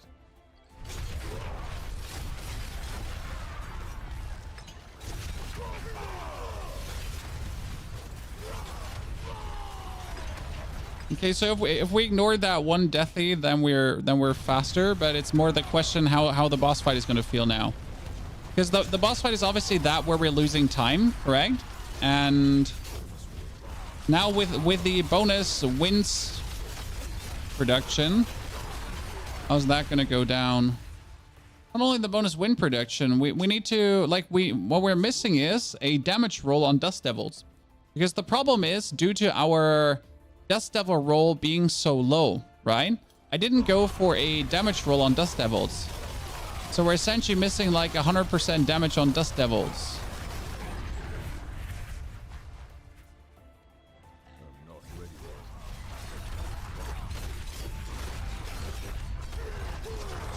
yet. I was hoping this was going to be enough, but it's not. Faster, more movement speed, more cowbell. What's the current build? We're currently playing Double Swing Dust Devil Barbarian. We just got level 100 with this, so it has been only leveling with this build. And we've been playing the wrong amulet. Typical Ponyhound move, Chan. Now I want to see how much more damaging this feels when you're actually playing the right amulet.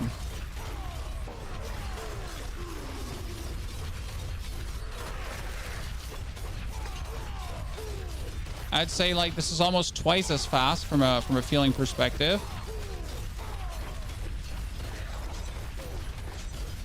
The best part is the aspect of the Undying. So right now we have the aspect of the Undying happening that actually gets us a life whenever we cast a skill. So currently I can literally just stand on this dude, right? And I'm just healing through whatever happens. Our greatest problem is right now still vulnerable, because you notice how we have the opponent every now and then vulnerable, right? But we just don't have him vulnerable all the time. And that has a lot to do with that our only vulnerable is currently like a 10% lucky hit chance to have vulnerable. But you also notice how my fury is eternal. So I'm essentially just standing here holding down my fury button. I am not running out of fury. There's no world. I am getting healed by essentially doing my thing. Can I just tank this?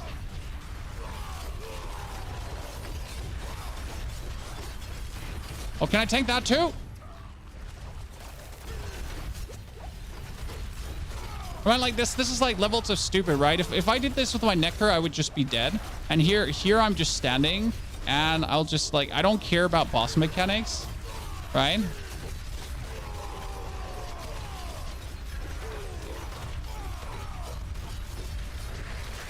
And again, I'm not having like anything incredible crazy running, right? Yeah. I mean, since we have infinite fury, right now my biggest damage gain is just move at attack speed. Any room for a cursed touch? I would lose damage to that, so no. No. No room for a cursed touch. I mean, I could get rid of the you deal 20% increased damage to dazed enemies, but I'm essentially dazing enemies, so that's kind of like nice. I actually do like the concussive strikes. They work very well. They could be a cursed touch, obviously. The thing is, you're playing this in the Paragon board. So what do you have on the Paragon board? You have Carnage. You have Decimator. So each time you make an enemy vulnerable, your damage is increased by 10x for 5 seconds. Overpowering a vulnerable enemy grants an additional 10x bonus for 5 seconds. So technically you want this up to be as much up as possible, but for that I would need to make an enemy vulnerable every 5 seconds at least. That roughly happens. Right? But what I really want to have is just an amulet that gives me the percentage chance to make someone vulnerable. Now, I have not gotten that one, sadly, yet.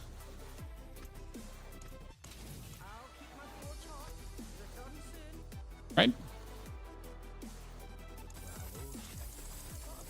They're like really rare to get.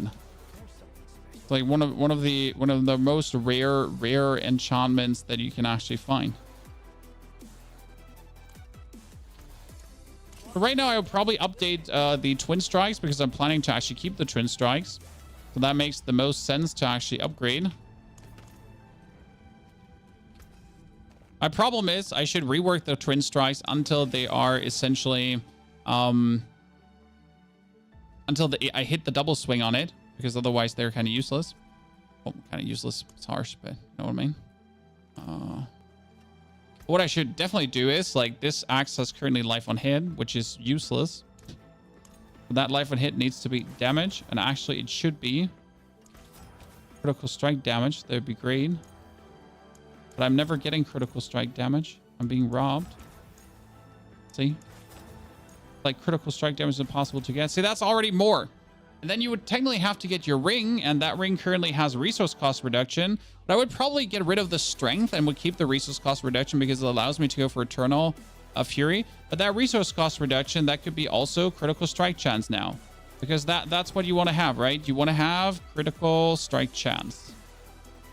That critical strike chance would be amazing. That's 7% resource cost reduction. Don't need critical strike damage. I need critical strike chance. Thank you. And it's instantly greater masterwork too. So now we're looking at essentially 36.8% critical strike chance, which is great, correct? Chest stats are blank. Chest stats are this. It's not incomplete. I just haven't added it. So we have done a 79, guys. Should we just do an 89 now?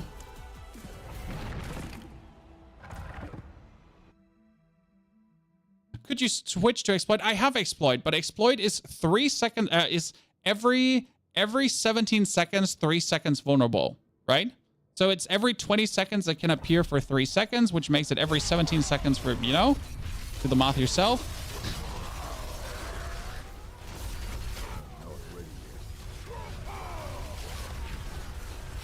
But it's like just not reliable enough to really be like happy and useful.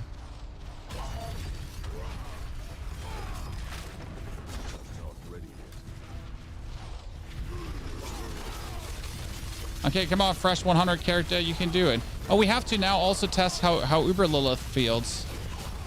I mean, what I really want to test is like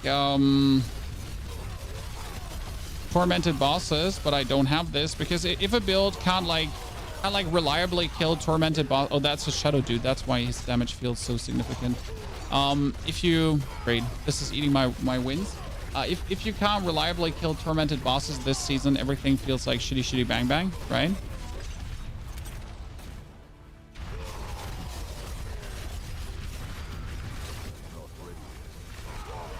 It's like tormented bosses are like your main enemies.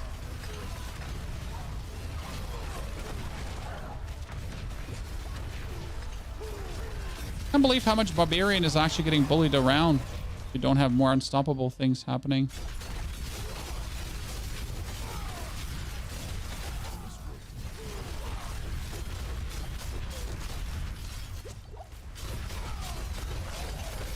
Is he gonna explode? No, he's not. I wasn't sure if that thing is gonna blow up or not. Yeah, I'm very happy about the build so far. No attack speed. I have attack speed. We're currently sitting at 41.9% attack speed plus another 25%. It's actually a lot. At that level. So when we're slashing away, we're sitting at 80, we're sitting currently at 82.9% attack speed. Sir.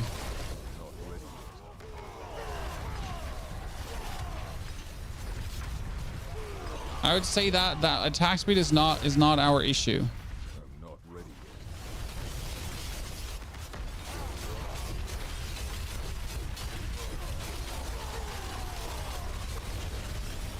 Actually, we're really good on the attack speed department.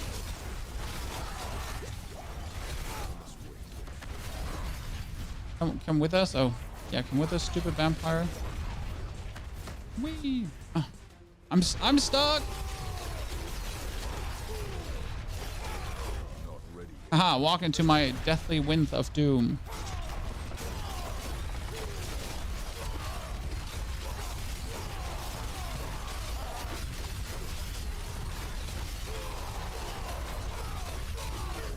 Let's give me that unstoppable thingy. Don't stand in the shadow because the shadow actually killed me. We figured that out.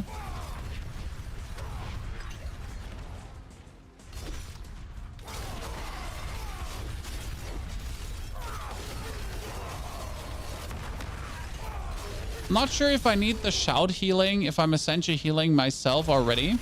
So right now I have like points and bonus shout healing, right? Healing me and the allies. But I feel like that one could technically dip away to be replaced by just shout duration. So we have like more damage reduction happening. Right? Like sometimes I would like to have my shouts stay a little bit longer.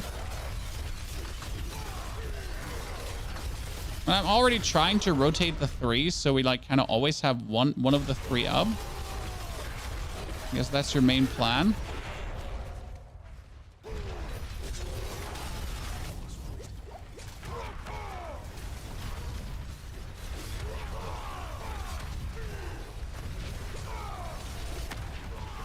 So many ranged attackers is like really annoying. I've noticed that like now many times with the Barb, right? When everyone is like a ranged attacker and everyone is like ranged attacking you. The stinker. Aha, you get destroyed. Ow. Stop it. No sucky. Okay, for an 89, come on. I mean, the boss fight is going to be interesting. So we're taking like 5 minutes to boss right now.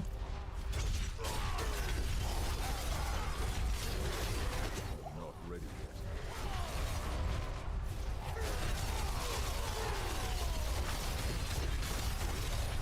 Oh, stun. Oh. I'm not ready yet. I mean, like only one source of unstoppable after playing Rogue feels so bad. right? But I have like my one shout to make me unstoppable essentially, but I also need to use my one shout to essentially do damage. It's kind of like a little bit.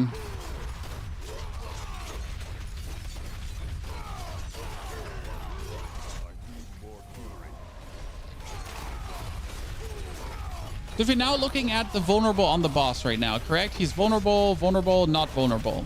So now I think he's vulnerable when he's actually staggered, right? So he's vulnerable too again. We're kind of like somewhat having like a vulnerable uptime.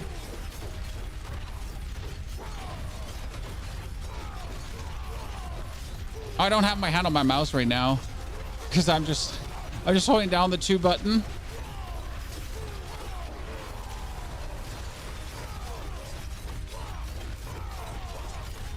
Be able to mostly give that a big fat ignore and just like be able to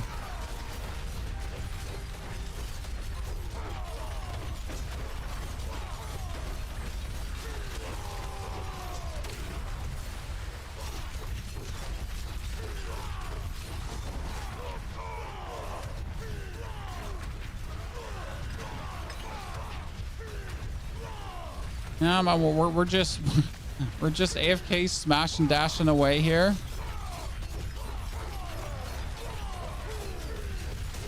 Well, it's very, very useful to be able to just do that. Like, and if we actually get hit by a boss echo, we get fury from it, so we get more things.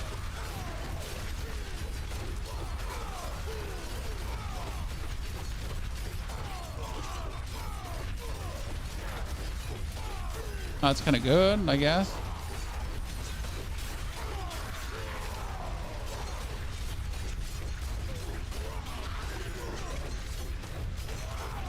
Is this kind of silly? Yep, it is. Wow, that should not kill me, but it was 3 at the same time. Okay, so I cannot stand in 3 at the same time. That's fine. That's fine. I can like not stand there. I understand.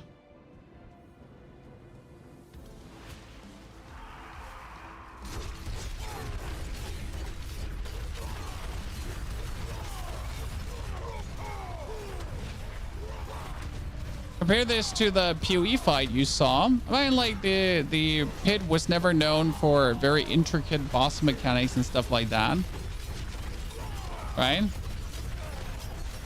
What is very interesting to me is that the Barbarian with the same level of simple gear is weaker than the Heartseeker build. Now we're obviously talking about this particular build here right now, correct? It's actually weaker than the Heartseeker build.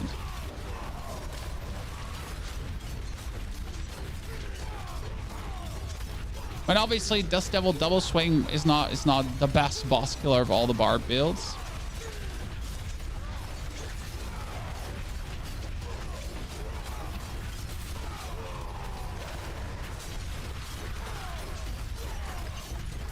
But I'll be damned. This is nice to just not give a flying fart, right, and just go away.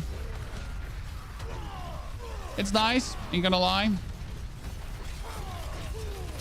Boy, this is the easiest I've ever fought her. I just gotta make sure to, I guess, at least dash out of the pools, right?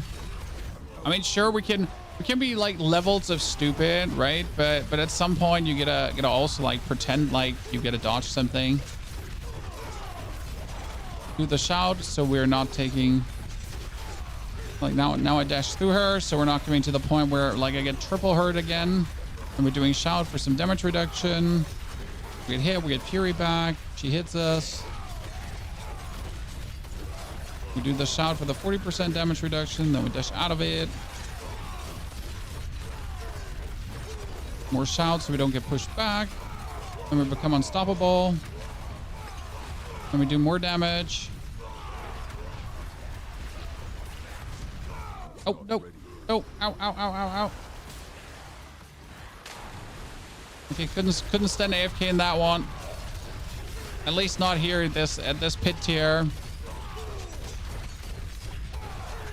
Had to actually move. Kind of feels Batman. Didn't want to move.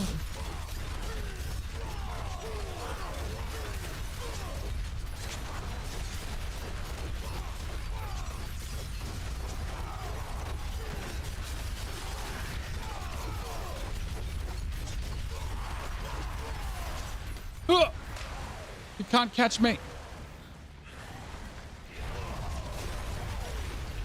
Oh, wow. Nice. There's a full-on hate crime there. Try to pile up on me. Okay, so we can do a pit 89 already. That has me happy. Oh, I'm not sure if that would have killed me if I like get hit by the pool below and everything, right? If that together would have equated to a death.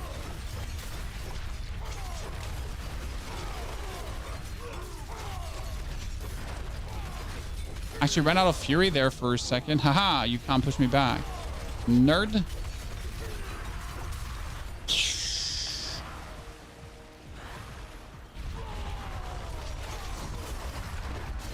Am I standing outside? I think I stood outside. I'm not sure.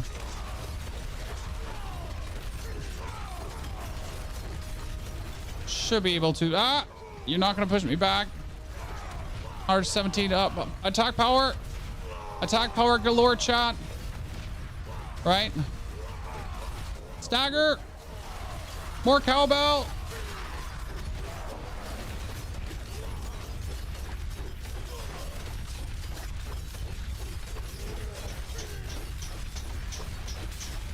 Ha! Gosh. Good. Whee! That's kind of happy times. Not gonna lie. That was good. Rage of Haragath. Inflicting bleeding on an enemy has a chance to reduce cooldowns of your skills by 1 second. That seems so useful. I mean, I'm just looking for a way to cool down my things. Flash Barb, you clear 100 easy, not the point. But thank you.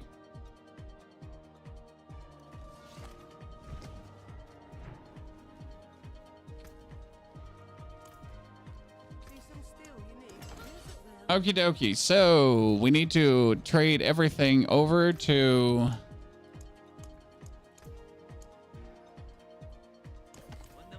Then we can upgrade our gloves one more, so we have them...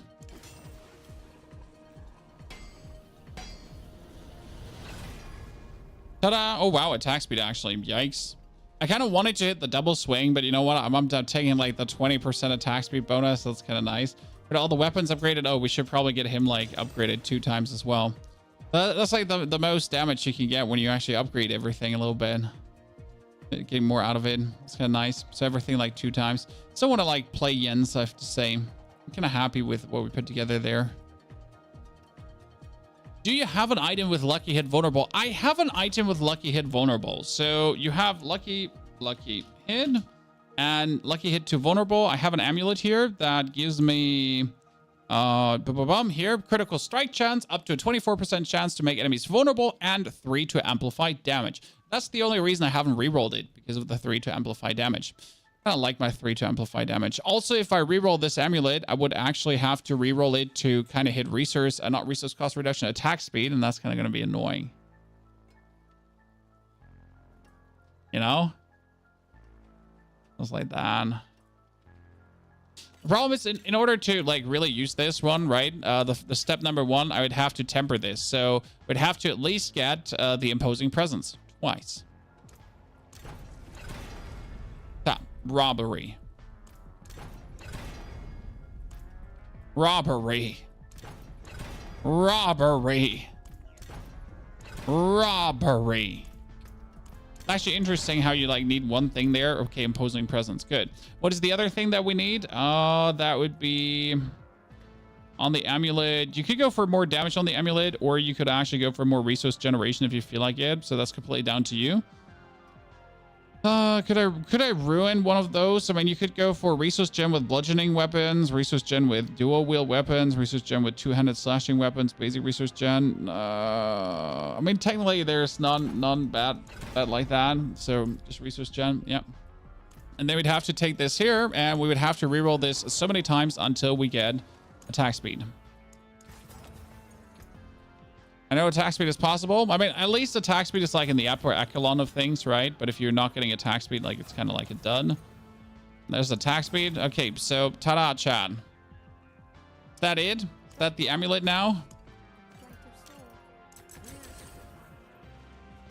We'd have to...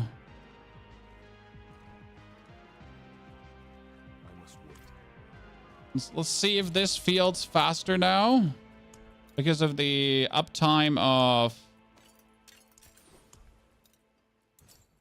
You know what the fun part is about my life, Chad? So we're currently sitting at 60,000 life, correct? We have one single royal ruby. So we're missing essentially 3, 6, 9, 12% max life on top of this. Okay, so let's go back to a 79.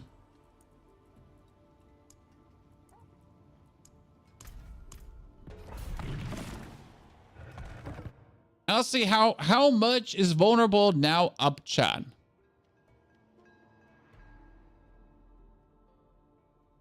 How much is it up?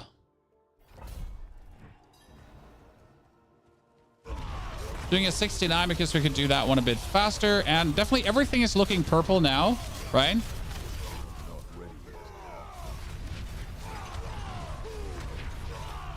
When I'm looking, everything looks continuously purple.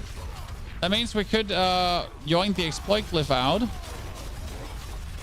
So we have to get rid of the exploit glyph now to actually see how much that really does. But let's just wait that we get to the boss so we can watch the uptime actually be uptimed. I mean, obviously the uptime is higher the more you have the amulet masterwork, because that's kind of like the thing, right? We don't have the amulet masterwork a lot. So that one needs to happen to increase the uptime, because right now it's only 26%, 27%. To actually trigger, so you can get this up, and that's the broken thing about this amulet, right? That you can, like, through tempering, you get the chance vastly more up. Oh, did I forget to put the aspect on? Oops, I forgot to put the aspect on. Well, that's fine. Let's just do it without the aspect. We should be still faster because of the vulnerable uptime, so that should be good.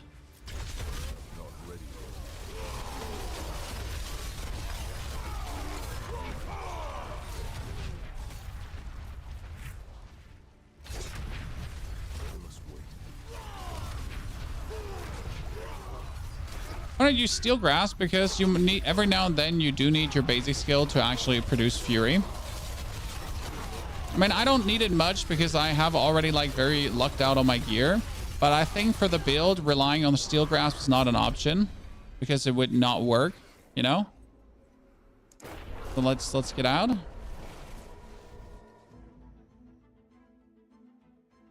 Let's get out, get the amulet aspect back up, as you said, Chad. But let's not only do this, let's actually rip out exploit that we just have here right now. So technically we don't need exploit. That means we could play... I mean, we could play Blood Fleeter against bleeding enemies, but we don't bleed yet. We could do... Imbiber, but useless. You could do...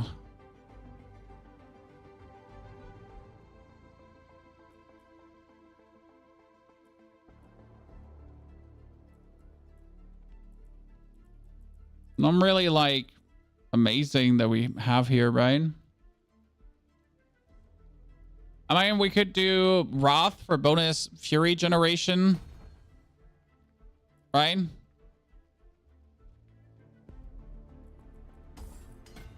Have to get that skill leveled. So technically, we would do more critical strike damage and more Fury. I have Territorial already in. So now we have exploit out. Let's see how much vulnerable we still have. There is magic in all things. Let me show you. And if this works the way I want it to work, then it's gonna be nice. May the road be filled with wonders. Territorial gives also free 3 Fury and crit. No, Territorial gives damage reduction. Am I crazy? Territorial is damage reduction.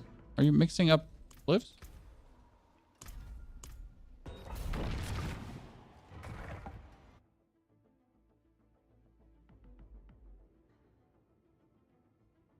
So that would be good. And more Fury is more Fury now, right? I mean, technically that would allow me to play Yen's Blessing then, correct? Hey chat, what do you think? Could I now play Yen's Blessing then? If I play the Fury?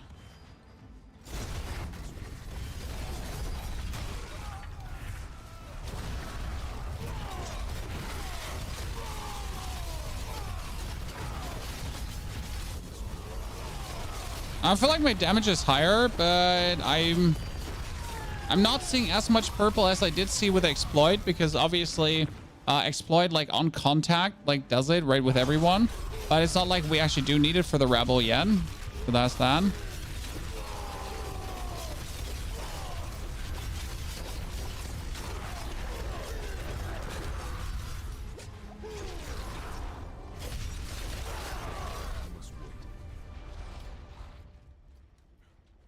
Ooh, see tutorial was speaking about king. You're excused. You're absolved of your sins. We obviously need to level up Wrath if we want to play Wrath.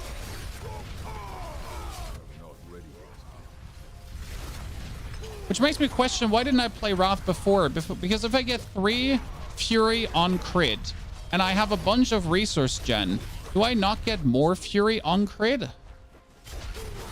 Correct?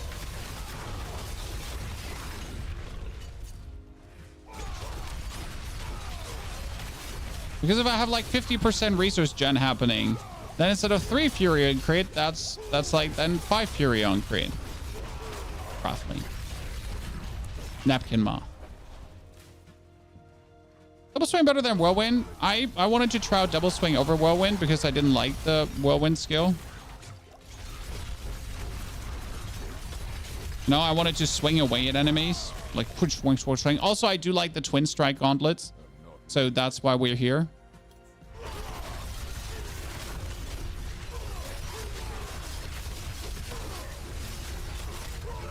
Oh, I wanted to just get my damage reduction going.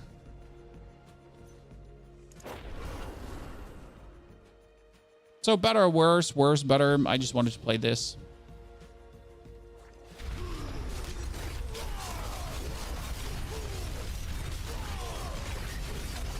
And I can tell you, I leveled now with double swing, and it was an absolutely incredible level experience. It was super fun. I never felt not powerful. And now that I hit 100, I am still at the point where I'm feeling very strong. Especially when it comes down, like we could clear the tier 61 pit obviously with ease. The 79 also is going down quite nicely. There is some damage we're taking, but I think it's mostly down to me just like still being a bit inexperienced in the rotation of my skills, right? I'd have to change some skill points here. As I said, I want to increase the shout duration probably. Put like 1-2 skill points different.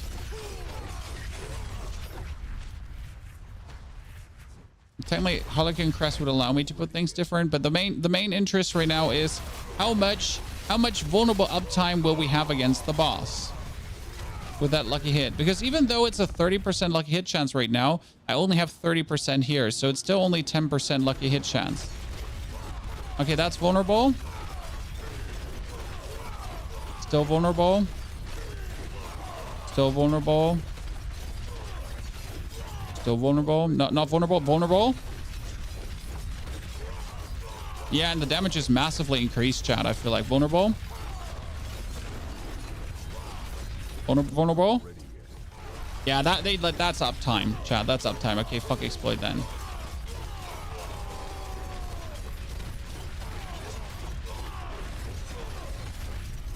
Vulnerable. So truly we can keep the vulnerable up. But now is the question, with the Fury generation we're having here right now, could I go for Yens? Could I have more shouts up? Okay, I tried to out-tank that Bramble. Well, we're definitely slamming harder now. So our damage is obviously vastly increased because we're essentially having the 10% multiplier from Decimator happening at all times. So that's like the thing, right? So the 10% multiplier from Decimator is happening at all times, plus that paired together with whatever shebang we get going on here.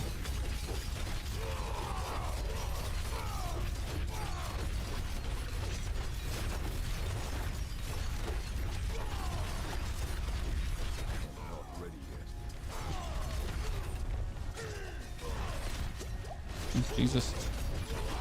Should have just stood like in that thingy and just kept attacking, right? Yeah, so the vulnerable is like always up, chat. Okay, done. That's like a 6-minute good clear like that. Nice. Whew. That was good. It was good. We're going places. We could try Lilith now again to see like how that feels.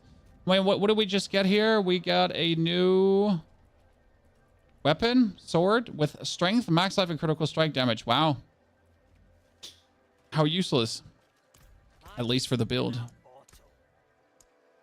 3,814. What will we upgrade now further to essentially enhance the build? I mean, technically the fury per second icon, but I don't know if it actually goes further. Right?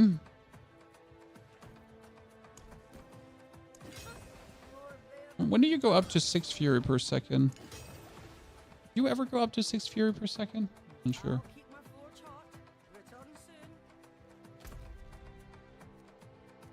Okay, now let's see. Go back to her. I mean, she's kind of like the test for... Oh, we got a Stygian stone. Chat, we could farm another Stygian stone. That's good. So, by the way, yes, we do know that Bash is better, right? But we have no interest in, like, right now swapping everything around because you can't just simply swap everything around, correct? Because my weapons are all made for double swing, tempers, and whatsoever, blah. So just swapping things doesn't just simply work like that, right? I'd have to like take very heavy efforts into my hands to swap anything around, which we're not doing. Okay, so against Lilith, I would like to have the bonus attack speed. Okay, so here, bonus attack speed, 15%. We're sitting at 60% bonus attack speed, 36.2% crit chance. And again, the problem right now is this is my only crit chance. This is my only crit chance. By the way, why didn't we upgrade the amulet, chat? We're an idiot.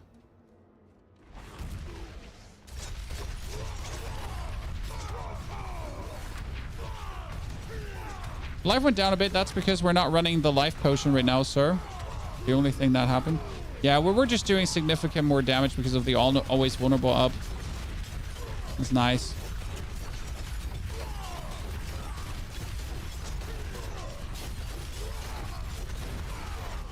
Still kind of interesting to see that Barbarian suffers the same problem as Necker in terms of no mobility skill, depending on what you play.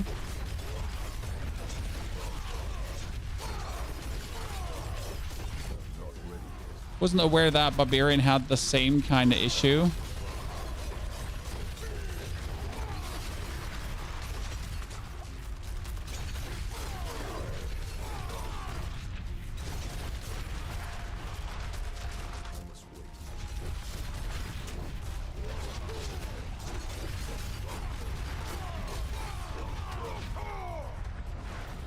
Rain. That's actually intriguing. People would like to have a word with you. I remember we just swapped over to Leap and tried that too. So I think like there's no issue like if you want to leap around. But it's still intriguing. What's the best site for trading? We're using Diablo.trade. I mean, in order to kill Lilith, I would just like beef this up further, that's for sure. Okay, so what I wanted to do, I was thinking about cutting the raid leader to just give me more shout duration. I'm not sure if that is what I want to do. Technically, I could cut the point out of challenging shroud because if I cut the point out because of my Harlequin crest, I could just put it in here. So that's actually kind of funny. We can put the point out of pressure point. That's what we have been playing before. But we don't need that anymore. And I could also yoink another point out of fury, which like doesn't really make sense for the maximum fury there to be active. Then we need to upgrade the amulet one more. Oh, now we could try out a 99 too.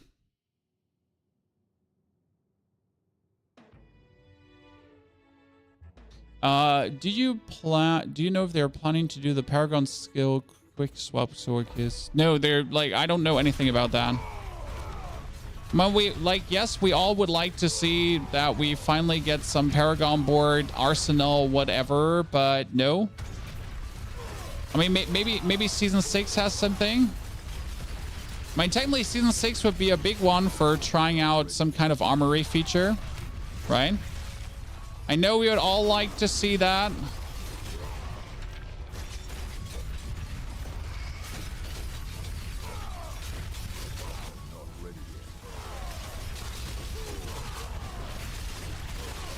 Okay, that's a lot of poison. That's a lot of poison that we can't handle like that. It's a critical strike percentage. I mean, currently we're sitting at 36, 37%.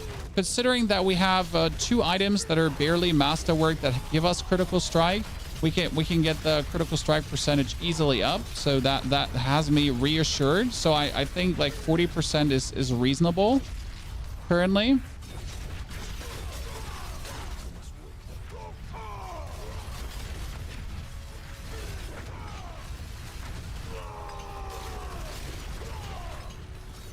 But obviously we need to take this damage further because I'm not happy yet with the damage we're having, right? We need to reroll some items that have that have damage overall to crit damage. It boosts our damage. I mean, we're doing fine. Let's say it like this. So I'm happy with the result of just getting 100 and being able to do what we're doing. So that's a check mark for me. Especially when it comes down to like just generally being able to essentially hold the W button and just zoom through the dungeon, right? So that's working as intended. I want to be able to shout. I want to be able to press my button. I want to just like, you know, here shout at these nerds and look how fast they're dying, right? So that's great so far.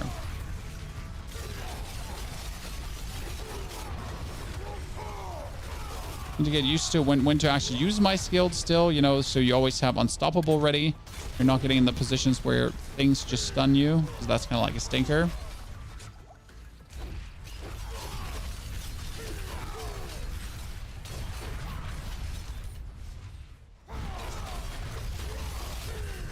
Like, why did I just go in with my unstoppable shout there? That made no sense. Just decided that was a smart thing to do, but it wasn't, because then we're gonna get stunned, and then if I get stunned, I die. Oh, there's a dead end here.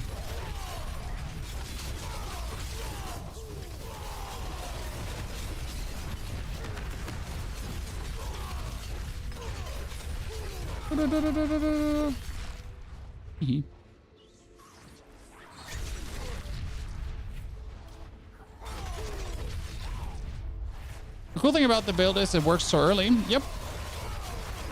Also means it only works early. I highly disagree. I mean, what does only works early mean? This is enough. I mean, you can clear 79s with it. You can clear 89s with it. You're good. I mean, every level of masterworking I do now will improve the timer. So you could get to the point easily where you clear 89s in sub 5 minutes with this build, right? Was just a bit of perseverance. So what do you want more? I mean, obviously now if you want to go deeper into the pit, this is not a pit deep diving build, that's for sure. But it also never had to be, right? Can I eat all of these 3 fireballs at the same time? Asking for a friend who really wants to know if I can eat all 3 fireballs at the same time without dying. But at the same time, I'm kind of like concerned doing that because I know better than to tempt a fate like that, Frodo. I've been in that position. Why not sacrifice rubies for more emeralds? Because emeralds don't give me more crit chance in my gear. Critical strike damage in my gear, sir.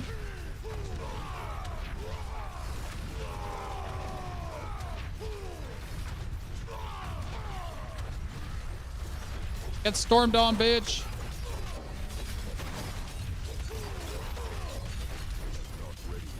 You want to know why we're staggering more, Chad?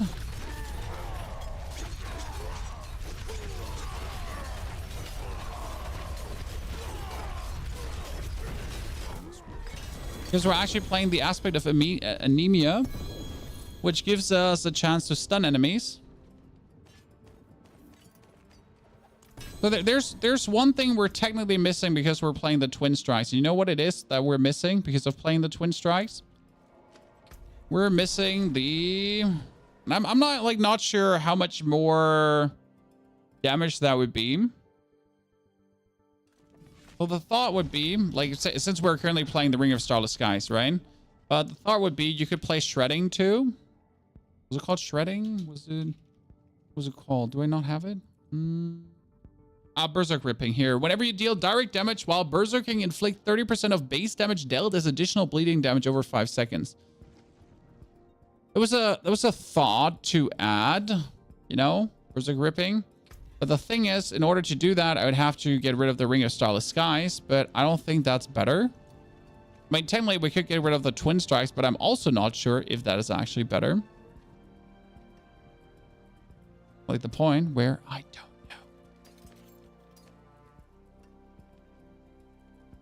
That's a two-handed cleaver. Nope. That was a chest. Nope. That was a Haragath thingy. Greetings. How shall I guide my hammer? We wanted to... Yep. Now let me do the most important thing for more damage. So we're going to make some up the side.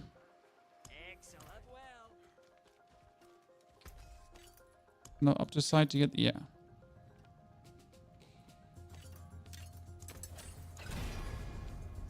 Oh, wow. Look at that. That's perfect, Chad. So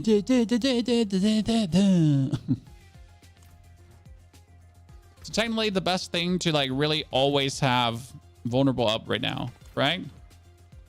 I forge more than horseshoes and nails. What do you need? Ta-da. So how much attack speed are we at? We're sitting at 61.1% attack speed. Okay. And we're getting another 25% if we crit. And we do crit a lot. But in total in fights, we're having like tons of attack speed. What we need right now is one more Stygian Stone so we could kill a tormented boss. Or we could at least try to kill a tormented boss. I mean, if I then drink now here the attack speed potion, right? With the attack speed potion, we're sitting at... Actually, 61% with the attack speed potion. Do not use the exploit glyph. No, why would we use the exploit glyph? The exploit glyph is factually useless because what does the exploit glyph do? It does 3 seconds of vulnerable.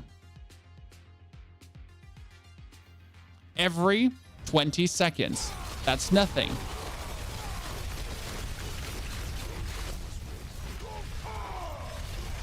Exploit glyph is horrible.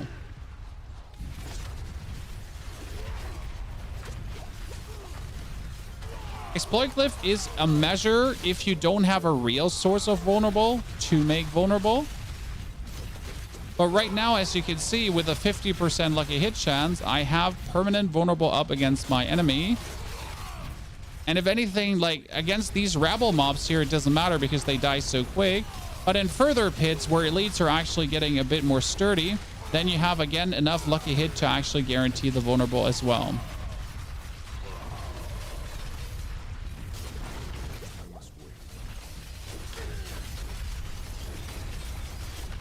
Island double swing. Well, so like you need the berserking extend, sir. I mean, you want to have berserking up 100% of the time. So you're playing the double swing for permanent berserking, not vulnerable.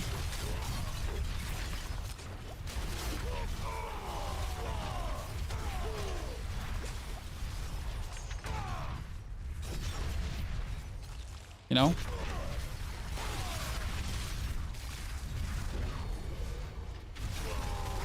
The exploit is cute, but just having literally the stat here for the vulnerable is just better. I mean, even the lucky to hit chance for vulnerable on the Paragon board is better.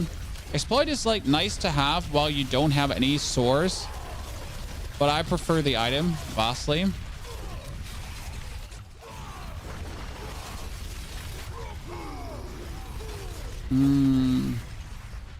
So this is when I'm not dying, right? But we're getting like another source of thing from somewhere. Read it wrong. It's okay, Foob. Don't worry. Things happen. So don't feel bad about playing exploit. It's like it's okay, especially when you're leveling and when you're pushing, right? Everything dies in 3 seconds. Even here, like these mobs, they mostly die in what equates to 3 seconds. So we're not really like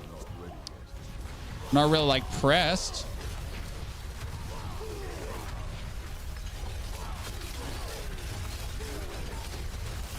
Yes, we almost did die there. Stupid poison.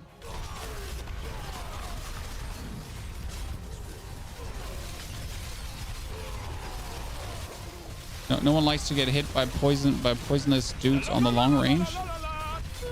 Yeah, see, now with the new bonus attack speed and everything, we're like about a minute faster. Savvy thing with the 17 months of support. Savvy greetings. So the goal would be, should we try the 99 now, Chad? I mean, we have locked out the 89 already. Do you think we could do the 99 too, or are we gonna die? What do we have to lose, right?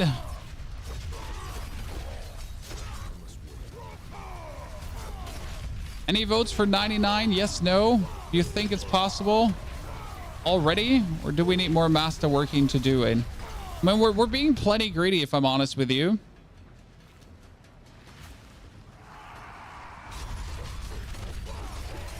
We're currently using Wrath. So we put Exploit away and we put Wrath on because Wrath gives us Fury per crit. And we essentially crit, and more Fury is more Dust Devils and is more Cowbell.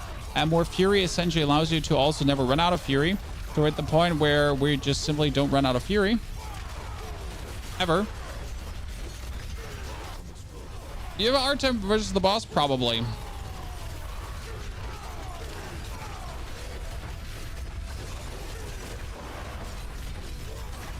Haha, you tried to get me, but you didn't. Remember, right now we reduced this time here to finish a oh wow, really? Did not expect to actually die there. So we reduced the time to get this done to, like, if we don't die, to like 5 minutes, which is good.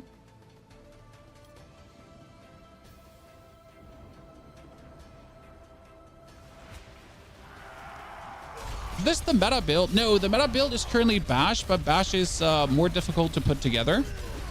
So this is like a build that you can level with and that you can put together extremely easy. The pieces are really simple and it has a nice upgrade path. Also, like, the pieces are synergistic to other builds, so that's like that, right? Like, so your main gear pieces that are essentially going for the imposing presence and stuff like that is essentially the same as you would do with other builds. So it's not like that you're going out of your way to make this build work. It's kind of just like super similar to other builds.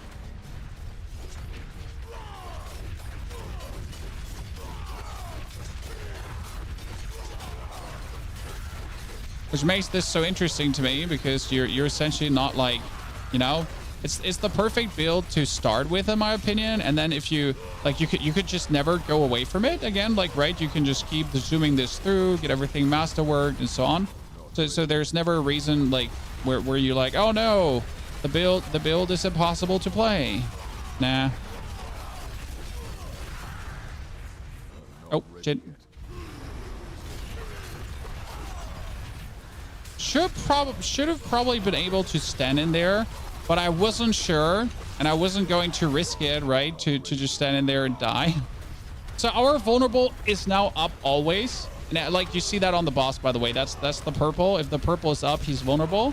And that's like it, right? Right now, with a 40% lucky hit chance, we essentially maintain permanent vulnerable, permanent 10% damage multiplier. As we overpower as well quite a lot with all these, it's actually a permanent 20% damage multiplier, which is quite huge. That's another Stygian Stones. Chad, we can do a tormented boss. Chad, which tormented are we doing? Well, what do we? I think I only have Grig. That's the problem. But Grig could be stupid for this. I kind of want to do Endariel, but I don't have Endariel right now, so I usually have Steel beyond belief. I didn't give all my Steel away.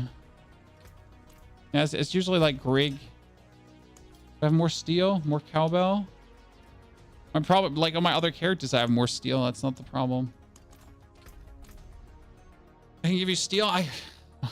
Man, is that some you know, Steel in your pocket, or are you just happy to see me, sir?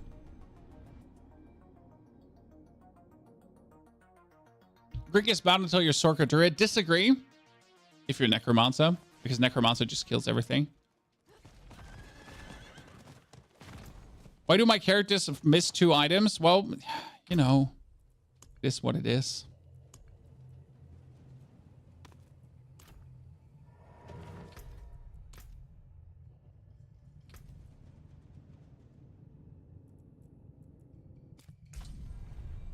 My first time barbarian. Do, do, do.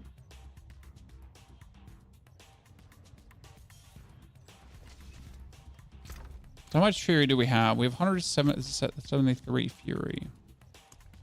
Steel. Stainless steel. Let's go for Gregoire Zilgalvanic Stains. I can sponsor X. Oh, no, thank you. I appreciate you like offering, but I don't need your help.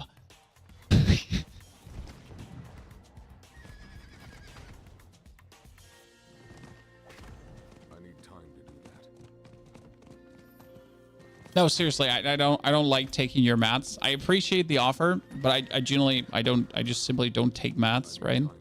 Always shitty.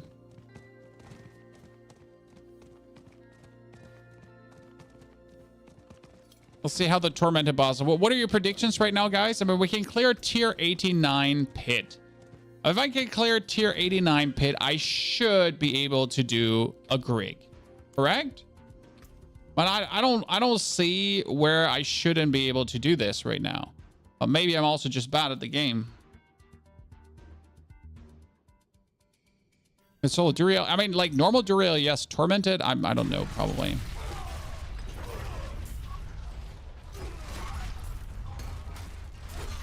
I must wait.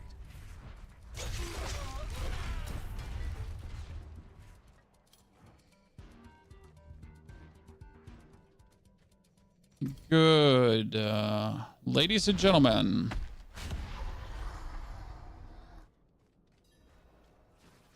Please don't hurt me.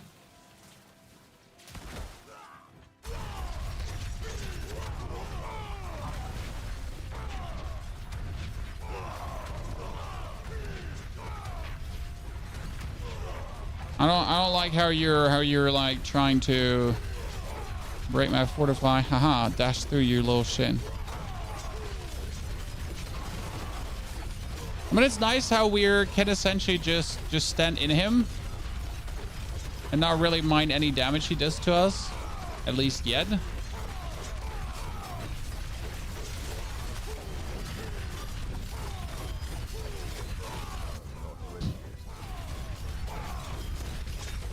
And is it the most efficient? No. Sir, could you please walk to me because I can't go into your laser? Thank you very much.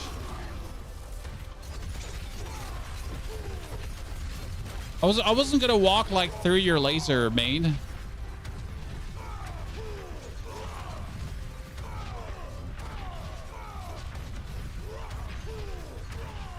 And poor dude is just getting pummeled.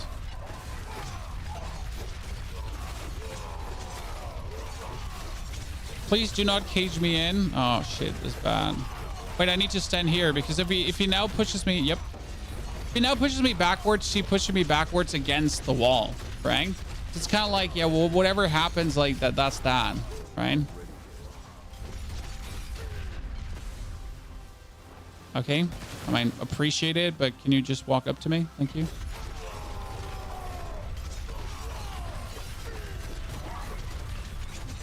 Appreciate the bonus cowbell there, brother, but how about you just stand like kissing the wall? I mean, it's funny how like this is like just stupid because we're literally like unfazed, you know? It's like, well, what you gonna do? How you want to kill me, brother?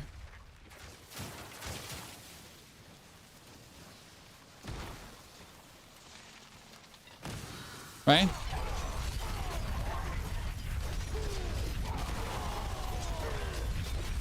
I mean, like, how do you intend to do enough damage to me that I die? Okay, you don't. Good.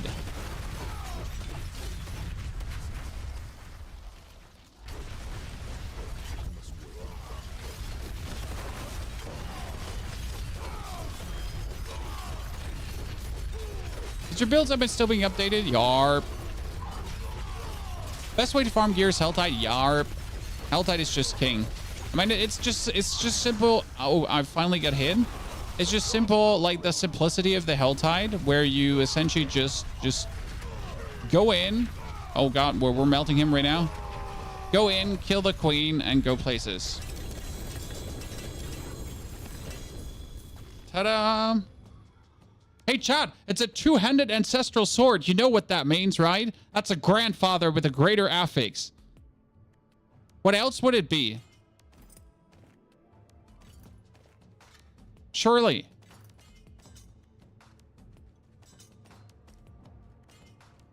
I can't lift more. I mean, obviously, it's that sword of Harrogate. Oh, actually, it is.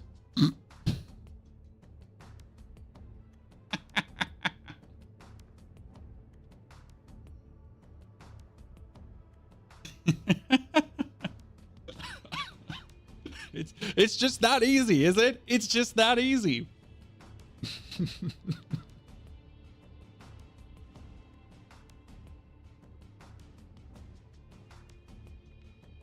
It's a good day, Chad. It's a good day. And I don't even need it. That's the problem. You know, the problem is, the actual problem is, they kind of don't need it. Oh, Chad, the Frenzy amulet with a greater affix on Frenzy. I don't actually need that as well, but it is still like, oh my goodness, this is actually a good roll. Can I sell this? Can I make money with that? What is actually Frenzy for skill? What's Frenzy for skill? The whirlwind, hammer, upheaval, double swing, Frenzy like. What's Frenzy? Which thingy is Frenzy? No, I don't even know. You can't trade Ubers. I know, but that's not an Uber. It's Battle Trans an Uber. It's a basic skill. How do I go past it? There's like 1, 2, bash, Frenzy. Okay, so unleash a rapid flurry of blows, dealing damage with each pair of hits. If Frenzy hits an enemy, its attack speed is increased by 20% for 3 seconds up to 60%. Oh wow. That kind of seems sexy though, like having like Frenzy go on, right? Remember, wouldn't Frenzy be really nice with a Magnum Opus, where the skill does more damage the more fury you have, and like you have like Frenzy with more fury, right? Frenzy ain't good. I assumed so. That's the problem, because I haven't seen any Frenzy builds, but I'm just happy to have items, you know. Oh, 3 to bash. Wee, chat. Wee. Just in case you want to play bash Barb, chat, right? Is that the pair of pants we're looking for?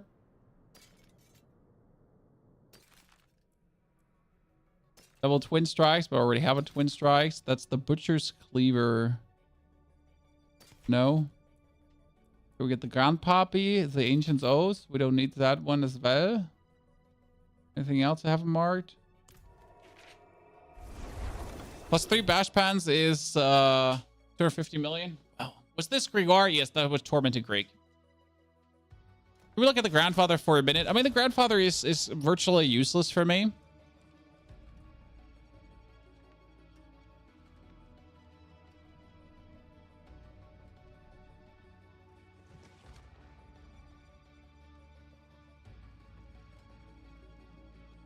Now you get to do the bash build. I mean, like, bash build I have no interest in right now doing. Let me see. Let me just see what would I have to do for the bash build out of mere interest. So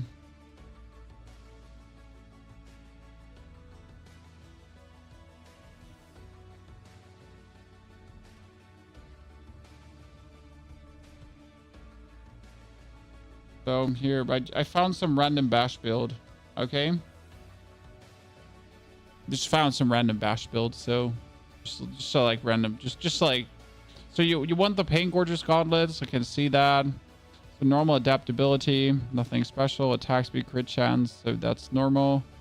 You want bash cleaves for damage. I can see that. Bash cleaves for damage and bash cleaves for, really? You just want that? A billion time bash cleaves for damage? What is that for temper?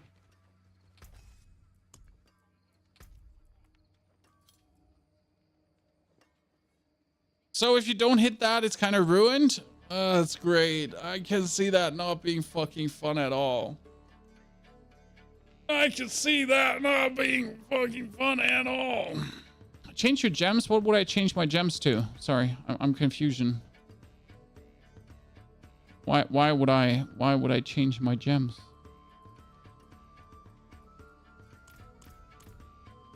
You need steelwork, repairs. Is it true that Barb's peaks kind of feels weak leveling? It only feels weak the first 10 levels. I mean, if you're unsure about Barb leveling, I highly recommend you to exactly watch this stream from yesterday. So that stream here. Wait, let me zoom in. That stream from yesterday that says here, Barb. Because the first 10 levels, you'll see it's kind of weird. And then after the first 10 levels, it goes... You're using flawless instead of royals. Yeah, that's because I don't have all the royals, I think. I mean, like, well, why would I have 5 emeralds? See, I can make 4 emeralds. You know?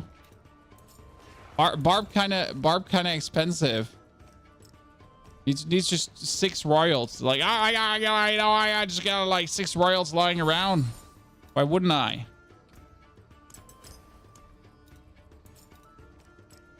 You're happy now?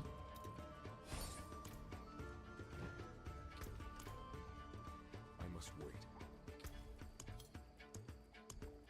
More Ingolith, more cowbell. So I guess we would need to get my weapons upgraded to increase the size, because right now we're close to 100% Dust Devil size, and Dust Devil does more damage the bigger it is, right? And also one thing we need to essentially get the Dust Devil tempering off the thing, because what are we missing right now, guys? On my 100 weapon, we're missing the Dust Devil damage tempering. Because right now we could do Dust Devil another 100% bonus damage plus 100% damage, right? And we have double chance though, because our chance is so low here for the cast twice that we actually went for the other cast twice. But I feel like I would probably do better if I actually went for the damage tempering. So should we do that? Just to see how much more damage that would be. See, that's 150% damage. Like for the Dust Devil's bonus to just multiply up harder, I guess. My skills matched. You'll see. Oh, that one is my chance for Dust Devils.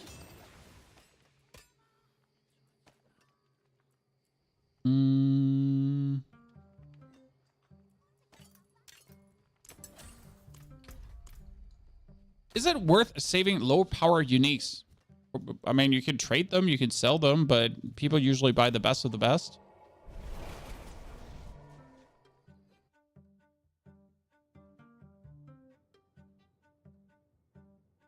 Dariel's Visage is in a rogue. And with a buffed in Dariel's Visage, it should actually be better than ever. Because in Dariel's Visage actually get buffed in case you missed that. So we figured out tormented bosses are possible, chat. Now let me see. I have another elixir of anti-venom that brings me up to 58k. And I get the attack speed elixir. And now let's see, can we do a 99? So 89 already knocked out, but can we do a 99? Don Vincento, thank you for the 16 months of support. So without having my things 8 out of 12. Okay, so we have most of the stuff low power upgraded. We don't have my shit 8 out of 12. We don't have everything like perfectly tempered. It's all kind of shoddy. How will it go?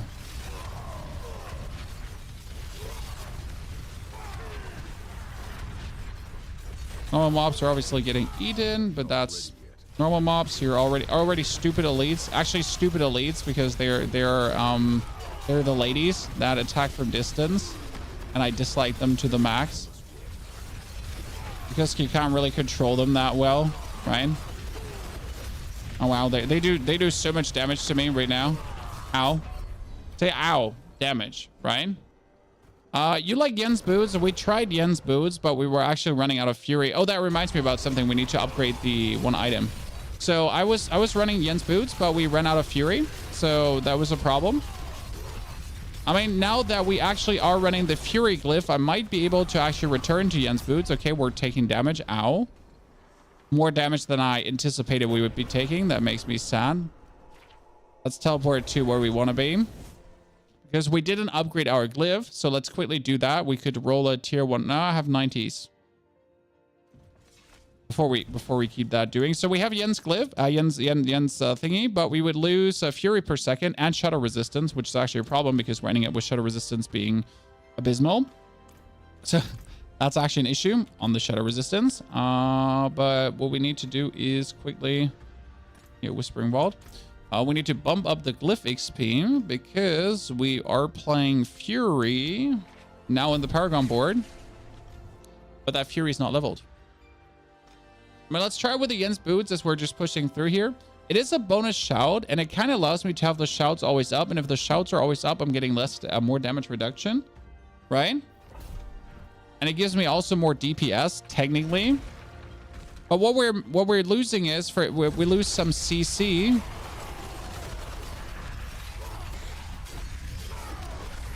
Which I'm not sure if I like. I mean, obviously now after clearing goddamn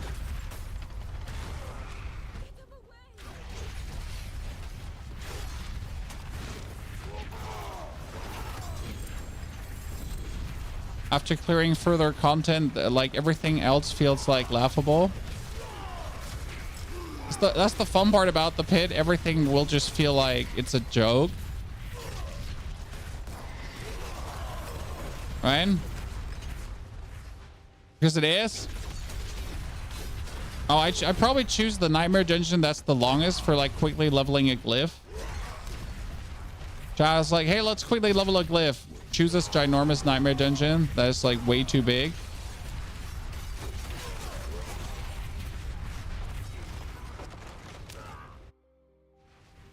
You cannot sell Andariel's Visage. It's an Uber Unique. Uber Uniques cannot be sold, so...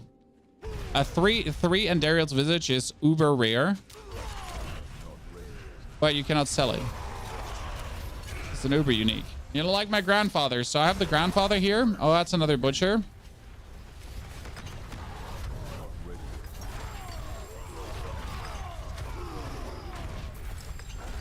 I mean, you came to a shouting match, but you weren't prepared. Chad, he wants the heat, but he wasn't ready for the heat. Okay. He wanted to mess with a bonk, so he got the honk. Actually, it's the other way around, but you know what I mean. Oh, that's terrible. Why am I doing this Nightmare Dungeon? This was a mistake. You have a build on MOBA for Barb like you have for Necro. I played that one, liked it much. Yes, we have the build guide to this build, sir. The build guide to this build is up already.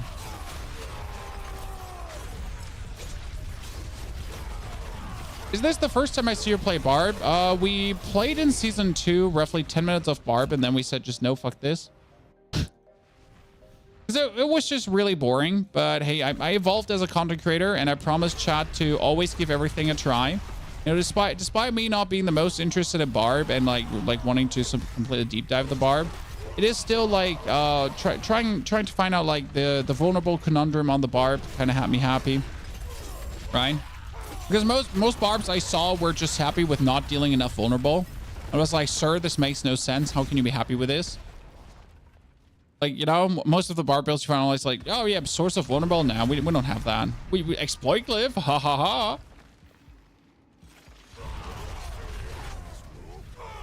Exploit is not a source of vulnerable, sir. You just get absolutely pokey doodled. Direct your little shit. Okay, we're playing currently Wrath, which actually gives us more critical strike damage as well, Chad. Right? So let's get that thing leveled up quickly because we get 3 Fury on a crit, which is more crits, which is more cowbell, which is more awesomeness.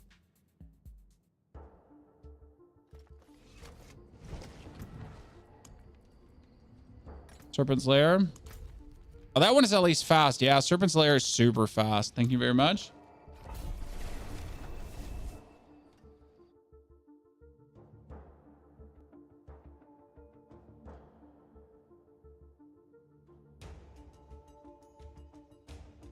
By the way, chat, for the actual changes for the patch notes, we also have the Necromancer lock coming.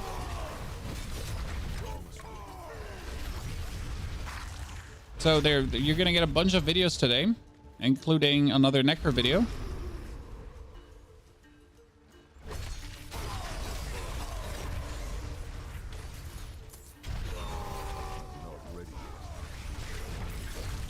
We need to try another 89 with Yen's Blessings now. Just to see how fast that feels.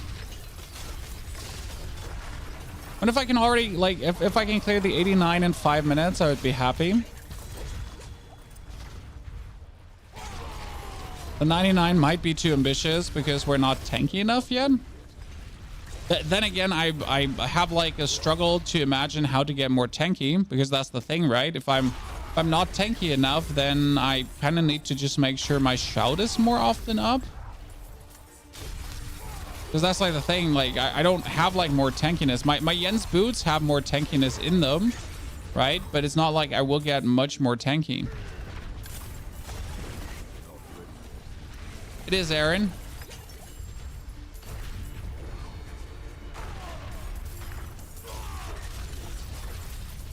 I mean, I could get more tankiness from the Paragon board, I guess. There is like damage reduction from close, damage reduction from vulnerable, damage reduction blah. So there's technically more tankiness that I could like weasel out there.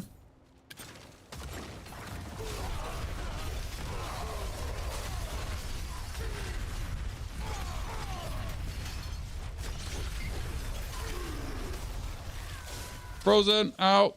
Don't like it.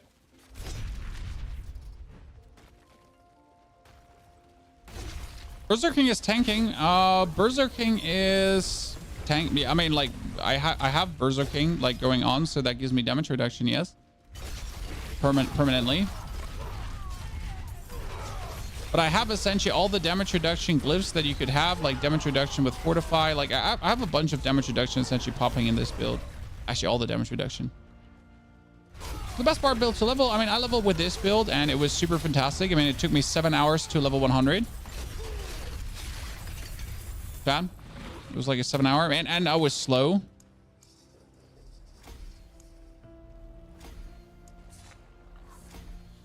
Okay, so my crit damage is currently now at 700, so we boosted the crit damage significantly. That's nice. And if I get the glyph further up, I mean, the glyph right now gives me another 50%. If I get it all the way up, it should give me another 100% roughly. This is double swing. Yep, this is double swing. Let's do the 89. I'm playing Bash Bleed on 114. Yes, Bash Bleed does great motivation, but I had no interest playing Bash Bleed yet. Especially because Bash is kind of boring. Personally.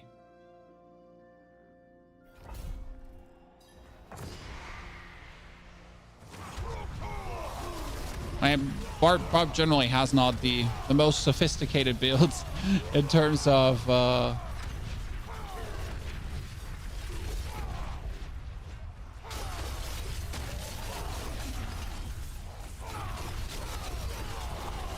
crazy madness to figure out. But I guess that's just in the nature of how Barbarian works. Okay, there was a random shout happening. I do generally like the random shouts happening. I don't actually know what I died to there right now. Oh, it might have been a lightning empowered. Yeah, that's true. I guess when goat people are involved, you can always die to things, right? Because goat people do goat things, right? They can empower their dudes to like be absolutely menaces.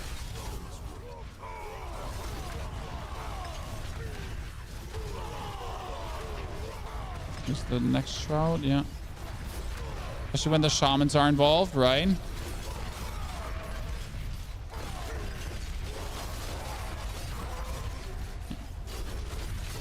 So shout up time, 10 out of 10 chat.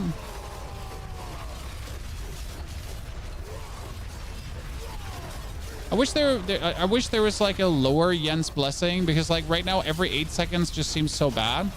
I wish there was like a way to have Yen's blessing like reliably pop more.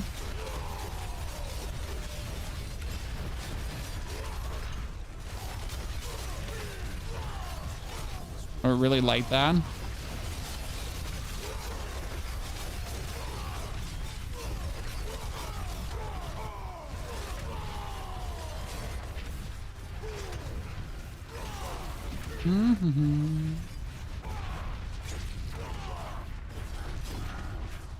That'd be cool.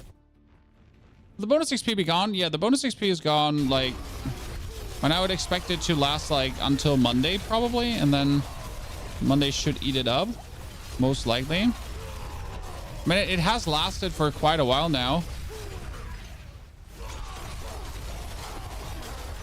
I mean, everyone had, like, their time to profit from it. But I wouldn't expect it to last much longer.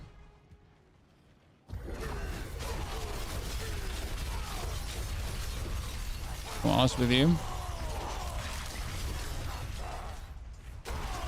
Bonus XP is still up, yes, right now, but I wouldn't expect it to last much longer than Monday. Monday's the update. You know? That's what we're saying. It's been up, like, quite a while now.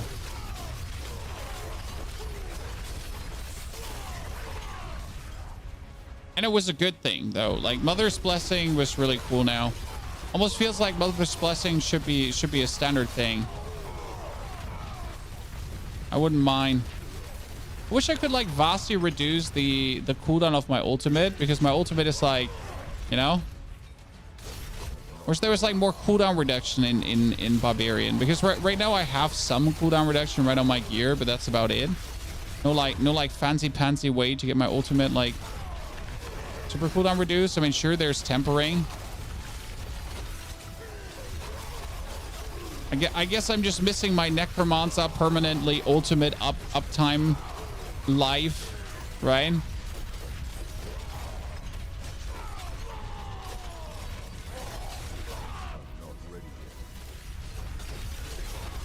What can I say? I'm just pampered.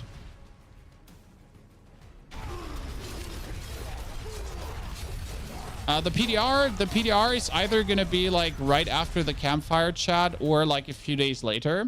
I mean, the campfire chat for the PDR is happening on the 21st.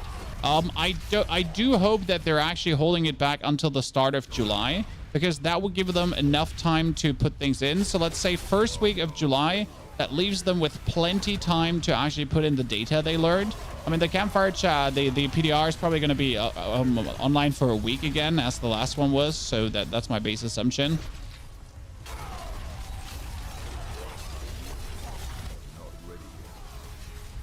So yeah, that's what we're looking at right now, I'd say.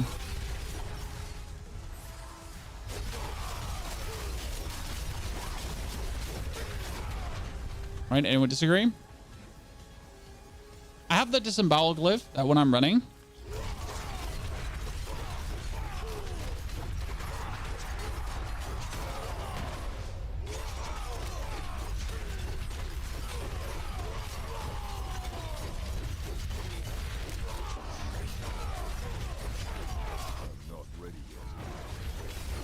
Okay, I can just eat all 4 of them. Interesting.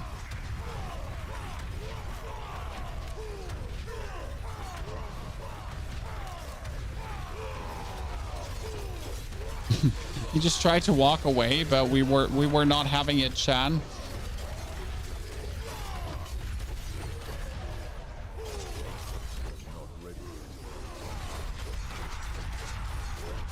My wind is stronger than yours.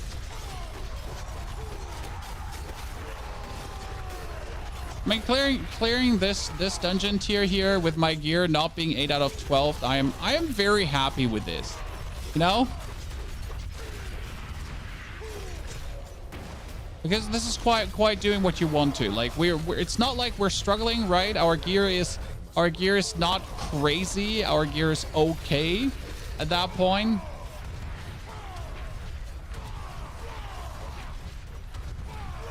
We could have better things. We're missing crit chance. We're still not sure about the twin strikes, to be honest.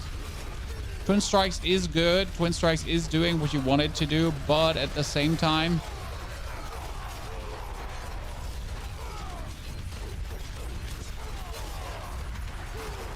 I think if she lands on me, I probably smash, but I'm not sure. I mean, maybe if I have my challenging shout up, I might be able to survive that.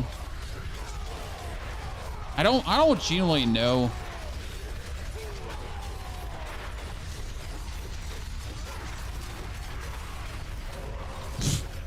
Ping pong.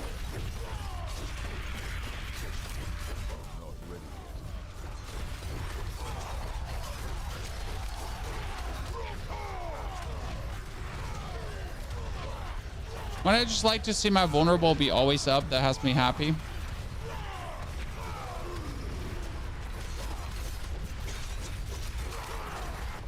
Done. A bit slower than I would like it to be, but for the level of masterworking, I think we can't complain, right? Do you think like we could boost the time vastly lower by just masterworking up our gear? Most likely, correct? So, what was I thinking? Yeah, we were talking about glyphs. So I know there is like, so first and foremost, we can get this up. This is 53%, right? So if I get this now to level 21, it's gonna give me like 80%. So that's kind of nice. Farrell, thank you for the 13 months of support. Very appreciated. Happy to have you with us. I know we have currently killing a bleeding enemy has a 10% chance to reduce cooldowns of your non-ultimate active cooldowns by 1 second. So we have been playing Disembowel, but the problem is that we're currently not making anyone bleed, and that's why we actually wanted to play. So Disembowel does only work if we're playing the Berserk Ripping, right? Whenever you deal direct damage, you make someone bleed. So that would only work for that would only work when we're playing Berserk Ripping. So Disembowel actually doesn't work in our current setup. We have Martial, which is after casting a shout skill, the active cooldown of every other non-shout skill is reduced by 2 seconds, which is useless for us apart from for the ultimate. So we could essentially like start rotating our shout skills, and then since Jen's Blessing is casting the shout skill, that would give us the Wrath of the Berserker better. So that's an interesting part that could be working nicely. So yeah, I guess Martial might be an option to play instead of Disembowel right now.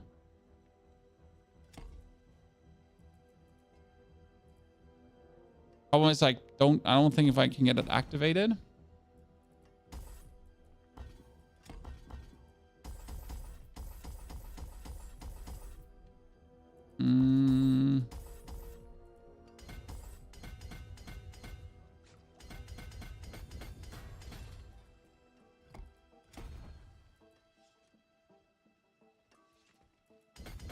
Actually, that works. Huh.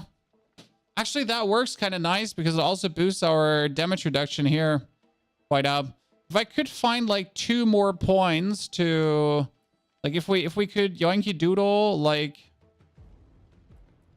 I mean, if this is up, I can actually Yoinky Doodle a point out of here, so that's going to be nice. But let's assume for a second we could get these 2 resistance points out. So you could get another damage to close, right? It's a lot of damage reduction. It would actually work. 1 point in Outburst and then Tough in Nails. What is Outburst? Outburst is gain thorns. Also gain thorns for bonus maximum life you have. And then increase your thorns. When enemies hit you, they take an additional of your thorns as bleeding damage.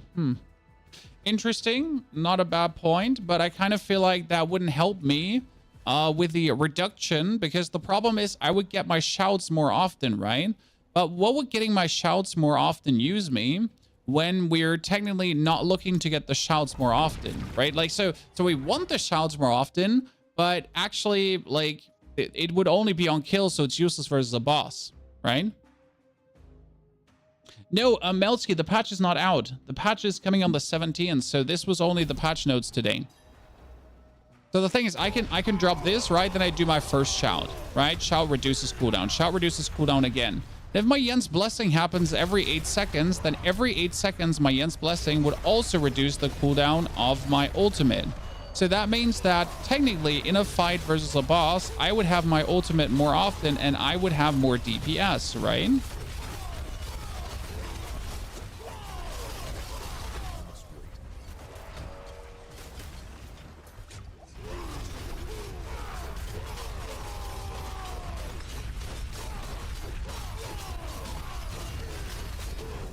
Base assumption. See, like this fast, I've never had my ulti again.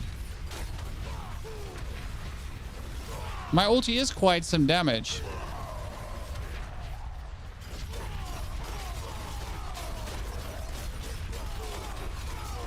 I feel like kind of binding that to the cause of getting more of this seems reasonable. I mean, let's see if we're faster now with this change. We have more damage reduction from close, so that's good as well. Right? That gets me boating.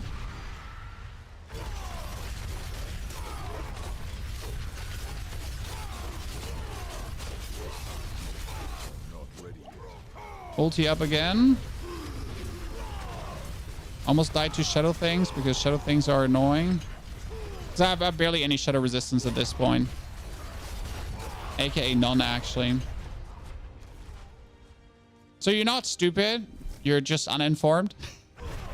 No, like it's okay to not know that is the way how it works. By the way, does actually the cast from Jens reduce the cooldown of my ulti? I mean, I'm already liking it, so definitely the martial glyph is a good suggestion. I'm happy you made that suggestion. Because I feel like, so I could get my shout skills here versus these guys more often, but versus these guys, I don't have a problem, right? We're killing these guys often enough. So getting like more shout skills against them seems a bit useless. I'd rather be able to spam my ulti more.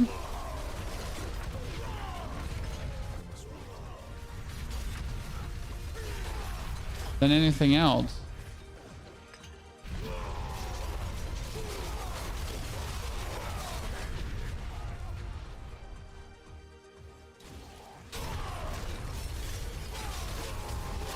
See, there's my ulti up again. I mean, obviously because of the channeling shrine. But now if we're just rotating the yelds, this is the channeling shrine. I mean, I'm gonna have it up again, right?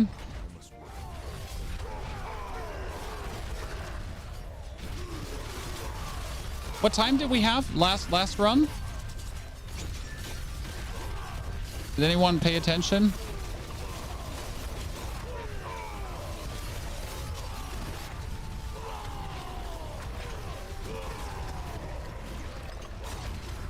What's the Starless Skies buff? 10% more damage and 10% more resource cost reduction. So it's overall just even more efficient. Making it like it was already one of the best Uber uniques in existence because it's just unconditionally good. If that makes sense. As long as you're using resource, it's just good. If you're not using resource, it's obviously not good because then like you're missing out on half of the item.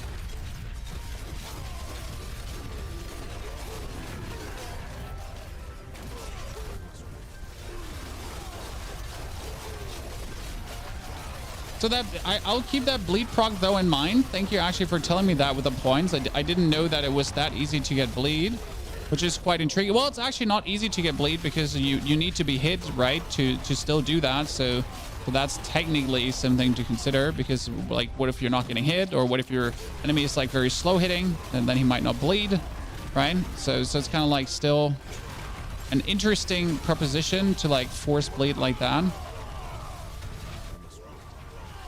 54 seconds. Let's yell some. Okay, so that's 10 minutes in right now. That was a good clear.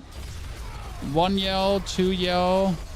Like, see our cooldown of the actual skills going down, so that's nice.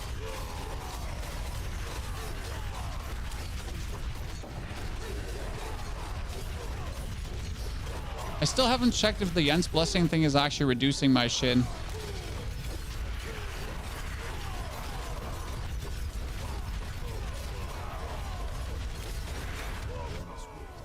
And this would obviously allow me in a fight that takes like 2 minutes to have the ulti just more often.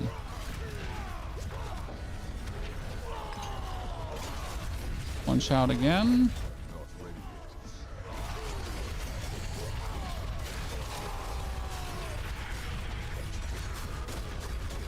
Yeah, last run ended like with 7 minutes left roughly. I mean, having my ulti like right now again up is kind of nice.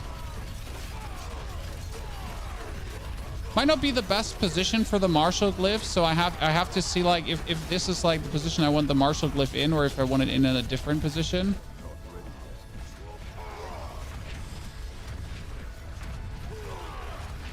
So my ulti up again.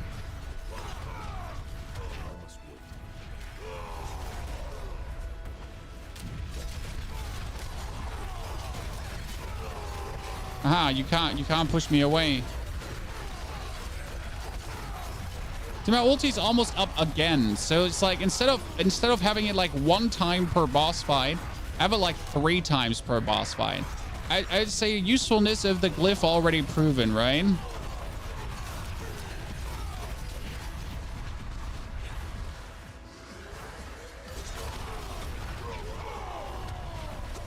I wasn't sure if I could tank it, but I wanted to save. So there we are, chat. I could. I just ate that. Boom, done. Okay, that was quicker.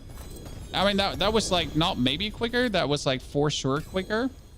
I'm happy about that.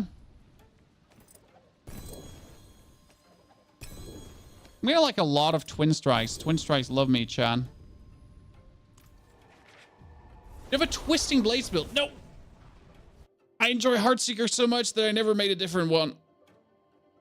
Is there a link you can follow? Yes, there's a link you can follow. So yesterday we uploaded the build. You can just check this on YouTube. There's a mobile link and everything. It's called the S tier fastest Barb. And it's going really good with the shouts and with the double strings and everything. So high recommendation. But that was nice, John. Well, we can obviously upgrade our gear now furthermore. So we've done like 2 good runs, correct? That gives us a ton of upgrade materials that we can essentially put our gear forward. And that makes me like work on the tier 100 because we're essentially getting close to doing the tier 100, right? We can get this one now up, which gives us critical strike damage bonus. I mean, that's huge, right? That should bring us forward. I mean, what we definitely need to do is we need to essentially masterwork the ring. Why? Because it gives us critical strike chance and it gives us the attack speed. So that's probably the biggest increase in damage because like with more reliable critical strike chance, we're then able to critical strike to do our things. Because if we do critical strike, we do obviously get fury and whatsoever. So that is going to be net total making us stronger. That being said, we will have to end it to here now, chat, because we are done. My wife is actually going to an event tonight. And therefore I'm on children duty. Don't worry though, this video with everything we have learned is going live in roughly an hour. And then tonight in 2-3 hours, we have another video coming about the necromancer. So have your eyes out for that. I wish you all a wonderful good evening, night, day, and I hope to see you all tomorrow again.